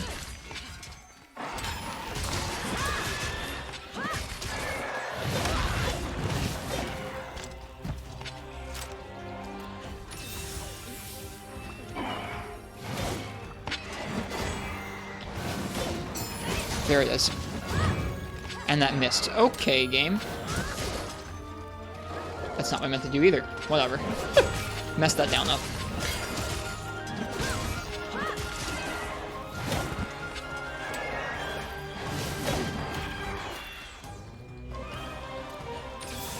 For the mouse and keyboard players, I don't know how people do it either.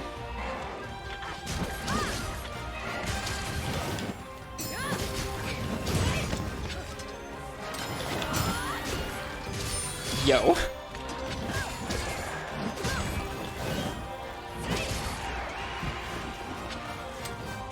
You're a keyboard and mouse hunter? I respect it. I don't know how you do it. Like, it feels like these controls are kind of doubled up across the pads, the controllers, in a lot of ways where, like, depending on what you're doing, there's different button combinations.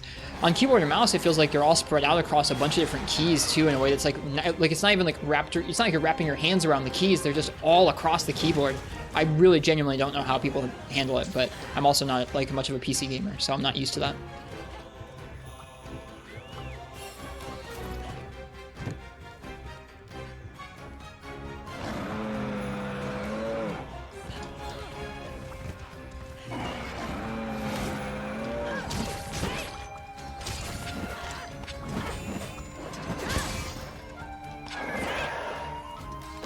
Whoops.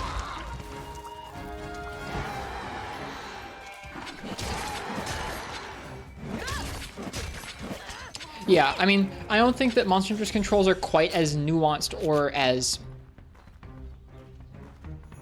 demanding to perfect as fighting games are. But I think it's kind of only a few rungs below that in the terms of gaming. Like, when you compare this to most of your, like, first-person shooters and, like, all kinds of other games, this is a little more mechanically complex in terms of the actual moment-to-moment controls you're doing. And some of the ways the controls work are a little more complex than that, I think. Dang it.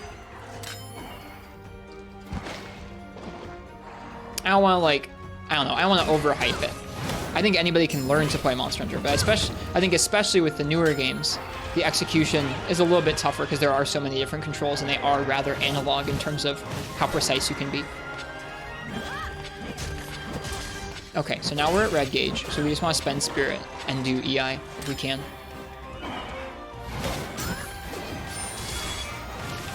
Oops.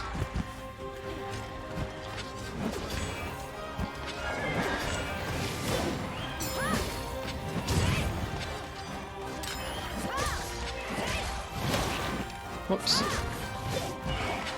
That's so cool.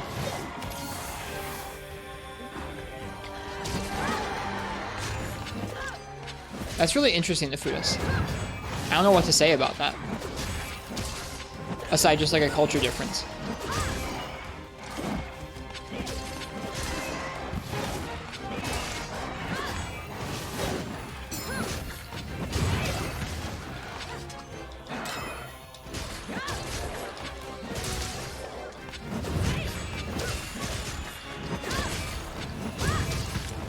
Never seen him use the wall attack? Bummer.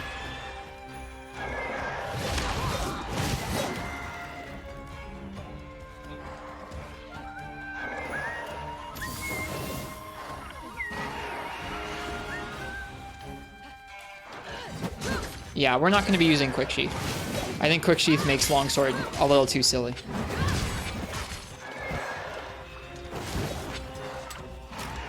And I'm not a fan of it personally, so we're not going to use that. Just imagine if you told people like 2 games ago, like, yo, in 2 games, Longsword is going to be meta, and it's one of its most important skills is going to be Quick Sheath. You'd be like, what?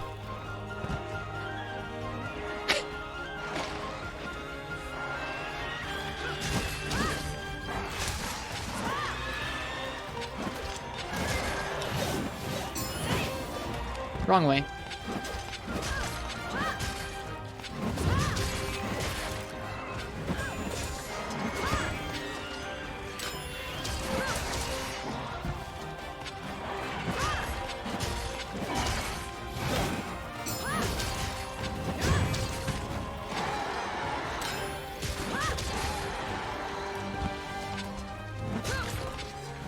Wasn't Longsword super good 2 games ago? I guess in Generations, yeah, you're right, it was. I guess even older than that. If you went back in time and you told people like 10 years ago.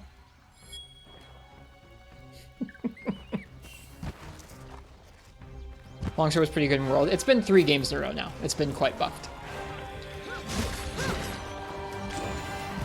Yeah, if you went back to 4U and you're like, yo, in a couple games, or for the next several games, Longsword is going to be meta, and eventually one of its most important skills is going to be Quick Sheath.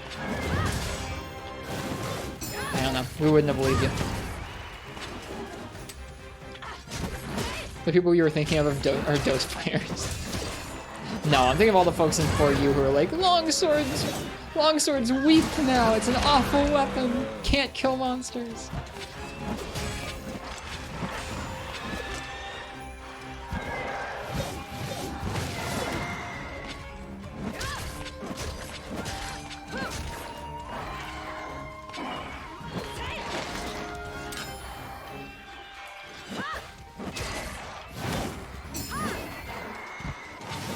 Oops, nope. You can tell I'm not good at that, that's for sure.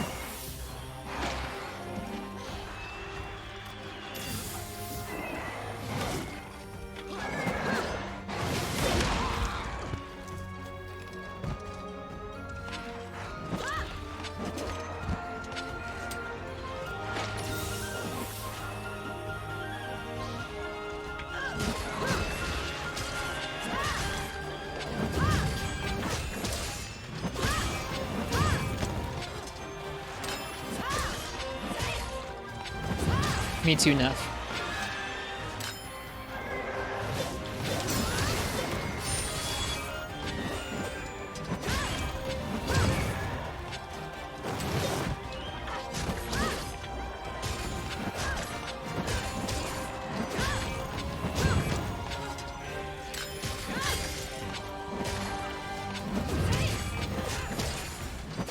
Oh well, I think I like this weapon okay in this game when you're not using frickin' Silk Vines. Yeah, it's awful enough. It really bothers me. It bothers me that like all of the traditional longsword moves that like are generally a very interesting moveset have been supplanted by ways to iframe through things and charge up levels that you spend for giant like QTE multi-hit moves.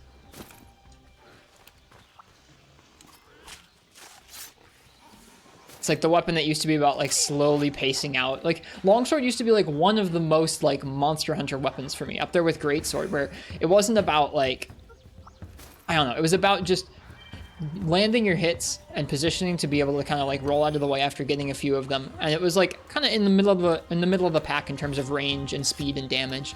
So it was a really nice like middle ground.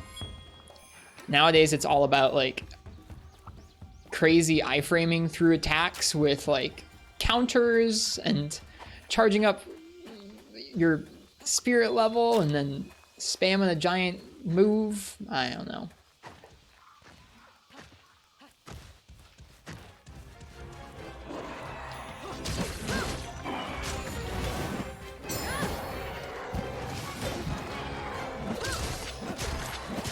like I said, my thoughts on it have been well documented over the months and years. No need to reiterate again. And like I said, I do enjoy using it more without the silk binds in this game. Its front claws are really long, like old drones in that way. Oh, I wanted to get him.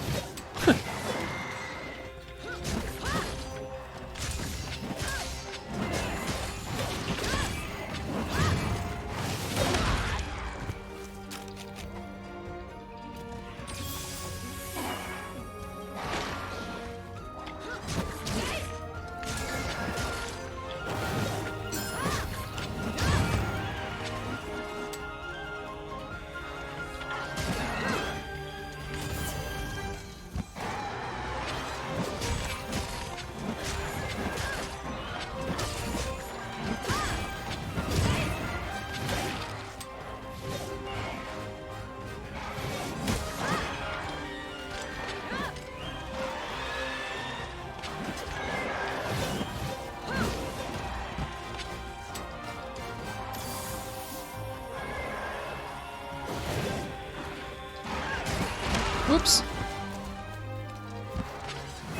I think it's quite established that quite a few of us in chat enjoy the merits of old school longsword. Someday I'll go back to those I don't know, wonderful days again, and we'll play some old school longsword. But not right now. Right now, we're here in the new world.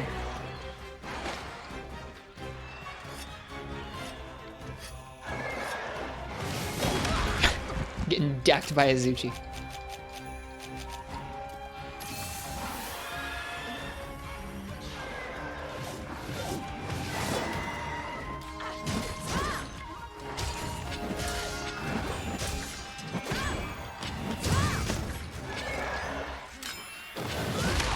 Whoops.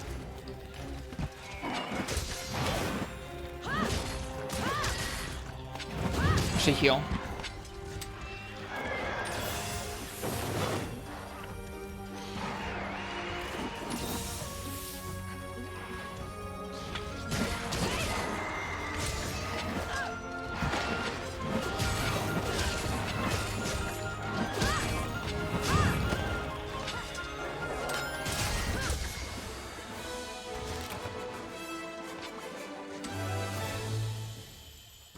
I don't know. I do think it's really easy to jump on it and just bash it because, I mean, it's been a very advantageous weapon for the past 3 games, and I mean, I get it. It's really frustrating. But me complaining about it, me being a grump about it, isn't going to change the weapon in this game and isn't going to change how I feel about it. I'd much rather find a way to enjoy it somehow than just sit here and grump, because at the end of the day, I don't, while there definitely are streams out there where people show up to watch someone grump, I don't want to be one of those streams on Twitch where you show up to watch me grump about 5th gen longsword for the bajillionth time. It's something I want to be better about.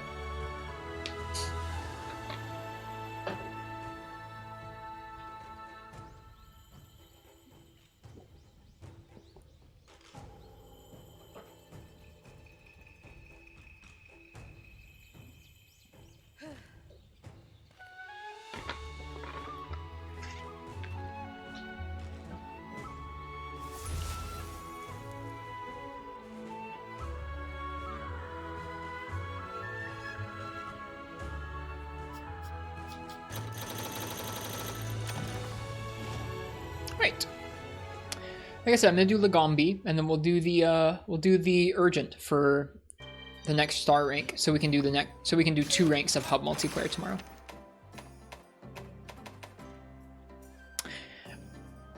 I guess I would just point at stuff like recital mode for Hunting Horn, the most recent Hunting Horn rework, some of the things that have changed about Switch Axe over the years. Like there's more change in weapons than you think. And I do think that the games are not probably going to get more difficult. At least, I don't think the games overall are going to get less quality of life filled and less streamlined. I think that some of the ways that they've been streamlined are here to stay in one way or another. But I don't think you can really pin down where this team's going next. I'm still pretty excited to see what Master Rank for this game brings, and I'm Pretty excited to see whatever they cook up. Whatever they cook up for the next mainline Monster Hunter. It's going to be something crazy.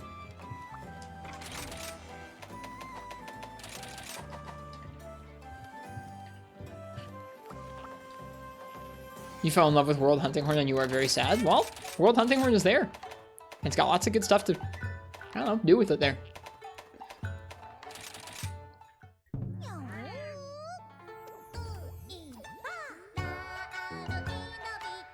Like, World Hunting Horn might, I mean, World Hunting Horn probably would have worked fine in this game, but I think as more weapons get rethought and get changed up, and the games themselves change more and more, I think a lot of us are just going to have to learn to kind of just stick with what we actually enjoy and go play it, or learn to be okay with just kind of saying like, well, it's not the same anymore. You can't drop 2nd gen Recital Mode Hunting Horn into Rise or World and have it work. It just doesn't. Like, you can't drop Combo Greatsword into World or Rise and have it work. It just doesn't. And like, while World Hunting Horn could probably drop into Rise and be okay, the further we get from World Hunting Horn, or the further we get from some of these weapon incarnations that we all enjoy, like, they're just not going to make any sense. Even if you do yearn for those things, that simplistic longsword moveset, like, would it work in the context of this game? No, probably not. Like,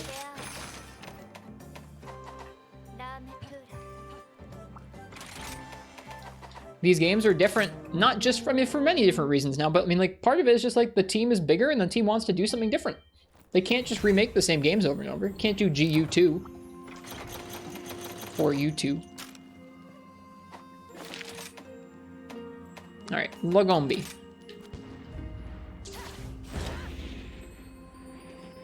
So like, it sucks having, I don't know, it sucks having your favorite weapon playstyle, especially if you really grew fond of one and it gets changed right after, or it gets changed in a drastic way that doesn't leave much of what you enjoyed left. Like, it's rough. It's not super fun, but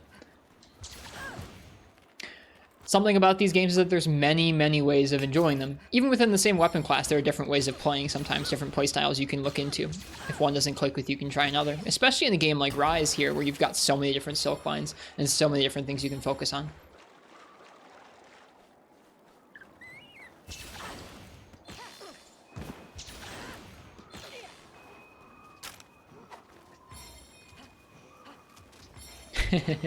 You're right, Beastu, it would be. Do you think it's possible for them to make new, fun variations of ranged weapons? Absolutely. Oh my goodness.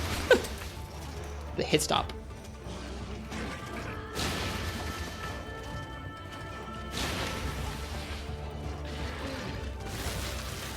I think you just press R2 once for Helmbreaker, Sakura. I don't think spamming the input more than once has any effect aside just making it come out quicker. I saw that mentioned earlier and I wasn't sure about that, but it doesn't come out more times the more you press R2. It just can come out earlier if you press R2 a bunch of times because you're spamming the input to get it to go in as soon as you can.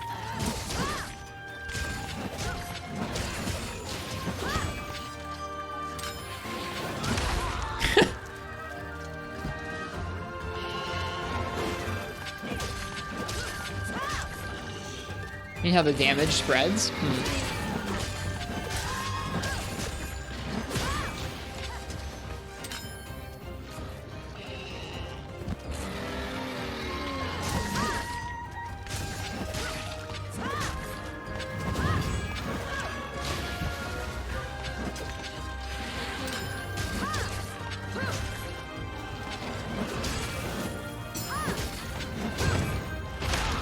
Youch. You can check it later in the training room. Okay, I'll take a look at it. That sounds weird, what you're saying.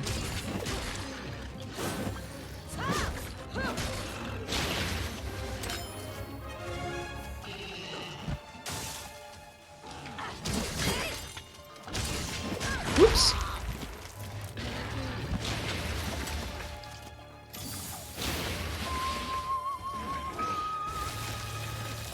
Whoops, nope.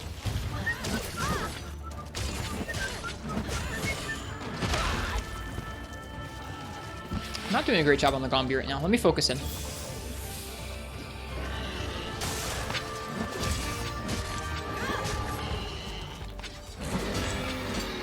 Does the sheet still work if you're not facing the monster? Probably.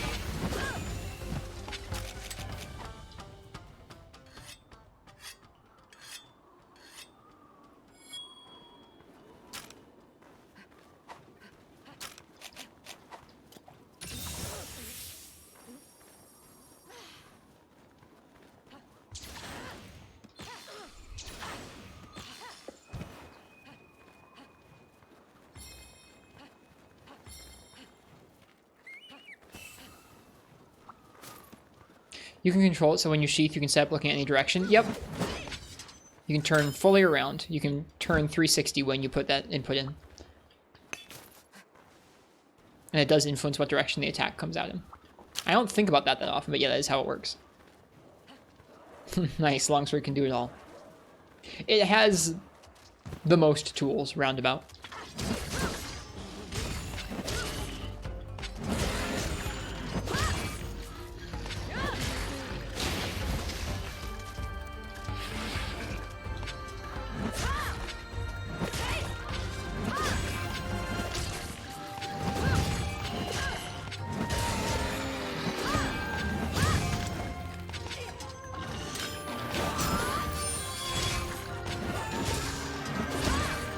Oop, no spirit for it. My bad.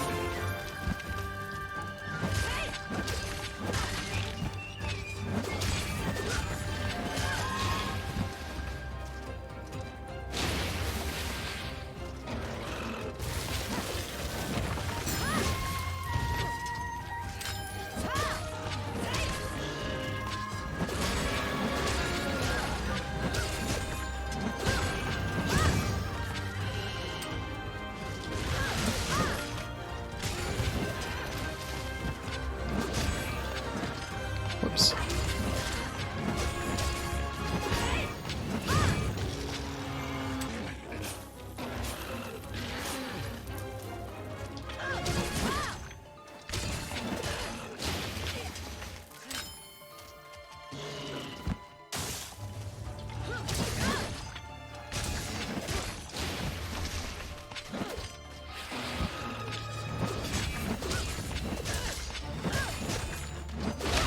Ouch.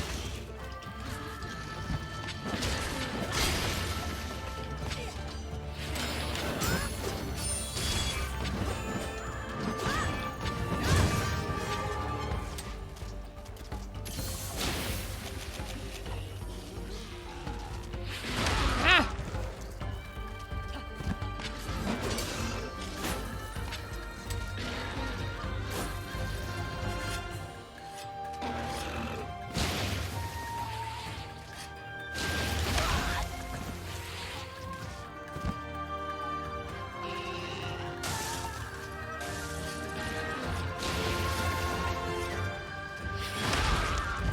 We'll just take the trade. Okay.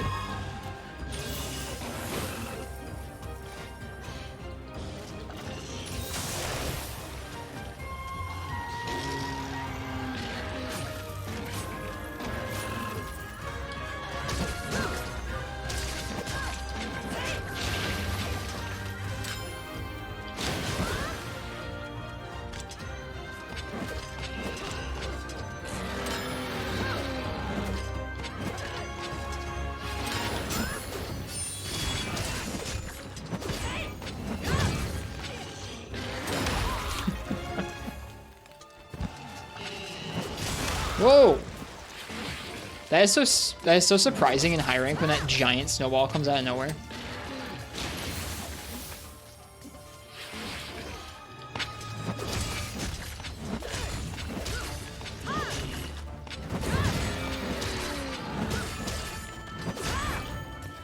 Oops.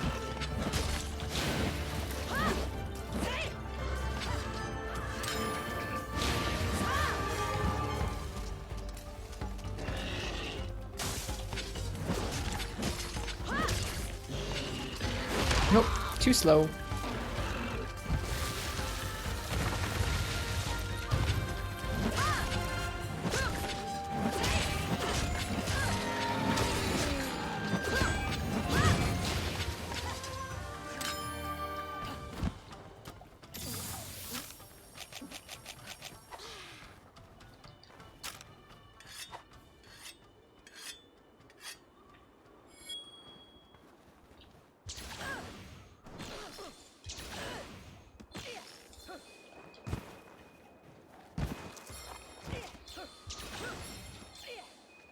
The Banabra trying to paralyze the Lagombi.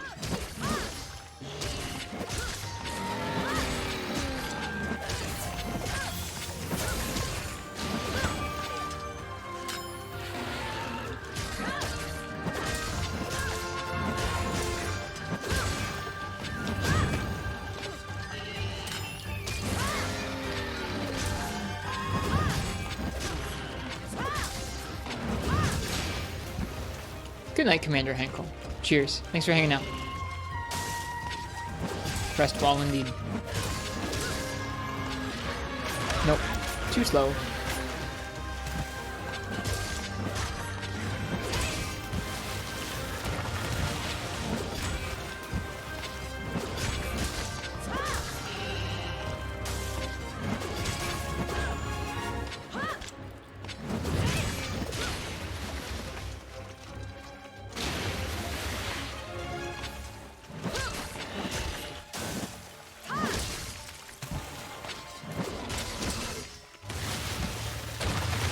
Oh no, the butt. Hello, Cygnus. Welcome, welcome. We just started high rank tonight. So we're working on some early high rank monsters using low rank gear. Which means they take a little while, it's kind of cool. I definitely had not struggled so much with Aknosom or Khezu in a long time. Well, I don't know about Khezu, but Aknosom certainly had not struggled with him as much. We get a chance to sharpen because they're going to fight. Hello, Izuchi. Okay. I'm gonna get some bones. Oh shoot, I didn't mean to do that. Well, that just means we need to end the ride without damaging any other monsters, or the monster that we're on. So we're just gonna chuck Lagombi into the middle of the area here. No damage was incurred, so we're set.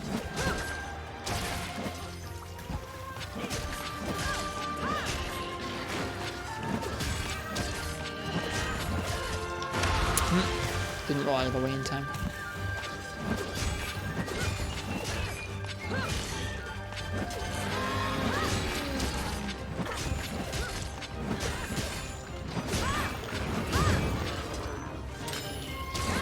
Oh, Tetranadon is here. Oh no, the Turf War. Not this one. That is a really big Tetranadon. A really big Tetranadon. He could probably actually eat that Lagombi. Oh, I threw it that way. Normally that Turf War looks kind of silly because the Tetranadon is so much... Or, the Lagombi doesn't actually look like it could get eaten by the Tetranadon. This one's so big it almost looked, like, realistic. That's a Crown Tetra, isn't it? Probably.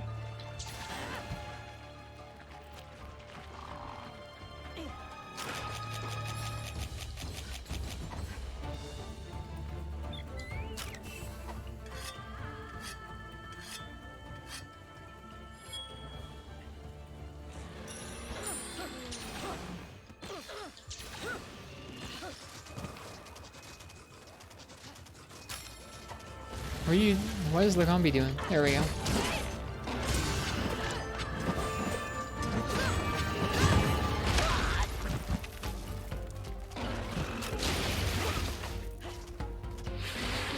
Jeez.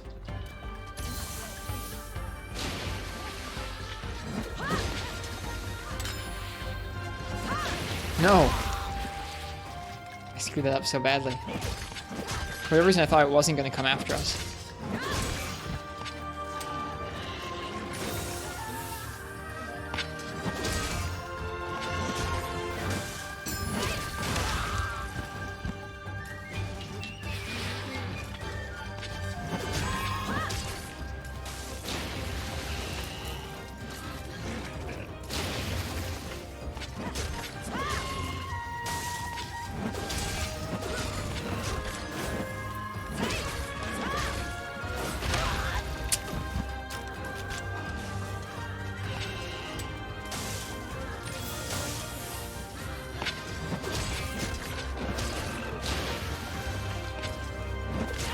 I shouldn't know he was going to jump at me.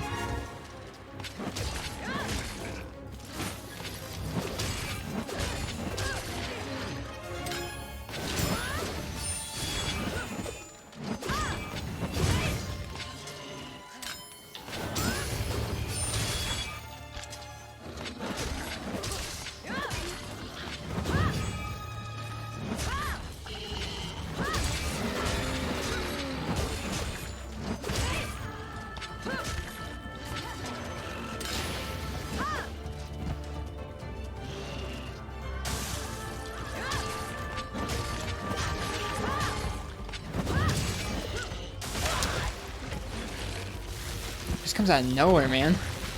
Not ready for it. That giant snowball consuming your entire field of view.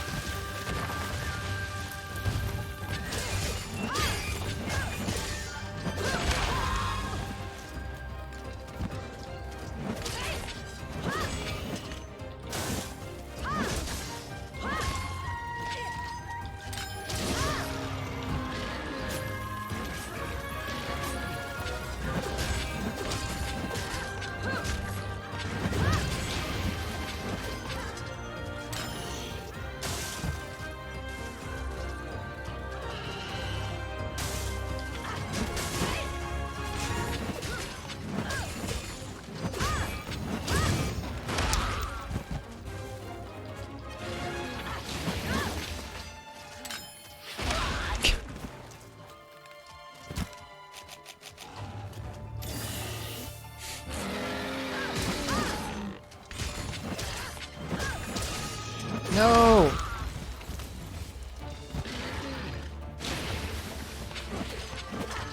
No!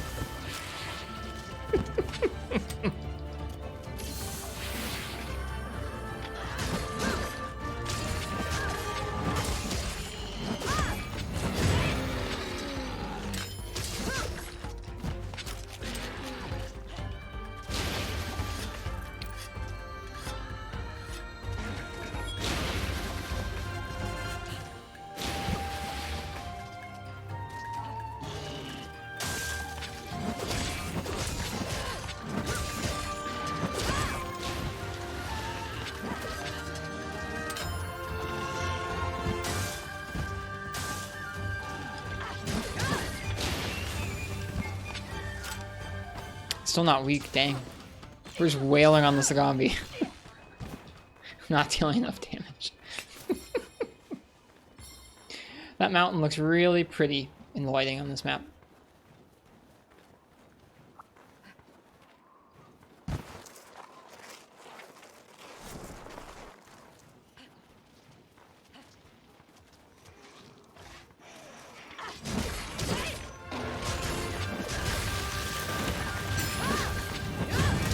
That works. Oh, I should heal. I don't know when I took that damage. Must have been from the butt.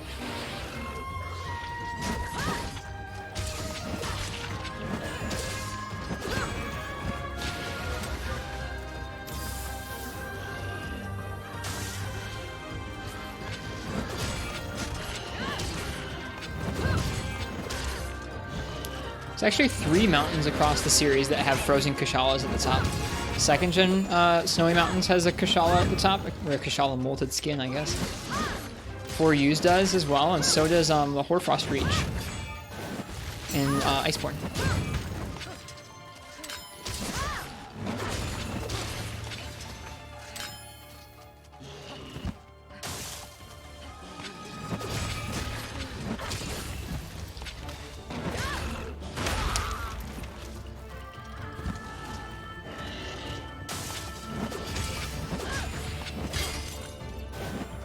Oops, bad option for me.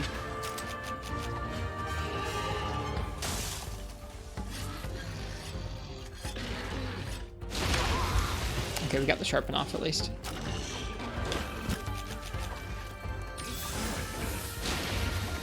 Whatever this urgent is might be a big struggle, seeing how much we're struggling damage-wise on some of these earlier monsters. It's kind of cool. It means we'll have to collect up some early high-rank weapons soon.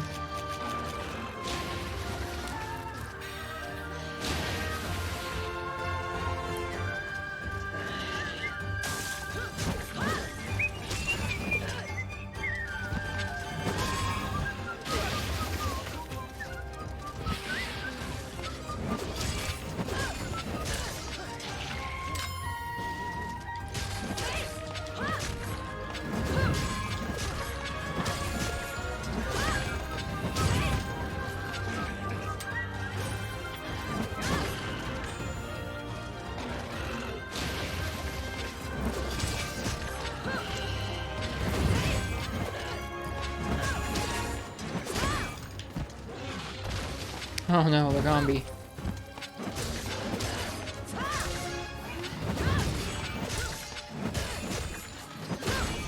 No, too slow.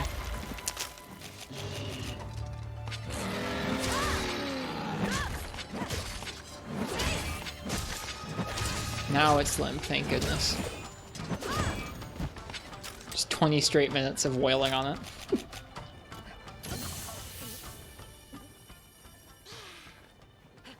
I like what they did with Arzros in this game better than Lagombi, personally.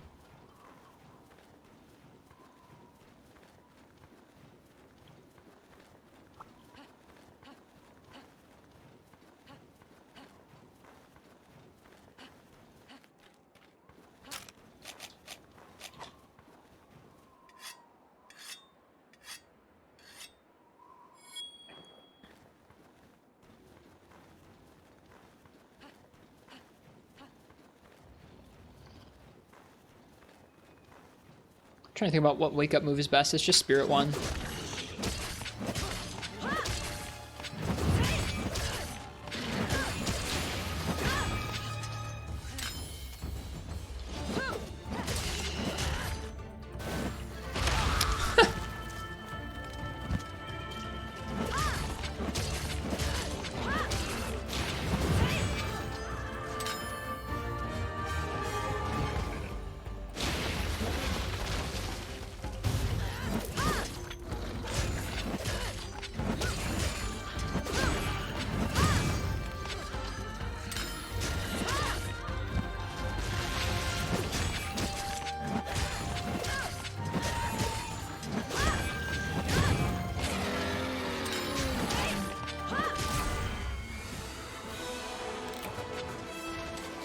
Dang, that took some sweet time, didn't it?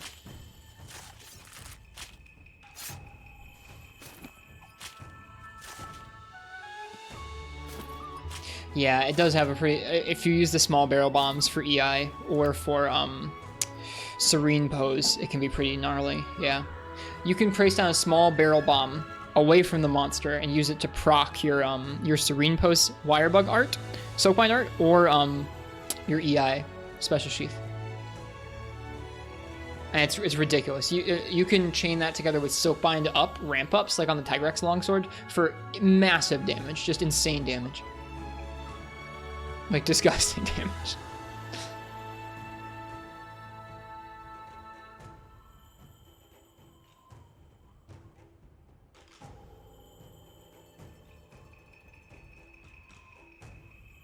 You need to practice that. It takes a moment to get used to the timing of it, but once you get it down, it's not that bad.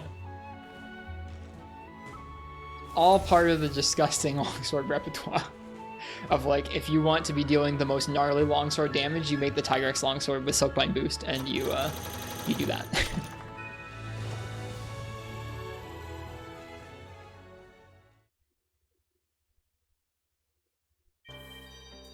Yeah.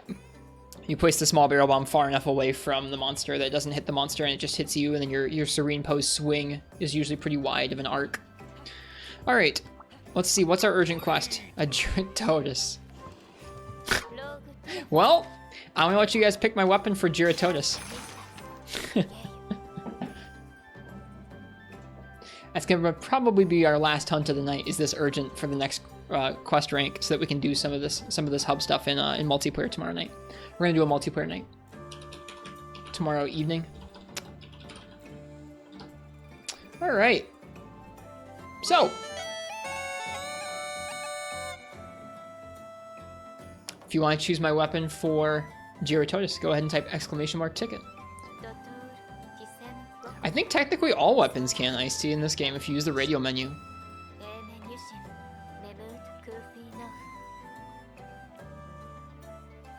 Like, I think already if you use the radial menu, all weapons can like heal with their weapon out. It'll sheath them, but it'll like automatically sheath and use the item. If I'm remembering correctly.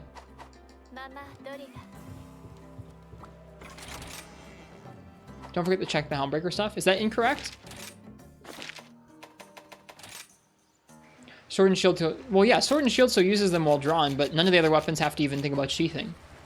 So you have to, like, oh, poor you have to, like, draw your weapon again afterwards? The point of, like, why that was special wasn't that you had to draw your weapon again afterwards. It was that there was a lot of time lost to sheathing. You had to go and sheath. I don't know. I think that's something that folks just didn't even care to mention about this game. It's just like, oh yeah, now any weapon doesn't have to sheath before using an item. Whatever. It's the same game that's got the crazy counters on every weapon class. Who cares? Like...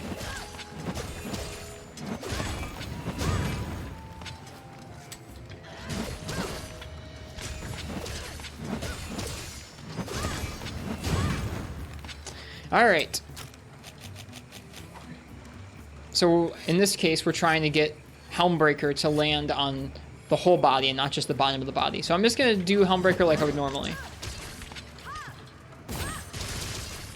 Oh, we should probably turn on damage numbers.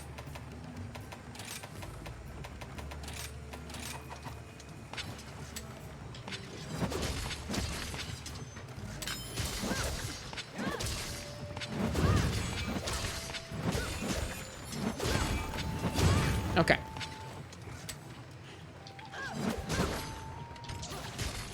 Pressing R2 once. Whoops, I missed it. How did I miss it? Okay, so it does seem like a lot of it stays down there. That's interesting. I hadn't noticed that before. So let me try mashing R2. Like you're saying, that affects where those will land. If so, that's really bizarre. Huh. Why does it work like that? You wouldn't think there would be multiple inputs for it.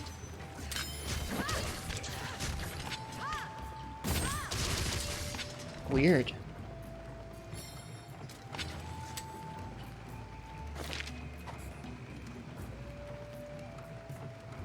Because Helmbreaker isn't allowed to be normal, that's the price of being OP. Oh well, I'm glad I never have to use that move. Yeah, we're gonna hunt a Jyuratodus as our last hunt of the night. If you want to choose my weapon I use for that, go ahead and type !ticket in the chat. And if I draw your name out after you type that, that means you get to choose what we use for our next hunt here. Get a load of this. What's that?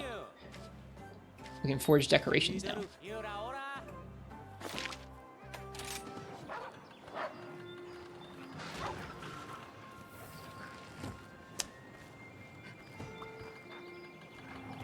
That seems like a bug to me. I don't know.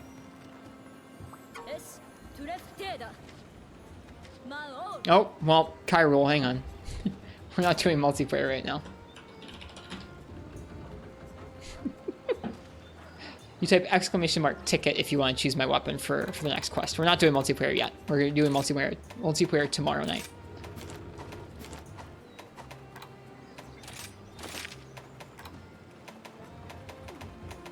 We gotta do some of these requests.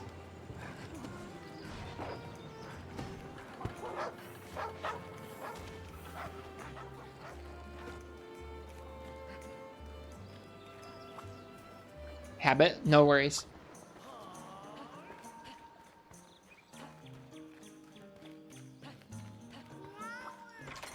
Okay. I'm gonna say last call. Last call for the Jyuratodus weapon raffle. I was hoping the Urgent Monster was gonna be something a little more exciting. Oh well.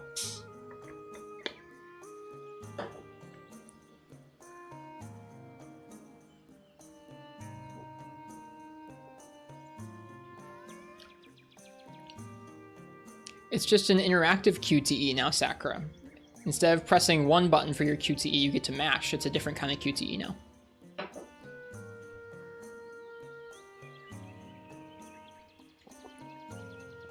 Jyuratodus can be exciting. We shall see.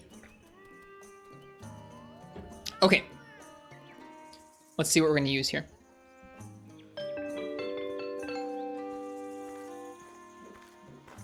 Brian NG. Speaking of exciting, what would you think would be exciting for Jyuratodus as a matchup? Heavy Bowgun? Alright. I think for this, we're going to go ahead and swap out our Rathalos helm for the Roggy one.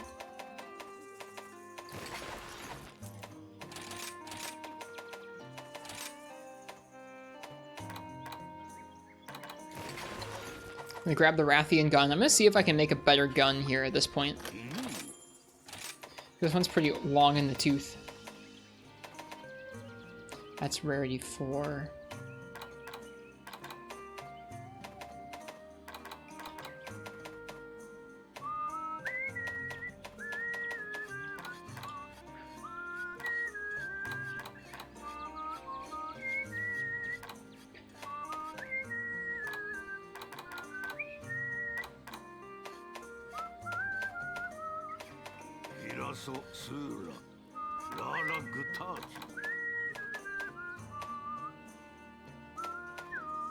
Hearing this definitely makes me want to go play Freebie Night.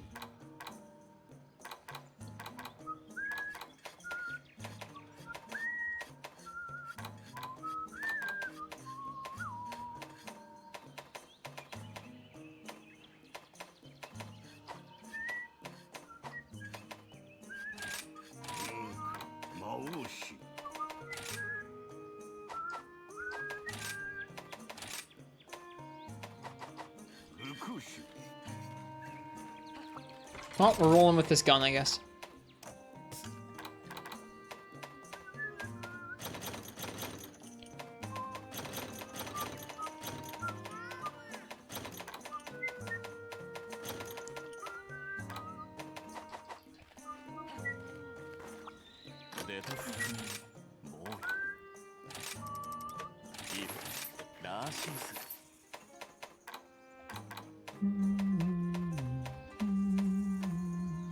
I don't know if he's weak to fire.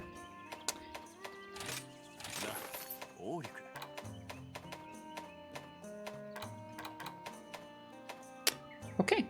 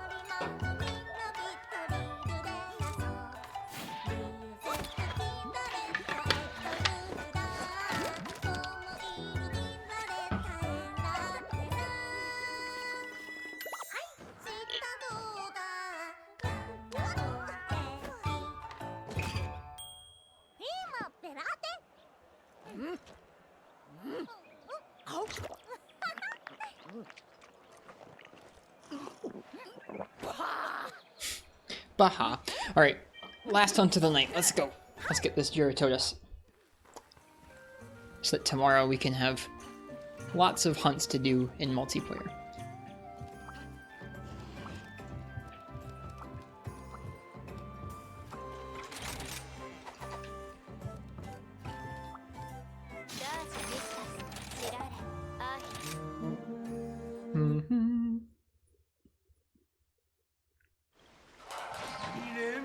Cutscene. It's funny that you get Jyuratodus introduced in high rank. Wish to be there tomorrow? Well, it'll be nice to have you. It'll be nice to get to hunt with you.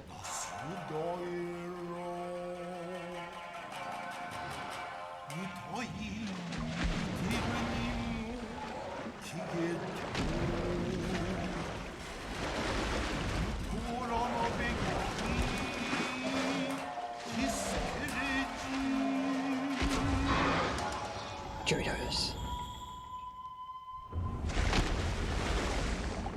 They did change Jyuratodus' fight. They did. I vaguely remember it.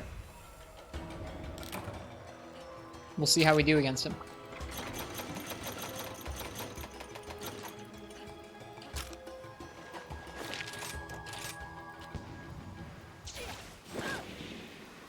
Rathalos and Kushala are your favorite change. I think for me it's probably Rathalos as like a monster that got reworked. Although I really like this game's Zinogre and Nargacuga compared to the last game's Zinogre and Nargacuga.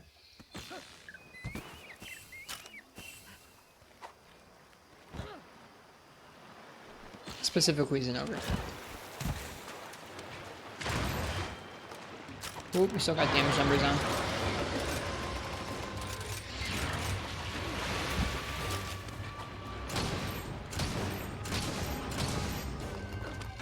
Plus, you like this game's Toby? I like this game's Toby pretty well. I like Viper Toby in World Iceborne a lot though.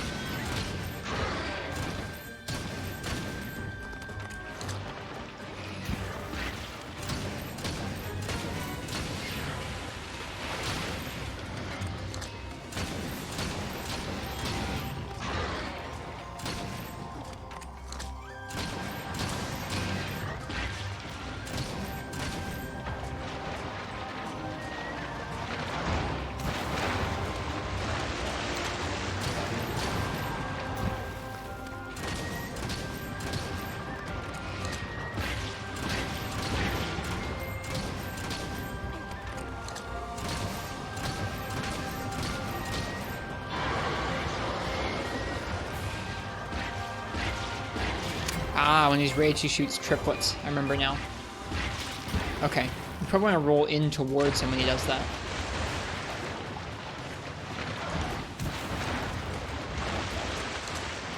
Big mud splash. Should probably heal as well. Let's do that.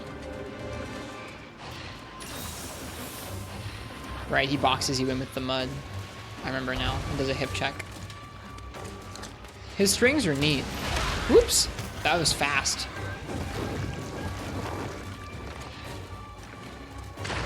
Yeah, look at how many moves this guy's got now. I don't remember his shot type hit sons, but I didn't want to look them up before having killed him first, so we're just making do with normal 3 for now. Once he gets exhausted, I may try some Pierce. Whoop! Look at how little those hops got. He fast, and our armor is not very defensive. How much defense do we have as a gunner? Let me take a look. 136.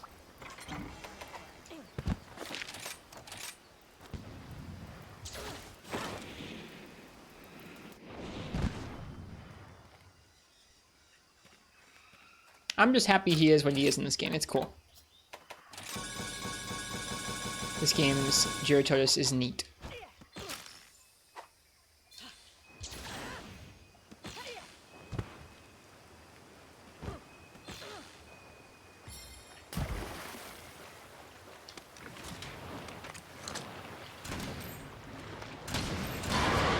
He has an actual roar too.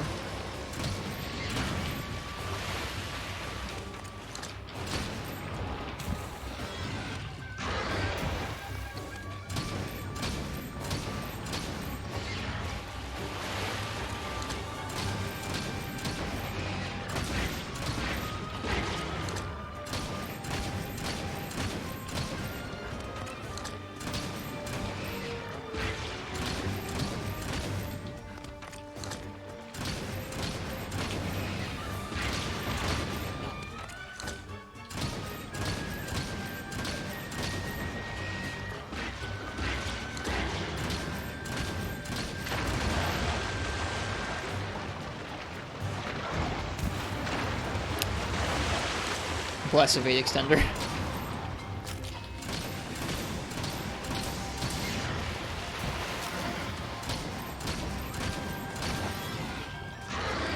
Whoops.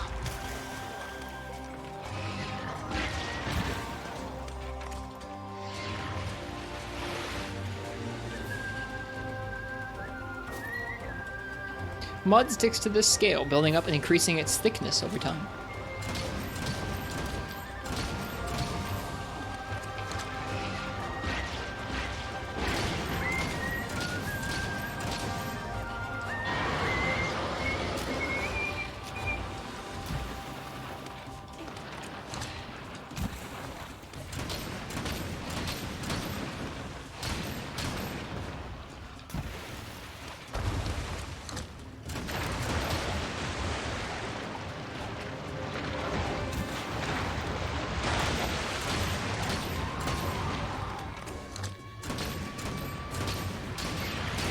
Whoops.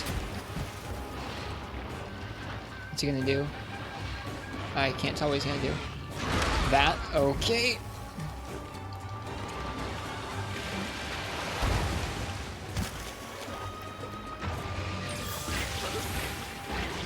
That move's really bad for Heavy Bowgun. Thought maybe at some point they'd add a low rank Jyuratodus to Rise. No, it was clearly intentional.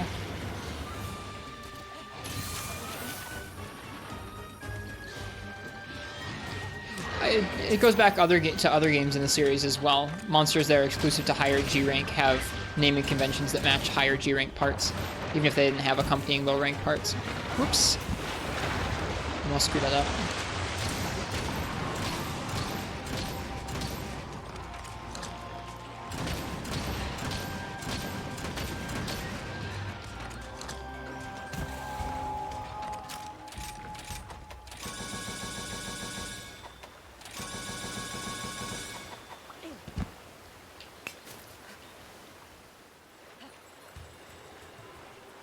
Sworn that Arachnikadaki mats didn't have a plus on them? Could be. I don't know. It's not totally consistent. Always. A curiously unfossilized bone from a dragon that once roamed these lands. Oh, get wrecked, Khezu.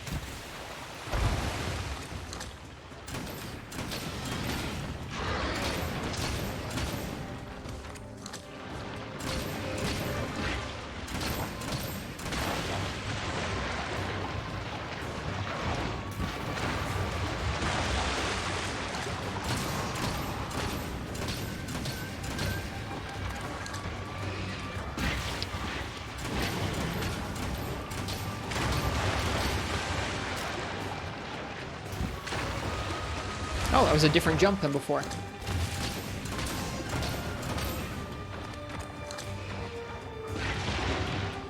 Right, what does he do after this? Does he just do it 3 times? I forget what he does. I guess he just does it 3 times. Also, welcome to the land, dude. He's out of the mud now, for the first time in the quest. He's tired out.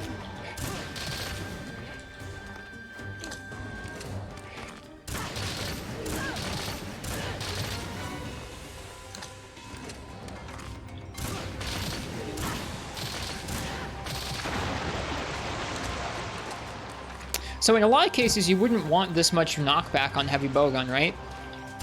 I actually don't mind it in this game. The reason being that knockback is the duration of how long you're able to do those side hops. So with ammos that have higher knockback, you have a longer window that you can actually input that side hop. And the side hops are huge. They're huge distance-wise and huge in terms of importance. So I actually don't mind having a shot that's got a little more knockback to it if it lets me do that.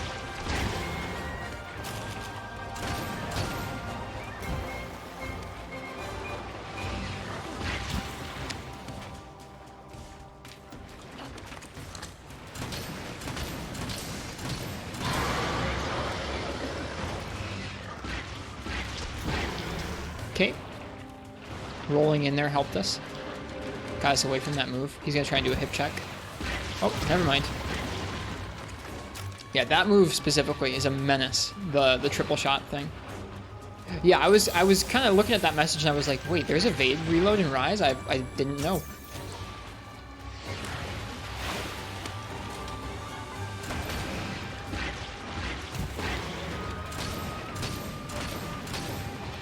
Like getting the window for normal 2 is much smaller because there's almost no knockback. So in order to get those side hops, you have to be like really on it.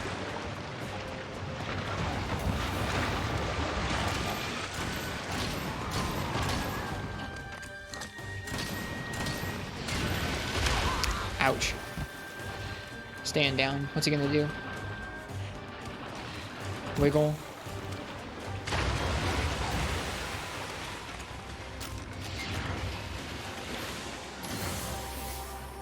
You can bonk Jura to a wall if he charges into it? Really?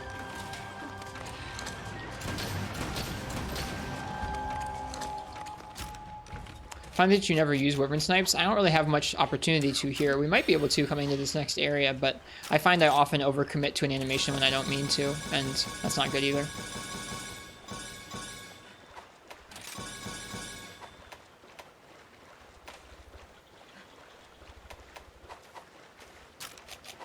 We should probably poison him.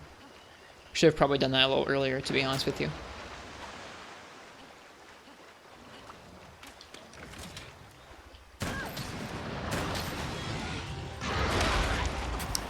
Too close.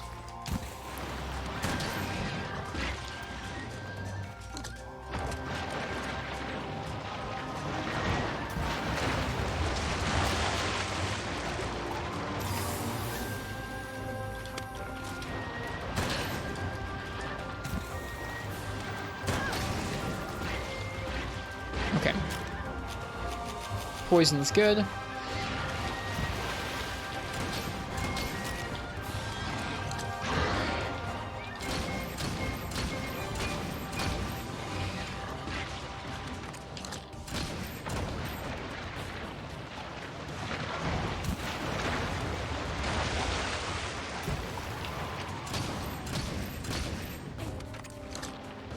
Yes, unfortunately, charging the shot does not increase status application. It is unfortunate that it doesn't work like that. They really should have made it work like that.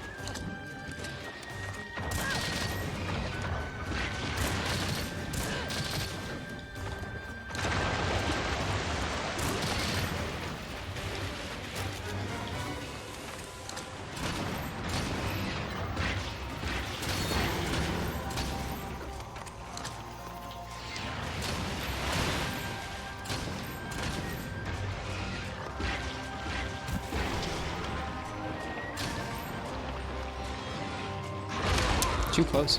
That homes a lot more than it did in World.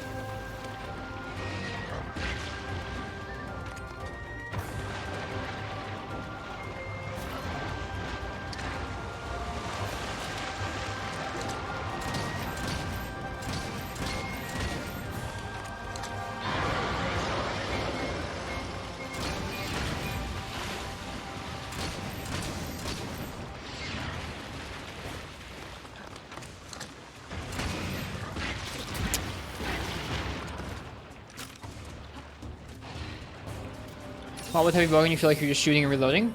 That's because you are. Yep. That is the Heavy Bowgun way. I think honestly, Heavy Bowgun in this game, like if it weren't for some monsters just feeling way too fast for it, I'd actually really like it because it really feels a lot more like old school Heavy Bowgun. I guess not so much with the silk binds, but I don't know. When I'm playing like this just feels like Heavy Bowgun, which is kind of cool.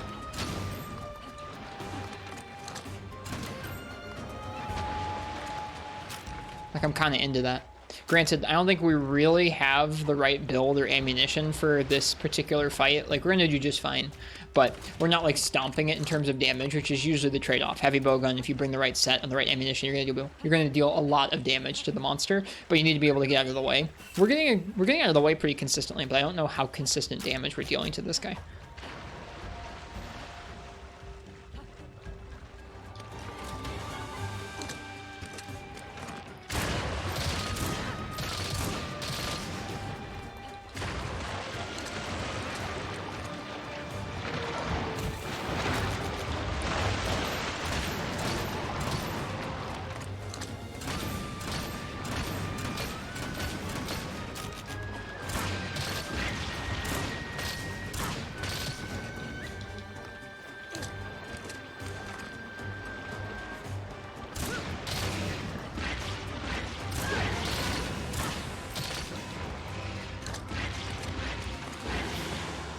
What are you shooting at, Jyuratodus?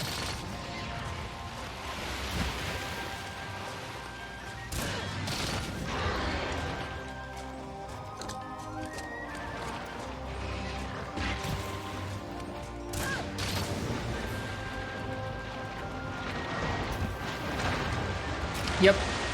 Agreed. I think it's most fun when you have to kind of have a little bit of a... You pick a bowgun based on several different ammunition types and you use it for different parts of the fight. You lead off with the status application. As the monster rages or de-enrages, you switch between your shot types, kind of like I'm doing for this guy. I like that sort of play as well, Dutch Potato. I get you. It definitely does feel that way towards the end of a game, though, in most of the Monster Hunter games recently. It's like you've got builds that are strong enough and you've got combines enough that you can kind of just bring one specific ammo type and use that to exploit the monster's weakness.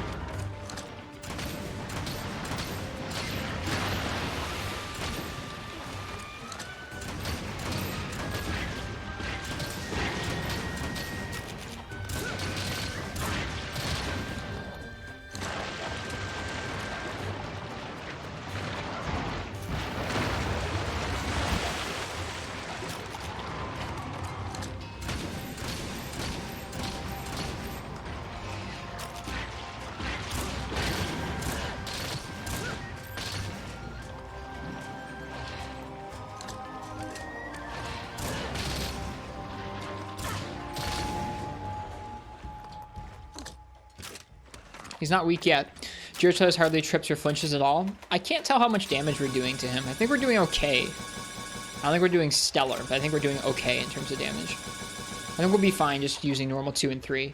We'll go ahead and poison him again as well. We should be able to with 7 shots as long as we land all 7. Oh, also he's eating, which will make it easier for us to do that. We could do Wyvern Snipe, but I'm going to focus on poison instead. I think it'll end up being more damage.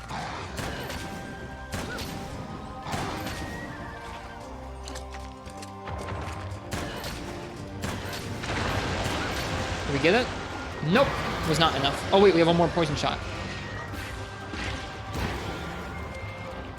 Don't dig, don't dig, don't dig. Oh gosh, it's not worth a cart.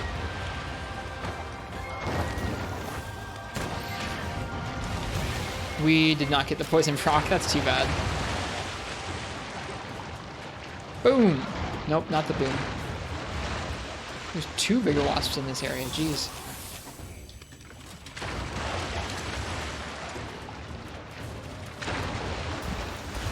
Every once in a while he does that jump instead of the dig. It's interesting.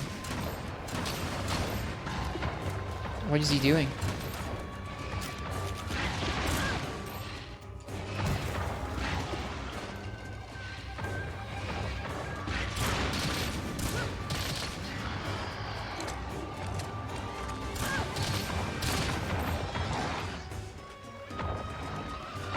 There it is.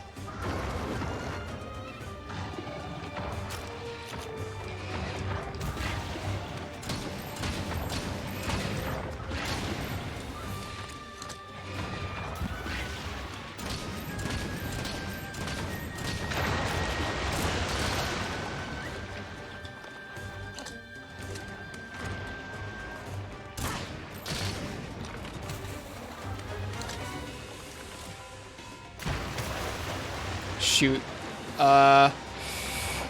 This is a bad idea. We still hit it.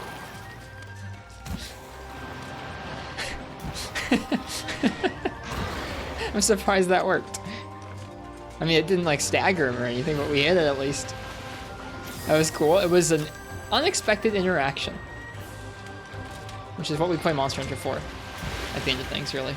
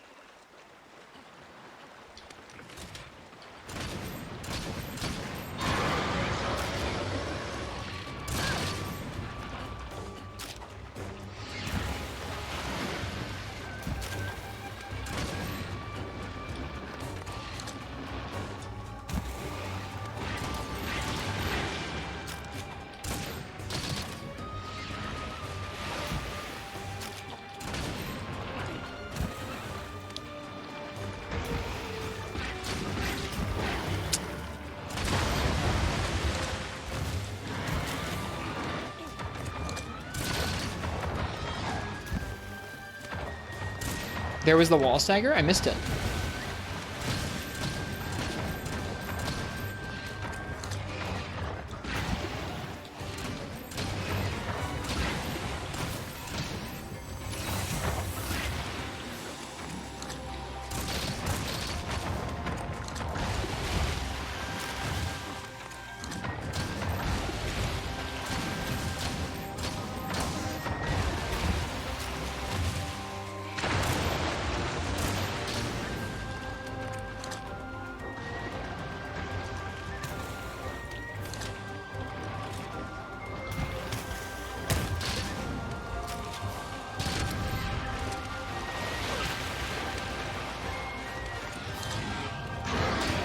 Nopes, I should have...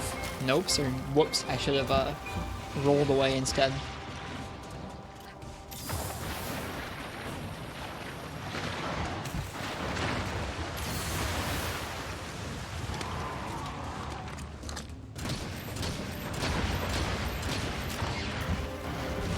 Whoops!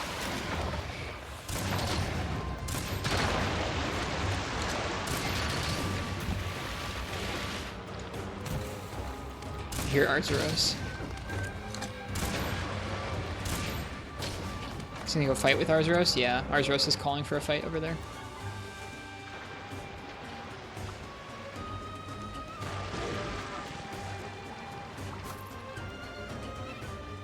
Arzuros was fishing here.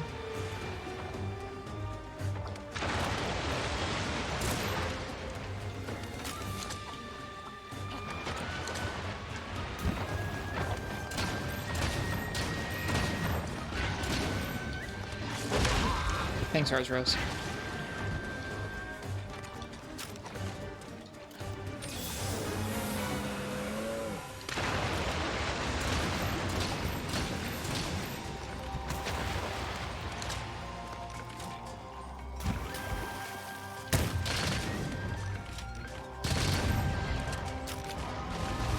Wow, actually found a Wyvern Snipe opening. Like a genuine Wyvern Snipe opening.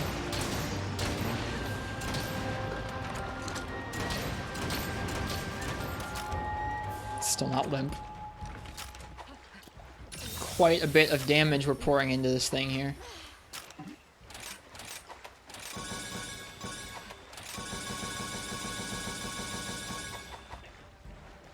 One day this fish will die. I was surprised. I'm surprised primarily. I mean, like, I know we're not using like the absolute strongest weapons from low rank. Oh, I just realized I'm using Bludgeoner. I was like, I'm surprised this set isn't doing more for our bowgun. That would be why. Because Bludgeoner doesn't work on bowguns. Whoops. Didn't think that one through. We still have attack 2 or 3 on this set, but attack 4 and up would be much better than Bludgeoner for a bowgun.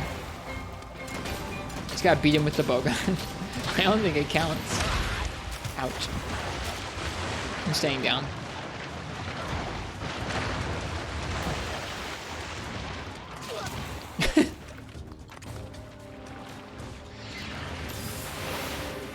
There's another reason I'm not killing him fast. What's that?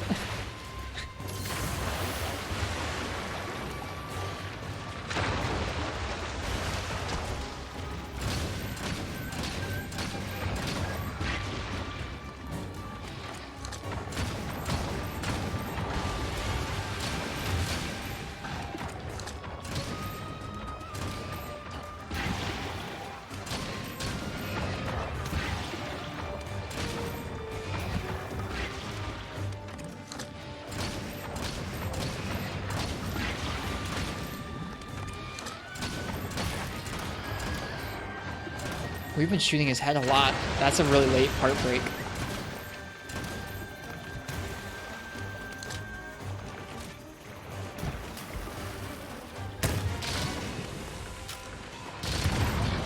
Nice.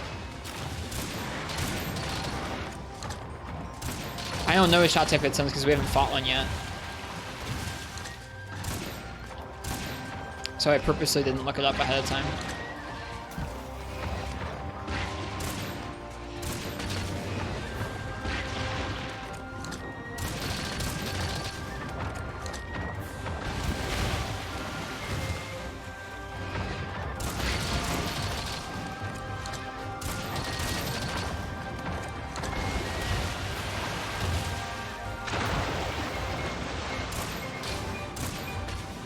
Poor Pierce shots that.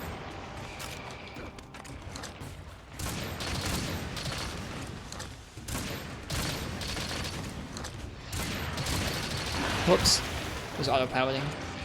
Let me stop doing that.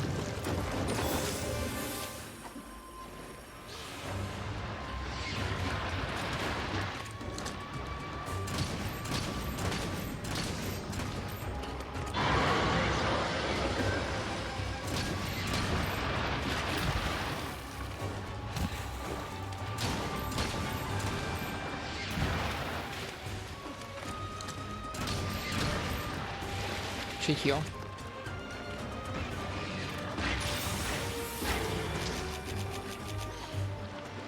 We're getting low on heals.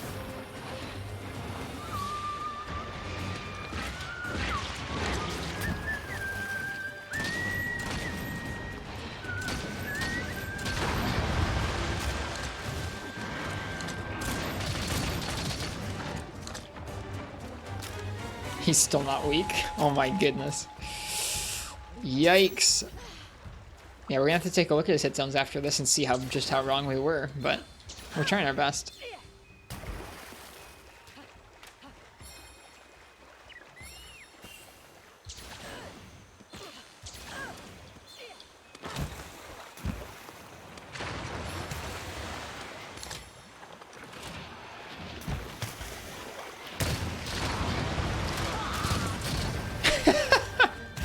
It's cool that it hits both of them. Get back here.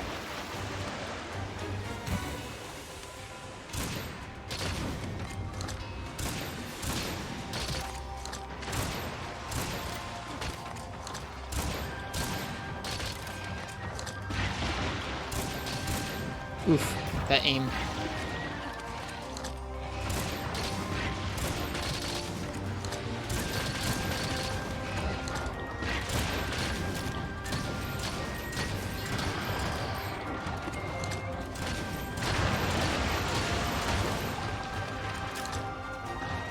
Still not weak. Oh my.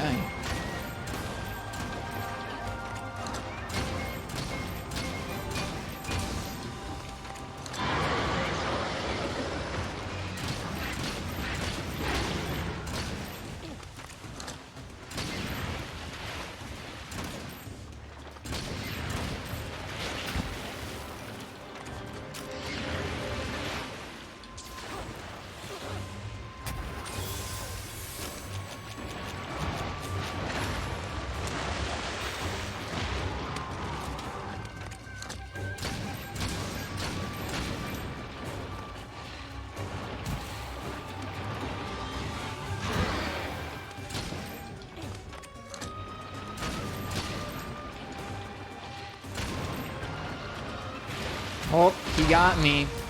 I wasn't smart about getting out of the way of his freaking V of mud, and so he got me.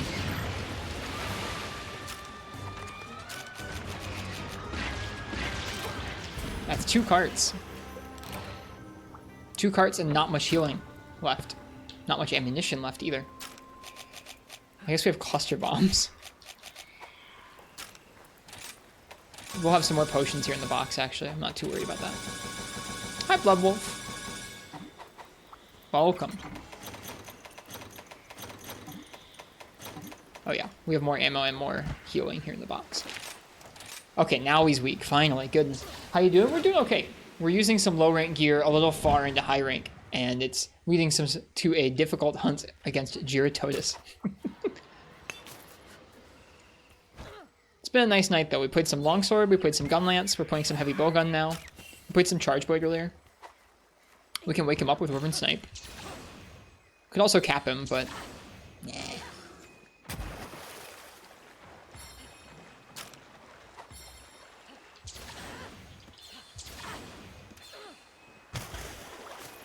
We just gotta hope we don't cart. If we triple cart to him, that'll feel pretty poor.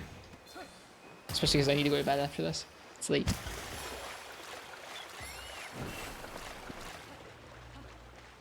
Wouldn't it be nice if this Wyvern Snipe just freaking killed him? Probably want to reload too. Eh, maybe.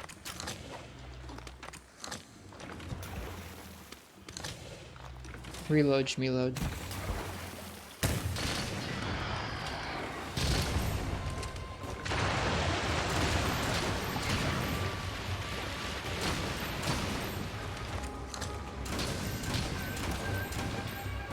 What is he doing? What are you doing? He's raged. I think he's raged.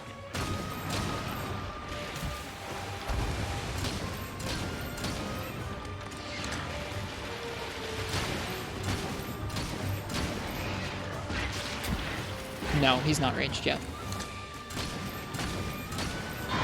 Now he's raged.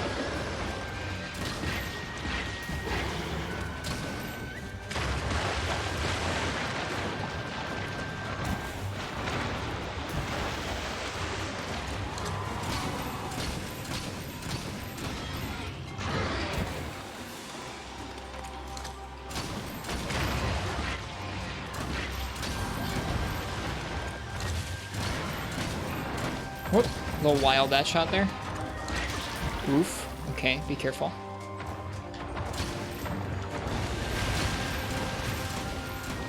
Wow, those shots were garbage. I got stuck in the mud too.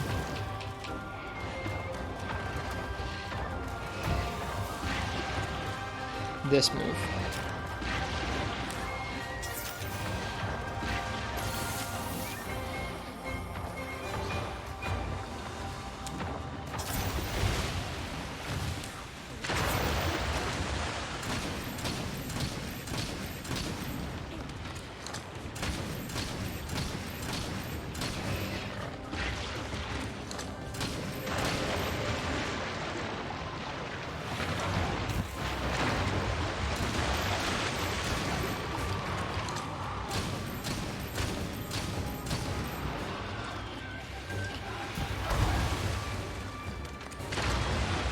I feel like upgraded bowguns are going to be a priority for the multiplayer night. I mean, we just took 30 minutes to fight a Lagombi. It's just all weapons. At this point in the hub, they definitely expect you to be making some high rank weaponry.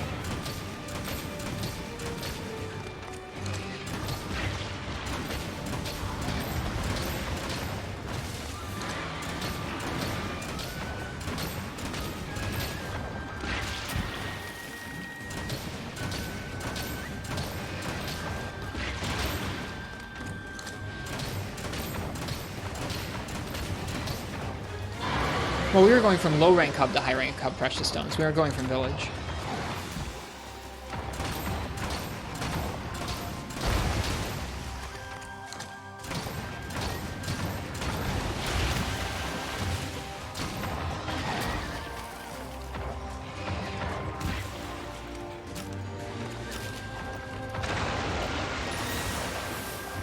But yeah, the damage needs to come up. But I mean, like, they immediately give you good damage options early on in high rank from Ore and Izuchi and a few other weapon trees. So we'll be okay. This is what happens when you just don't upgrade any gear at all. That's okay.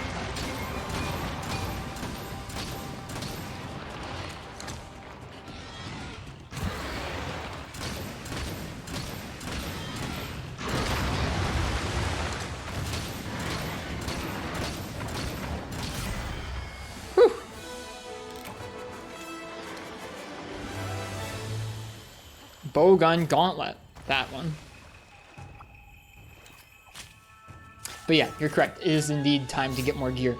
If I hadn't been worried about the multiplayer night tomorrow, we probably spent some of tonight doing that. But I was more concerned about doing the key quests and then unlocking the second hub level so that we can do more monsters than just the beginning of high rank tomorrow night.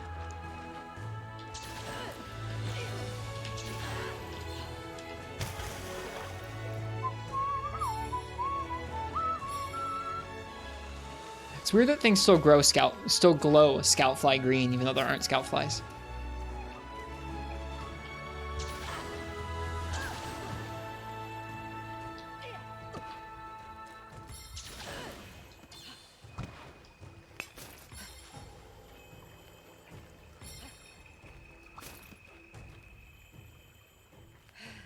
All right. Well, we made do.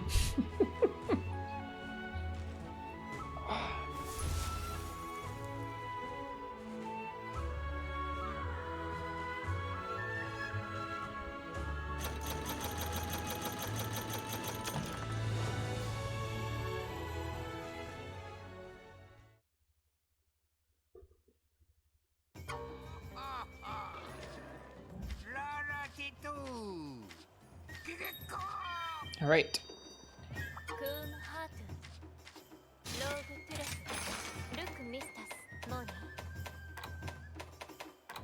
Okay, so we have a decent chunk of high rank monsters to hunt tomorrow night, which was the goal. There's also some event quests. Yeah, that's true. We'll get up to some good stuff tomorrow. All right, I'm tired. I'm gonna go ahead and call it there for the evening. I hope you guys enjoyed the stream. We focused in on some Longsword, a little bit of Gunlance tonight. Still don't know how I feel about Longsword, but at least we got some practice in on it. At least I understand how I'm gonna be playing it without using Wirebugs.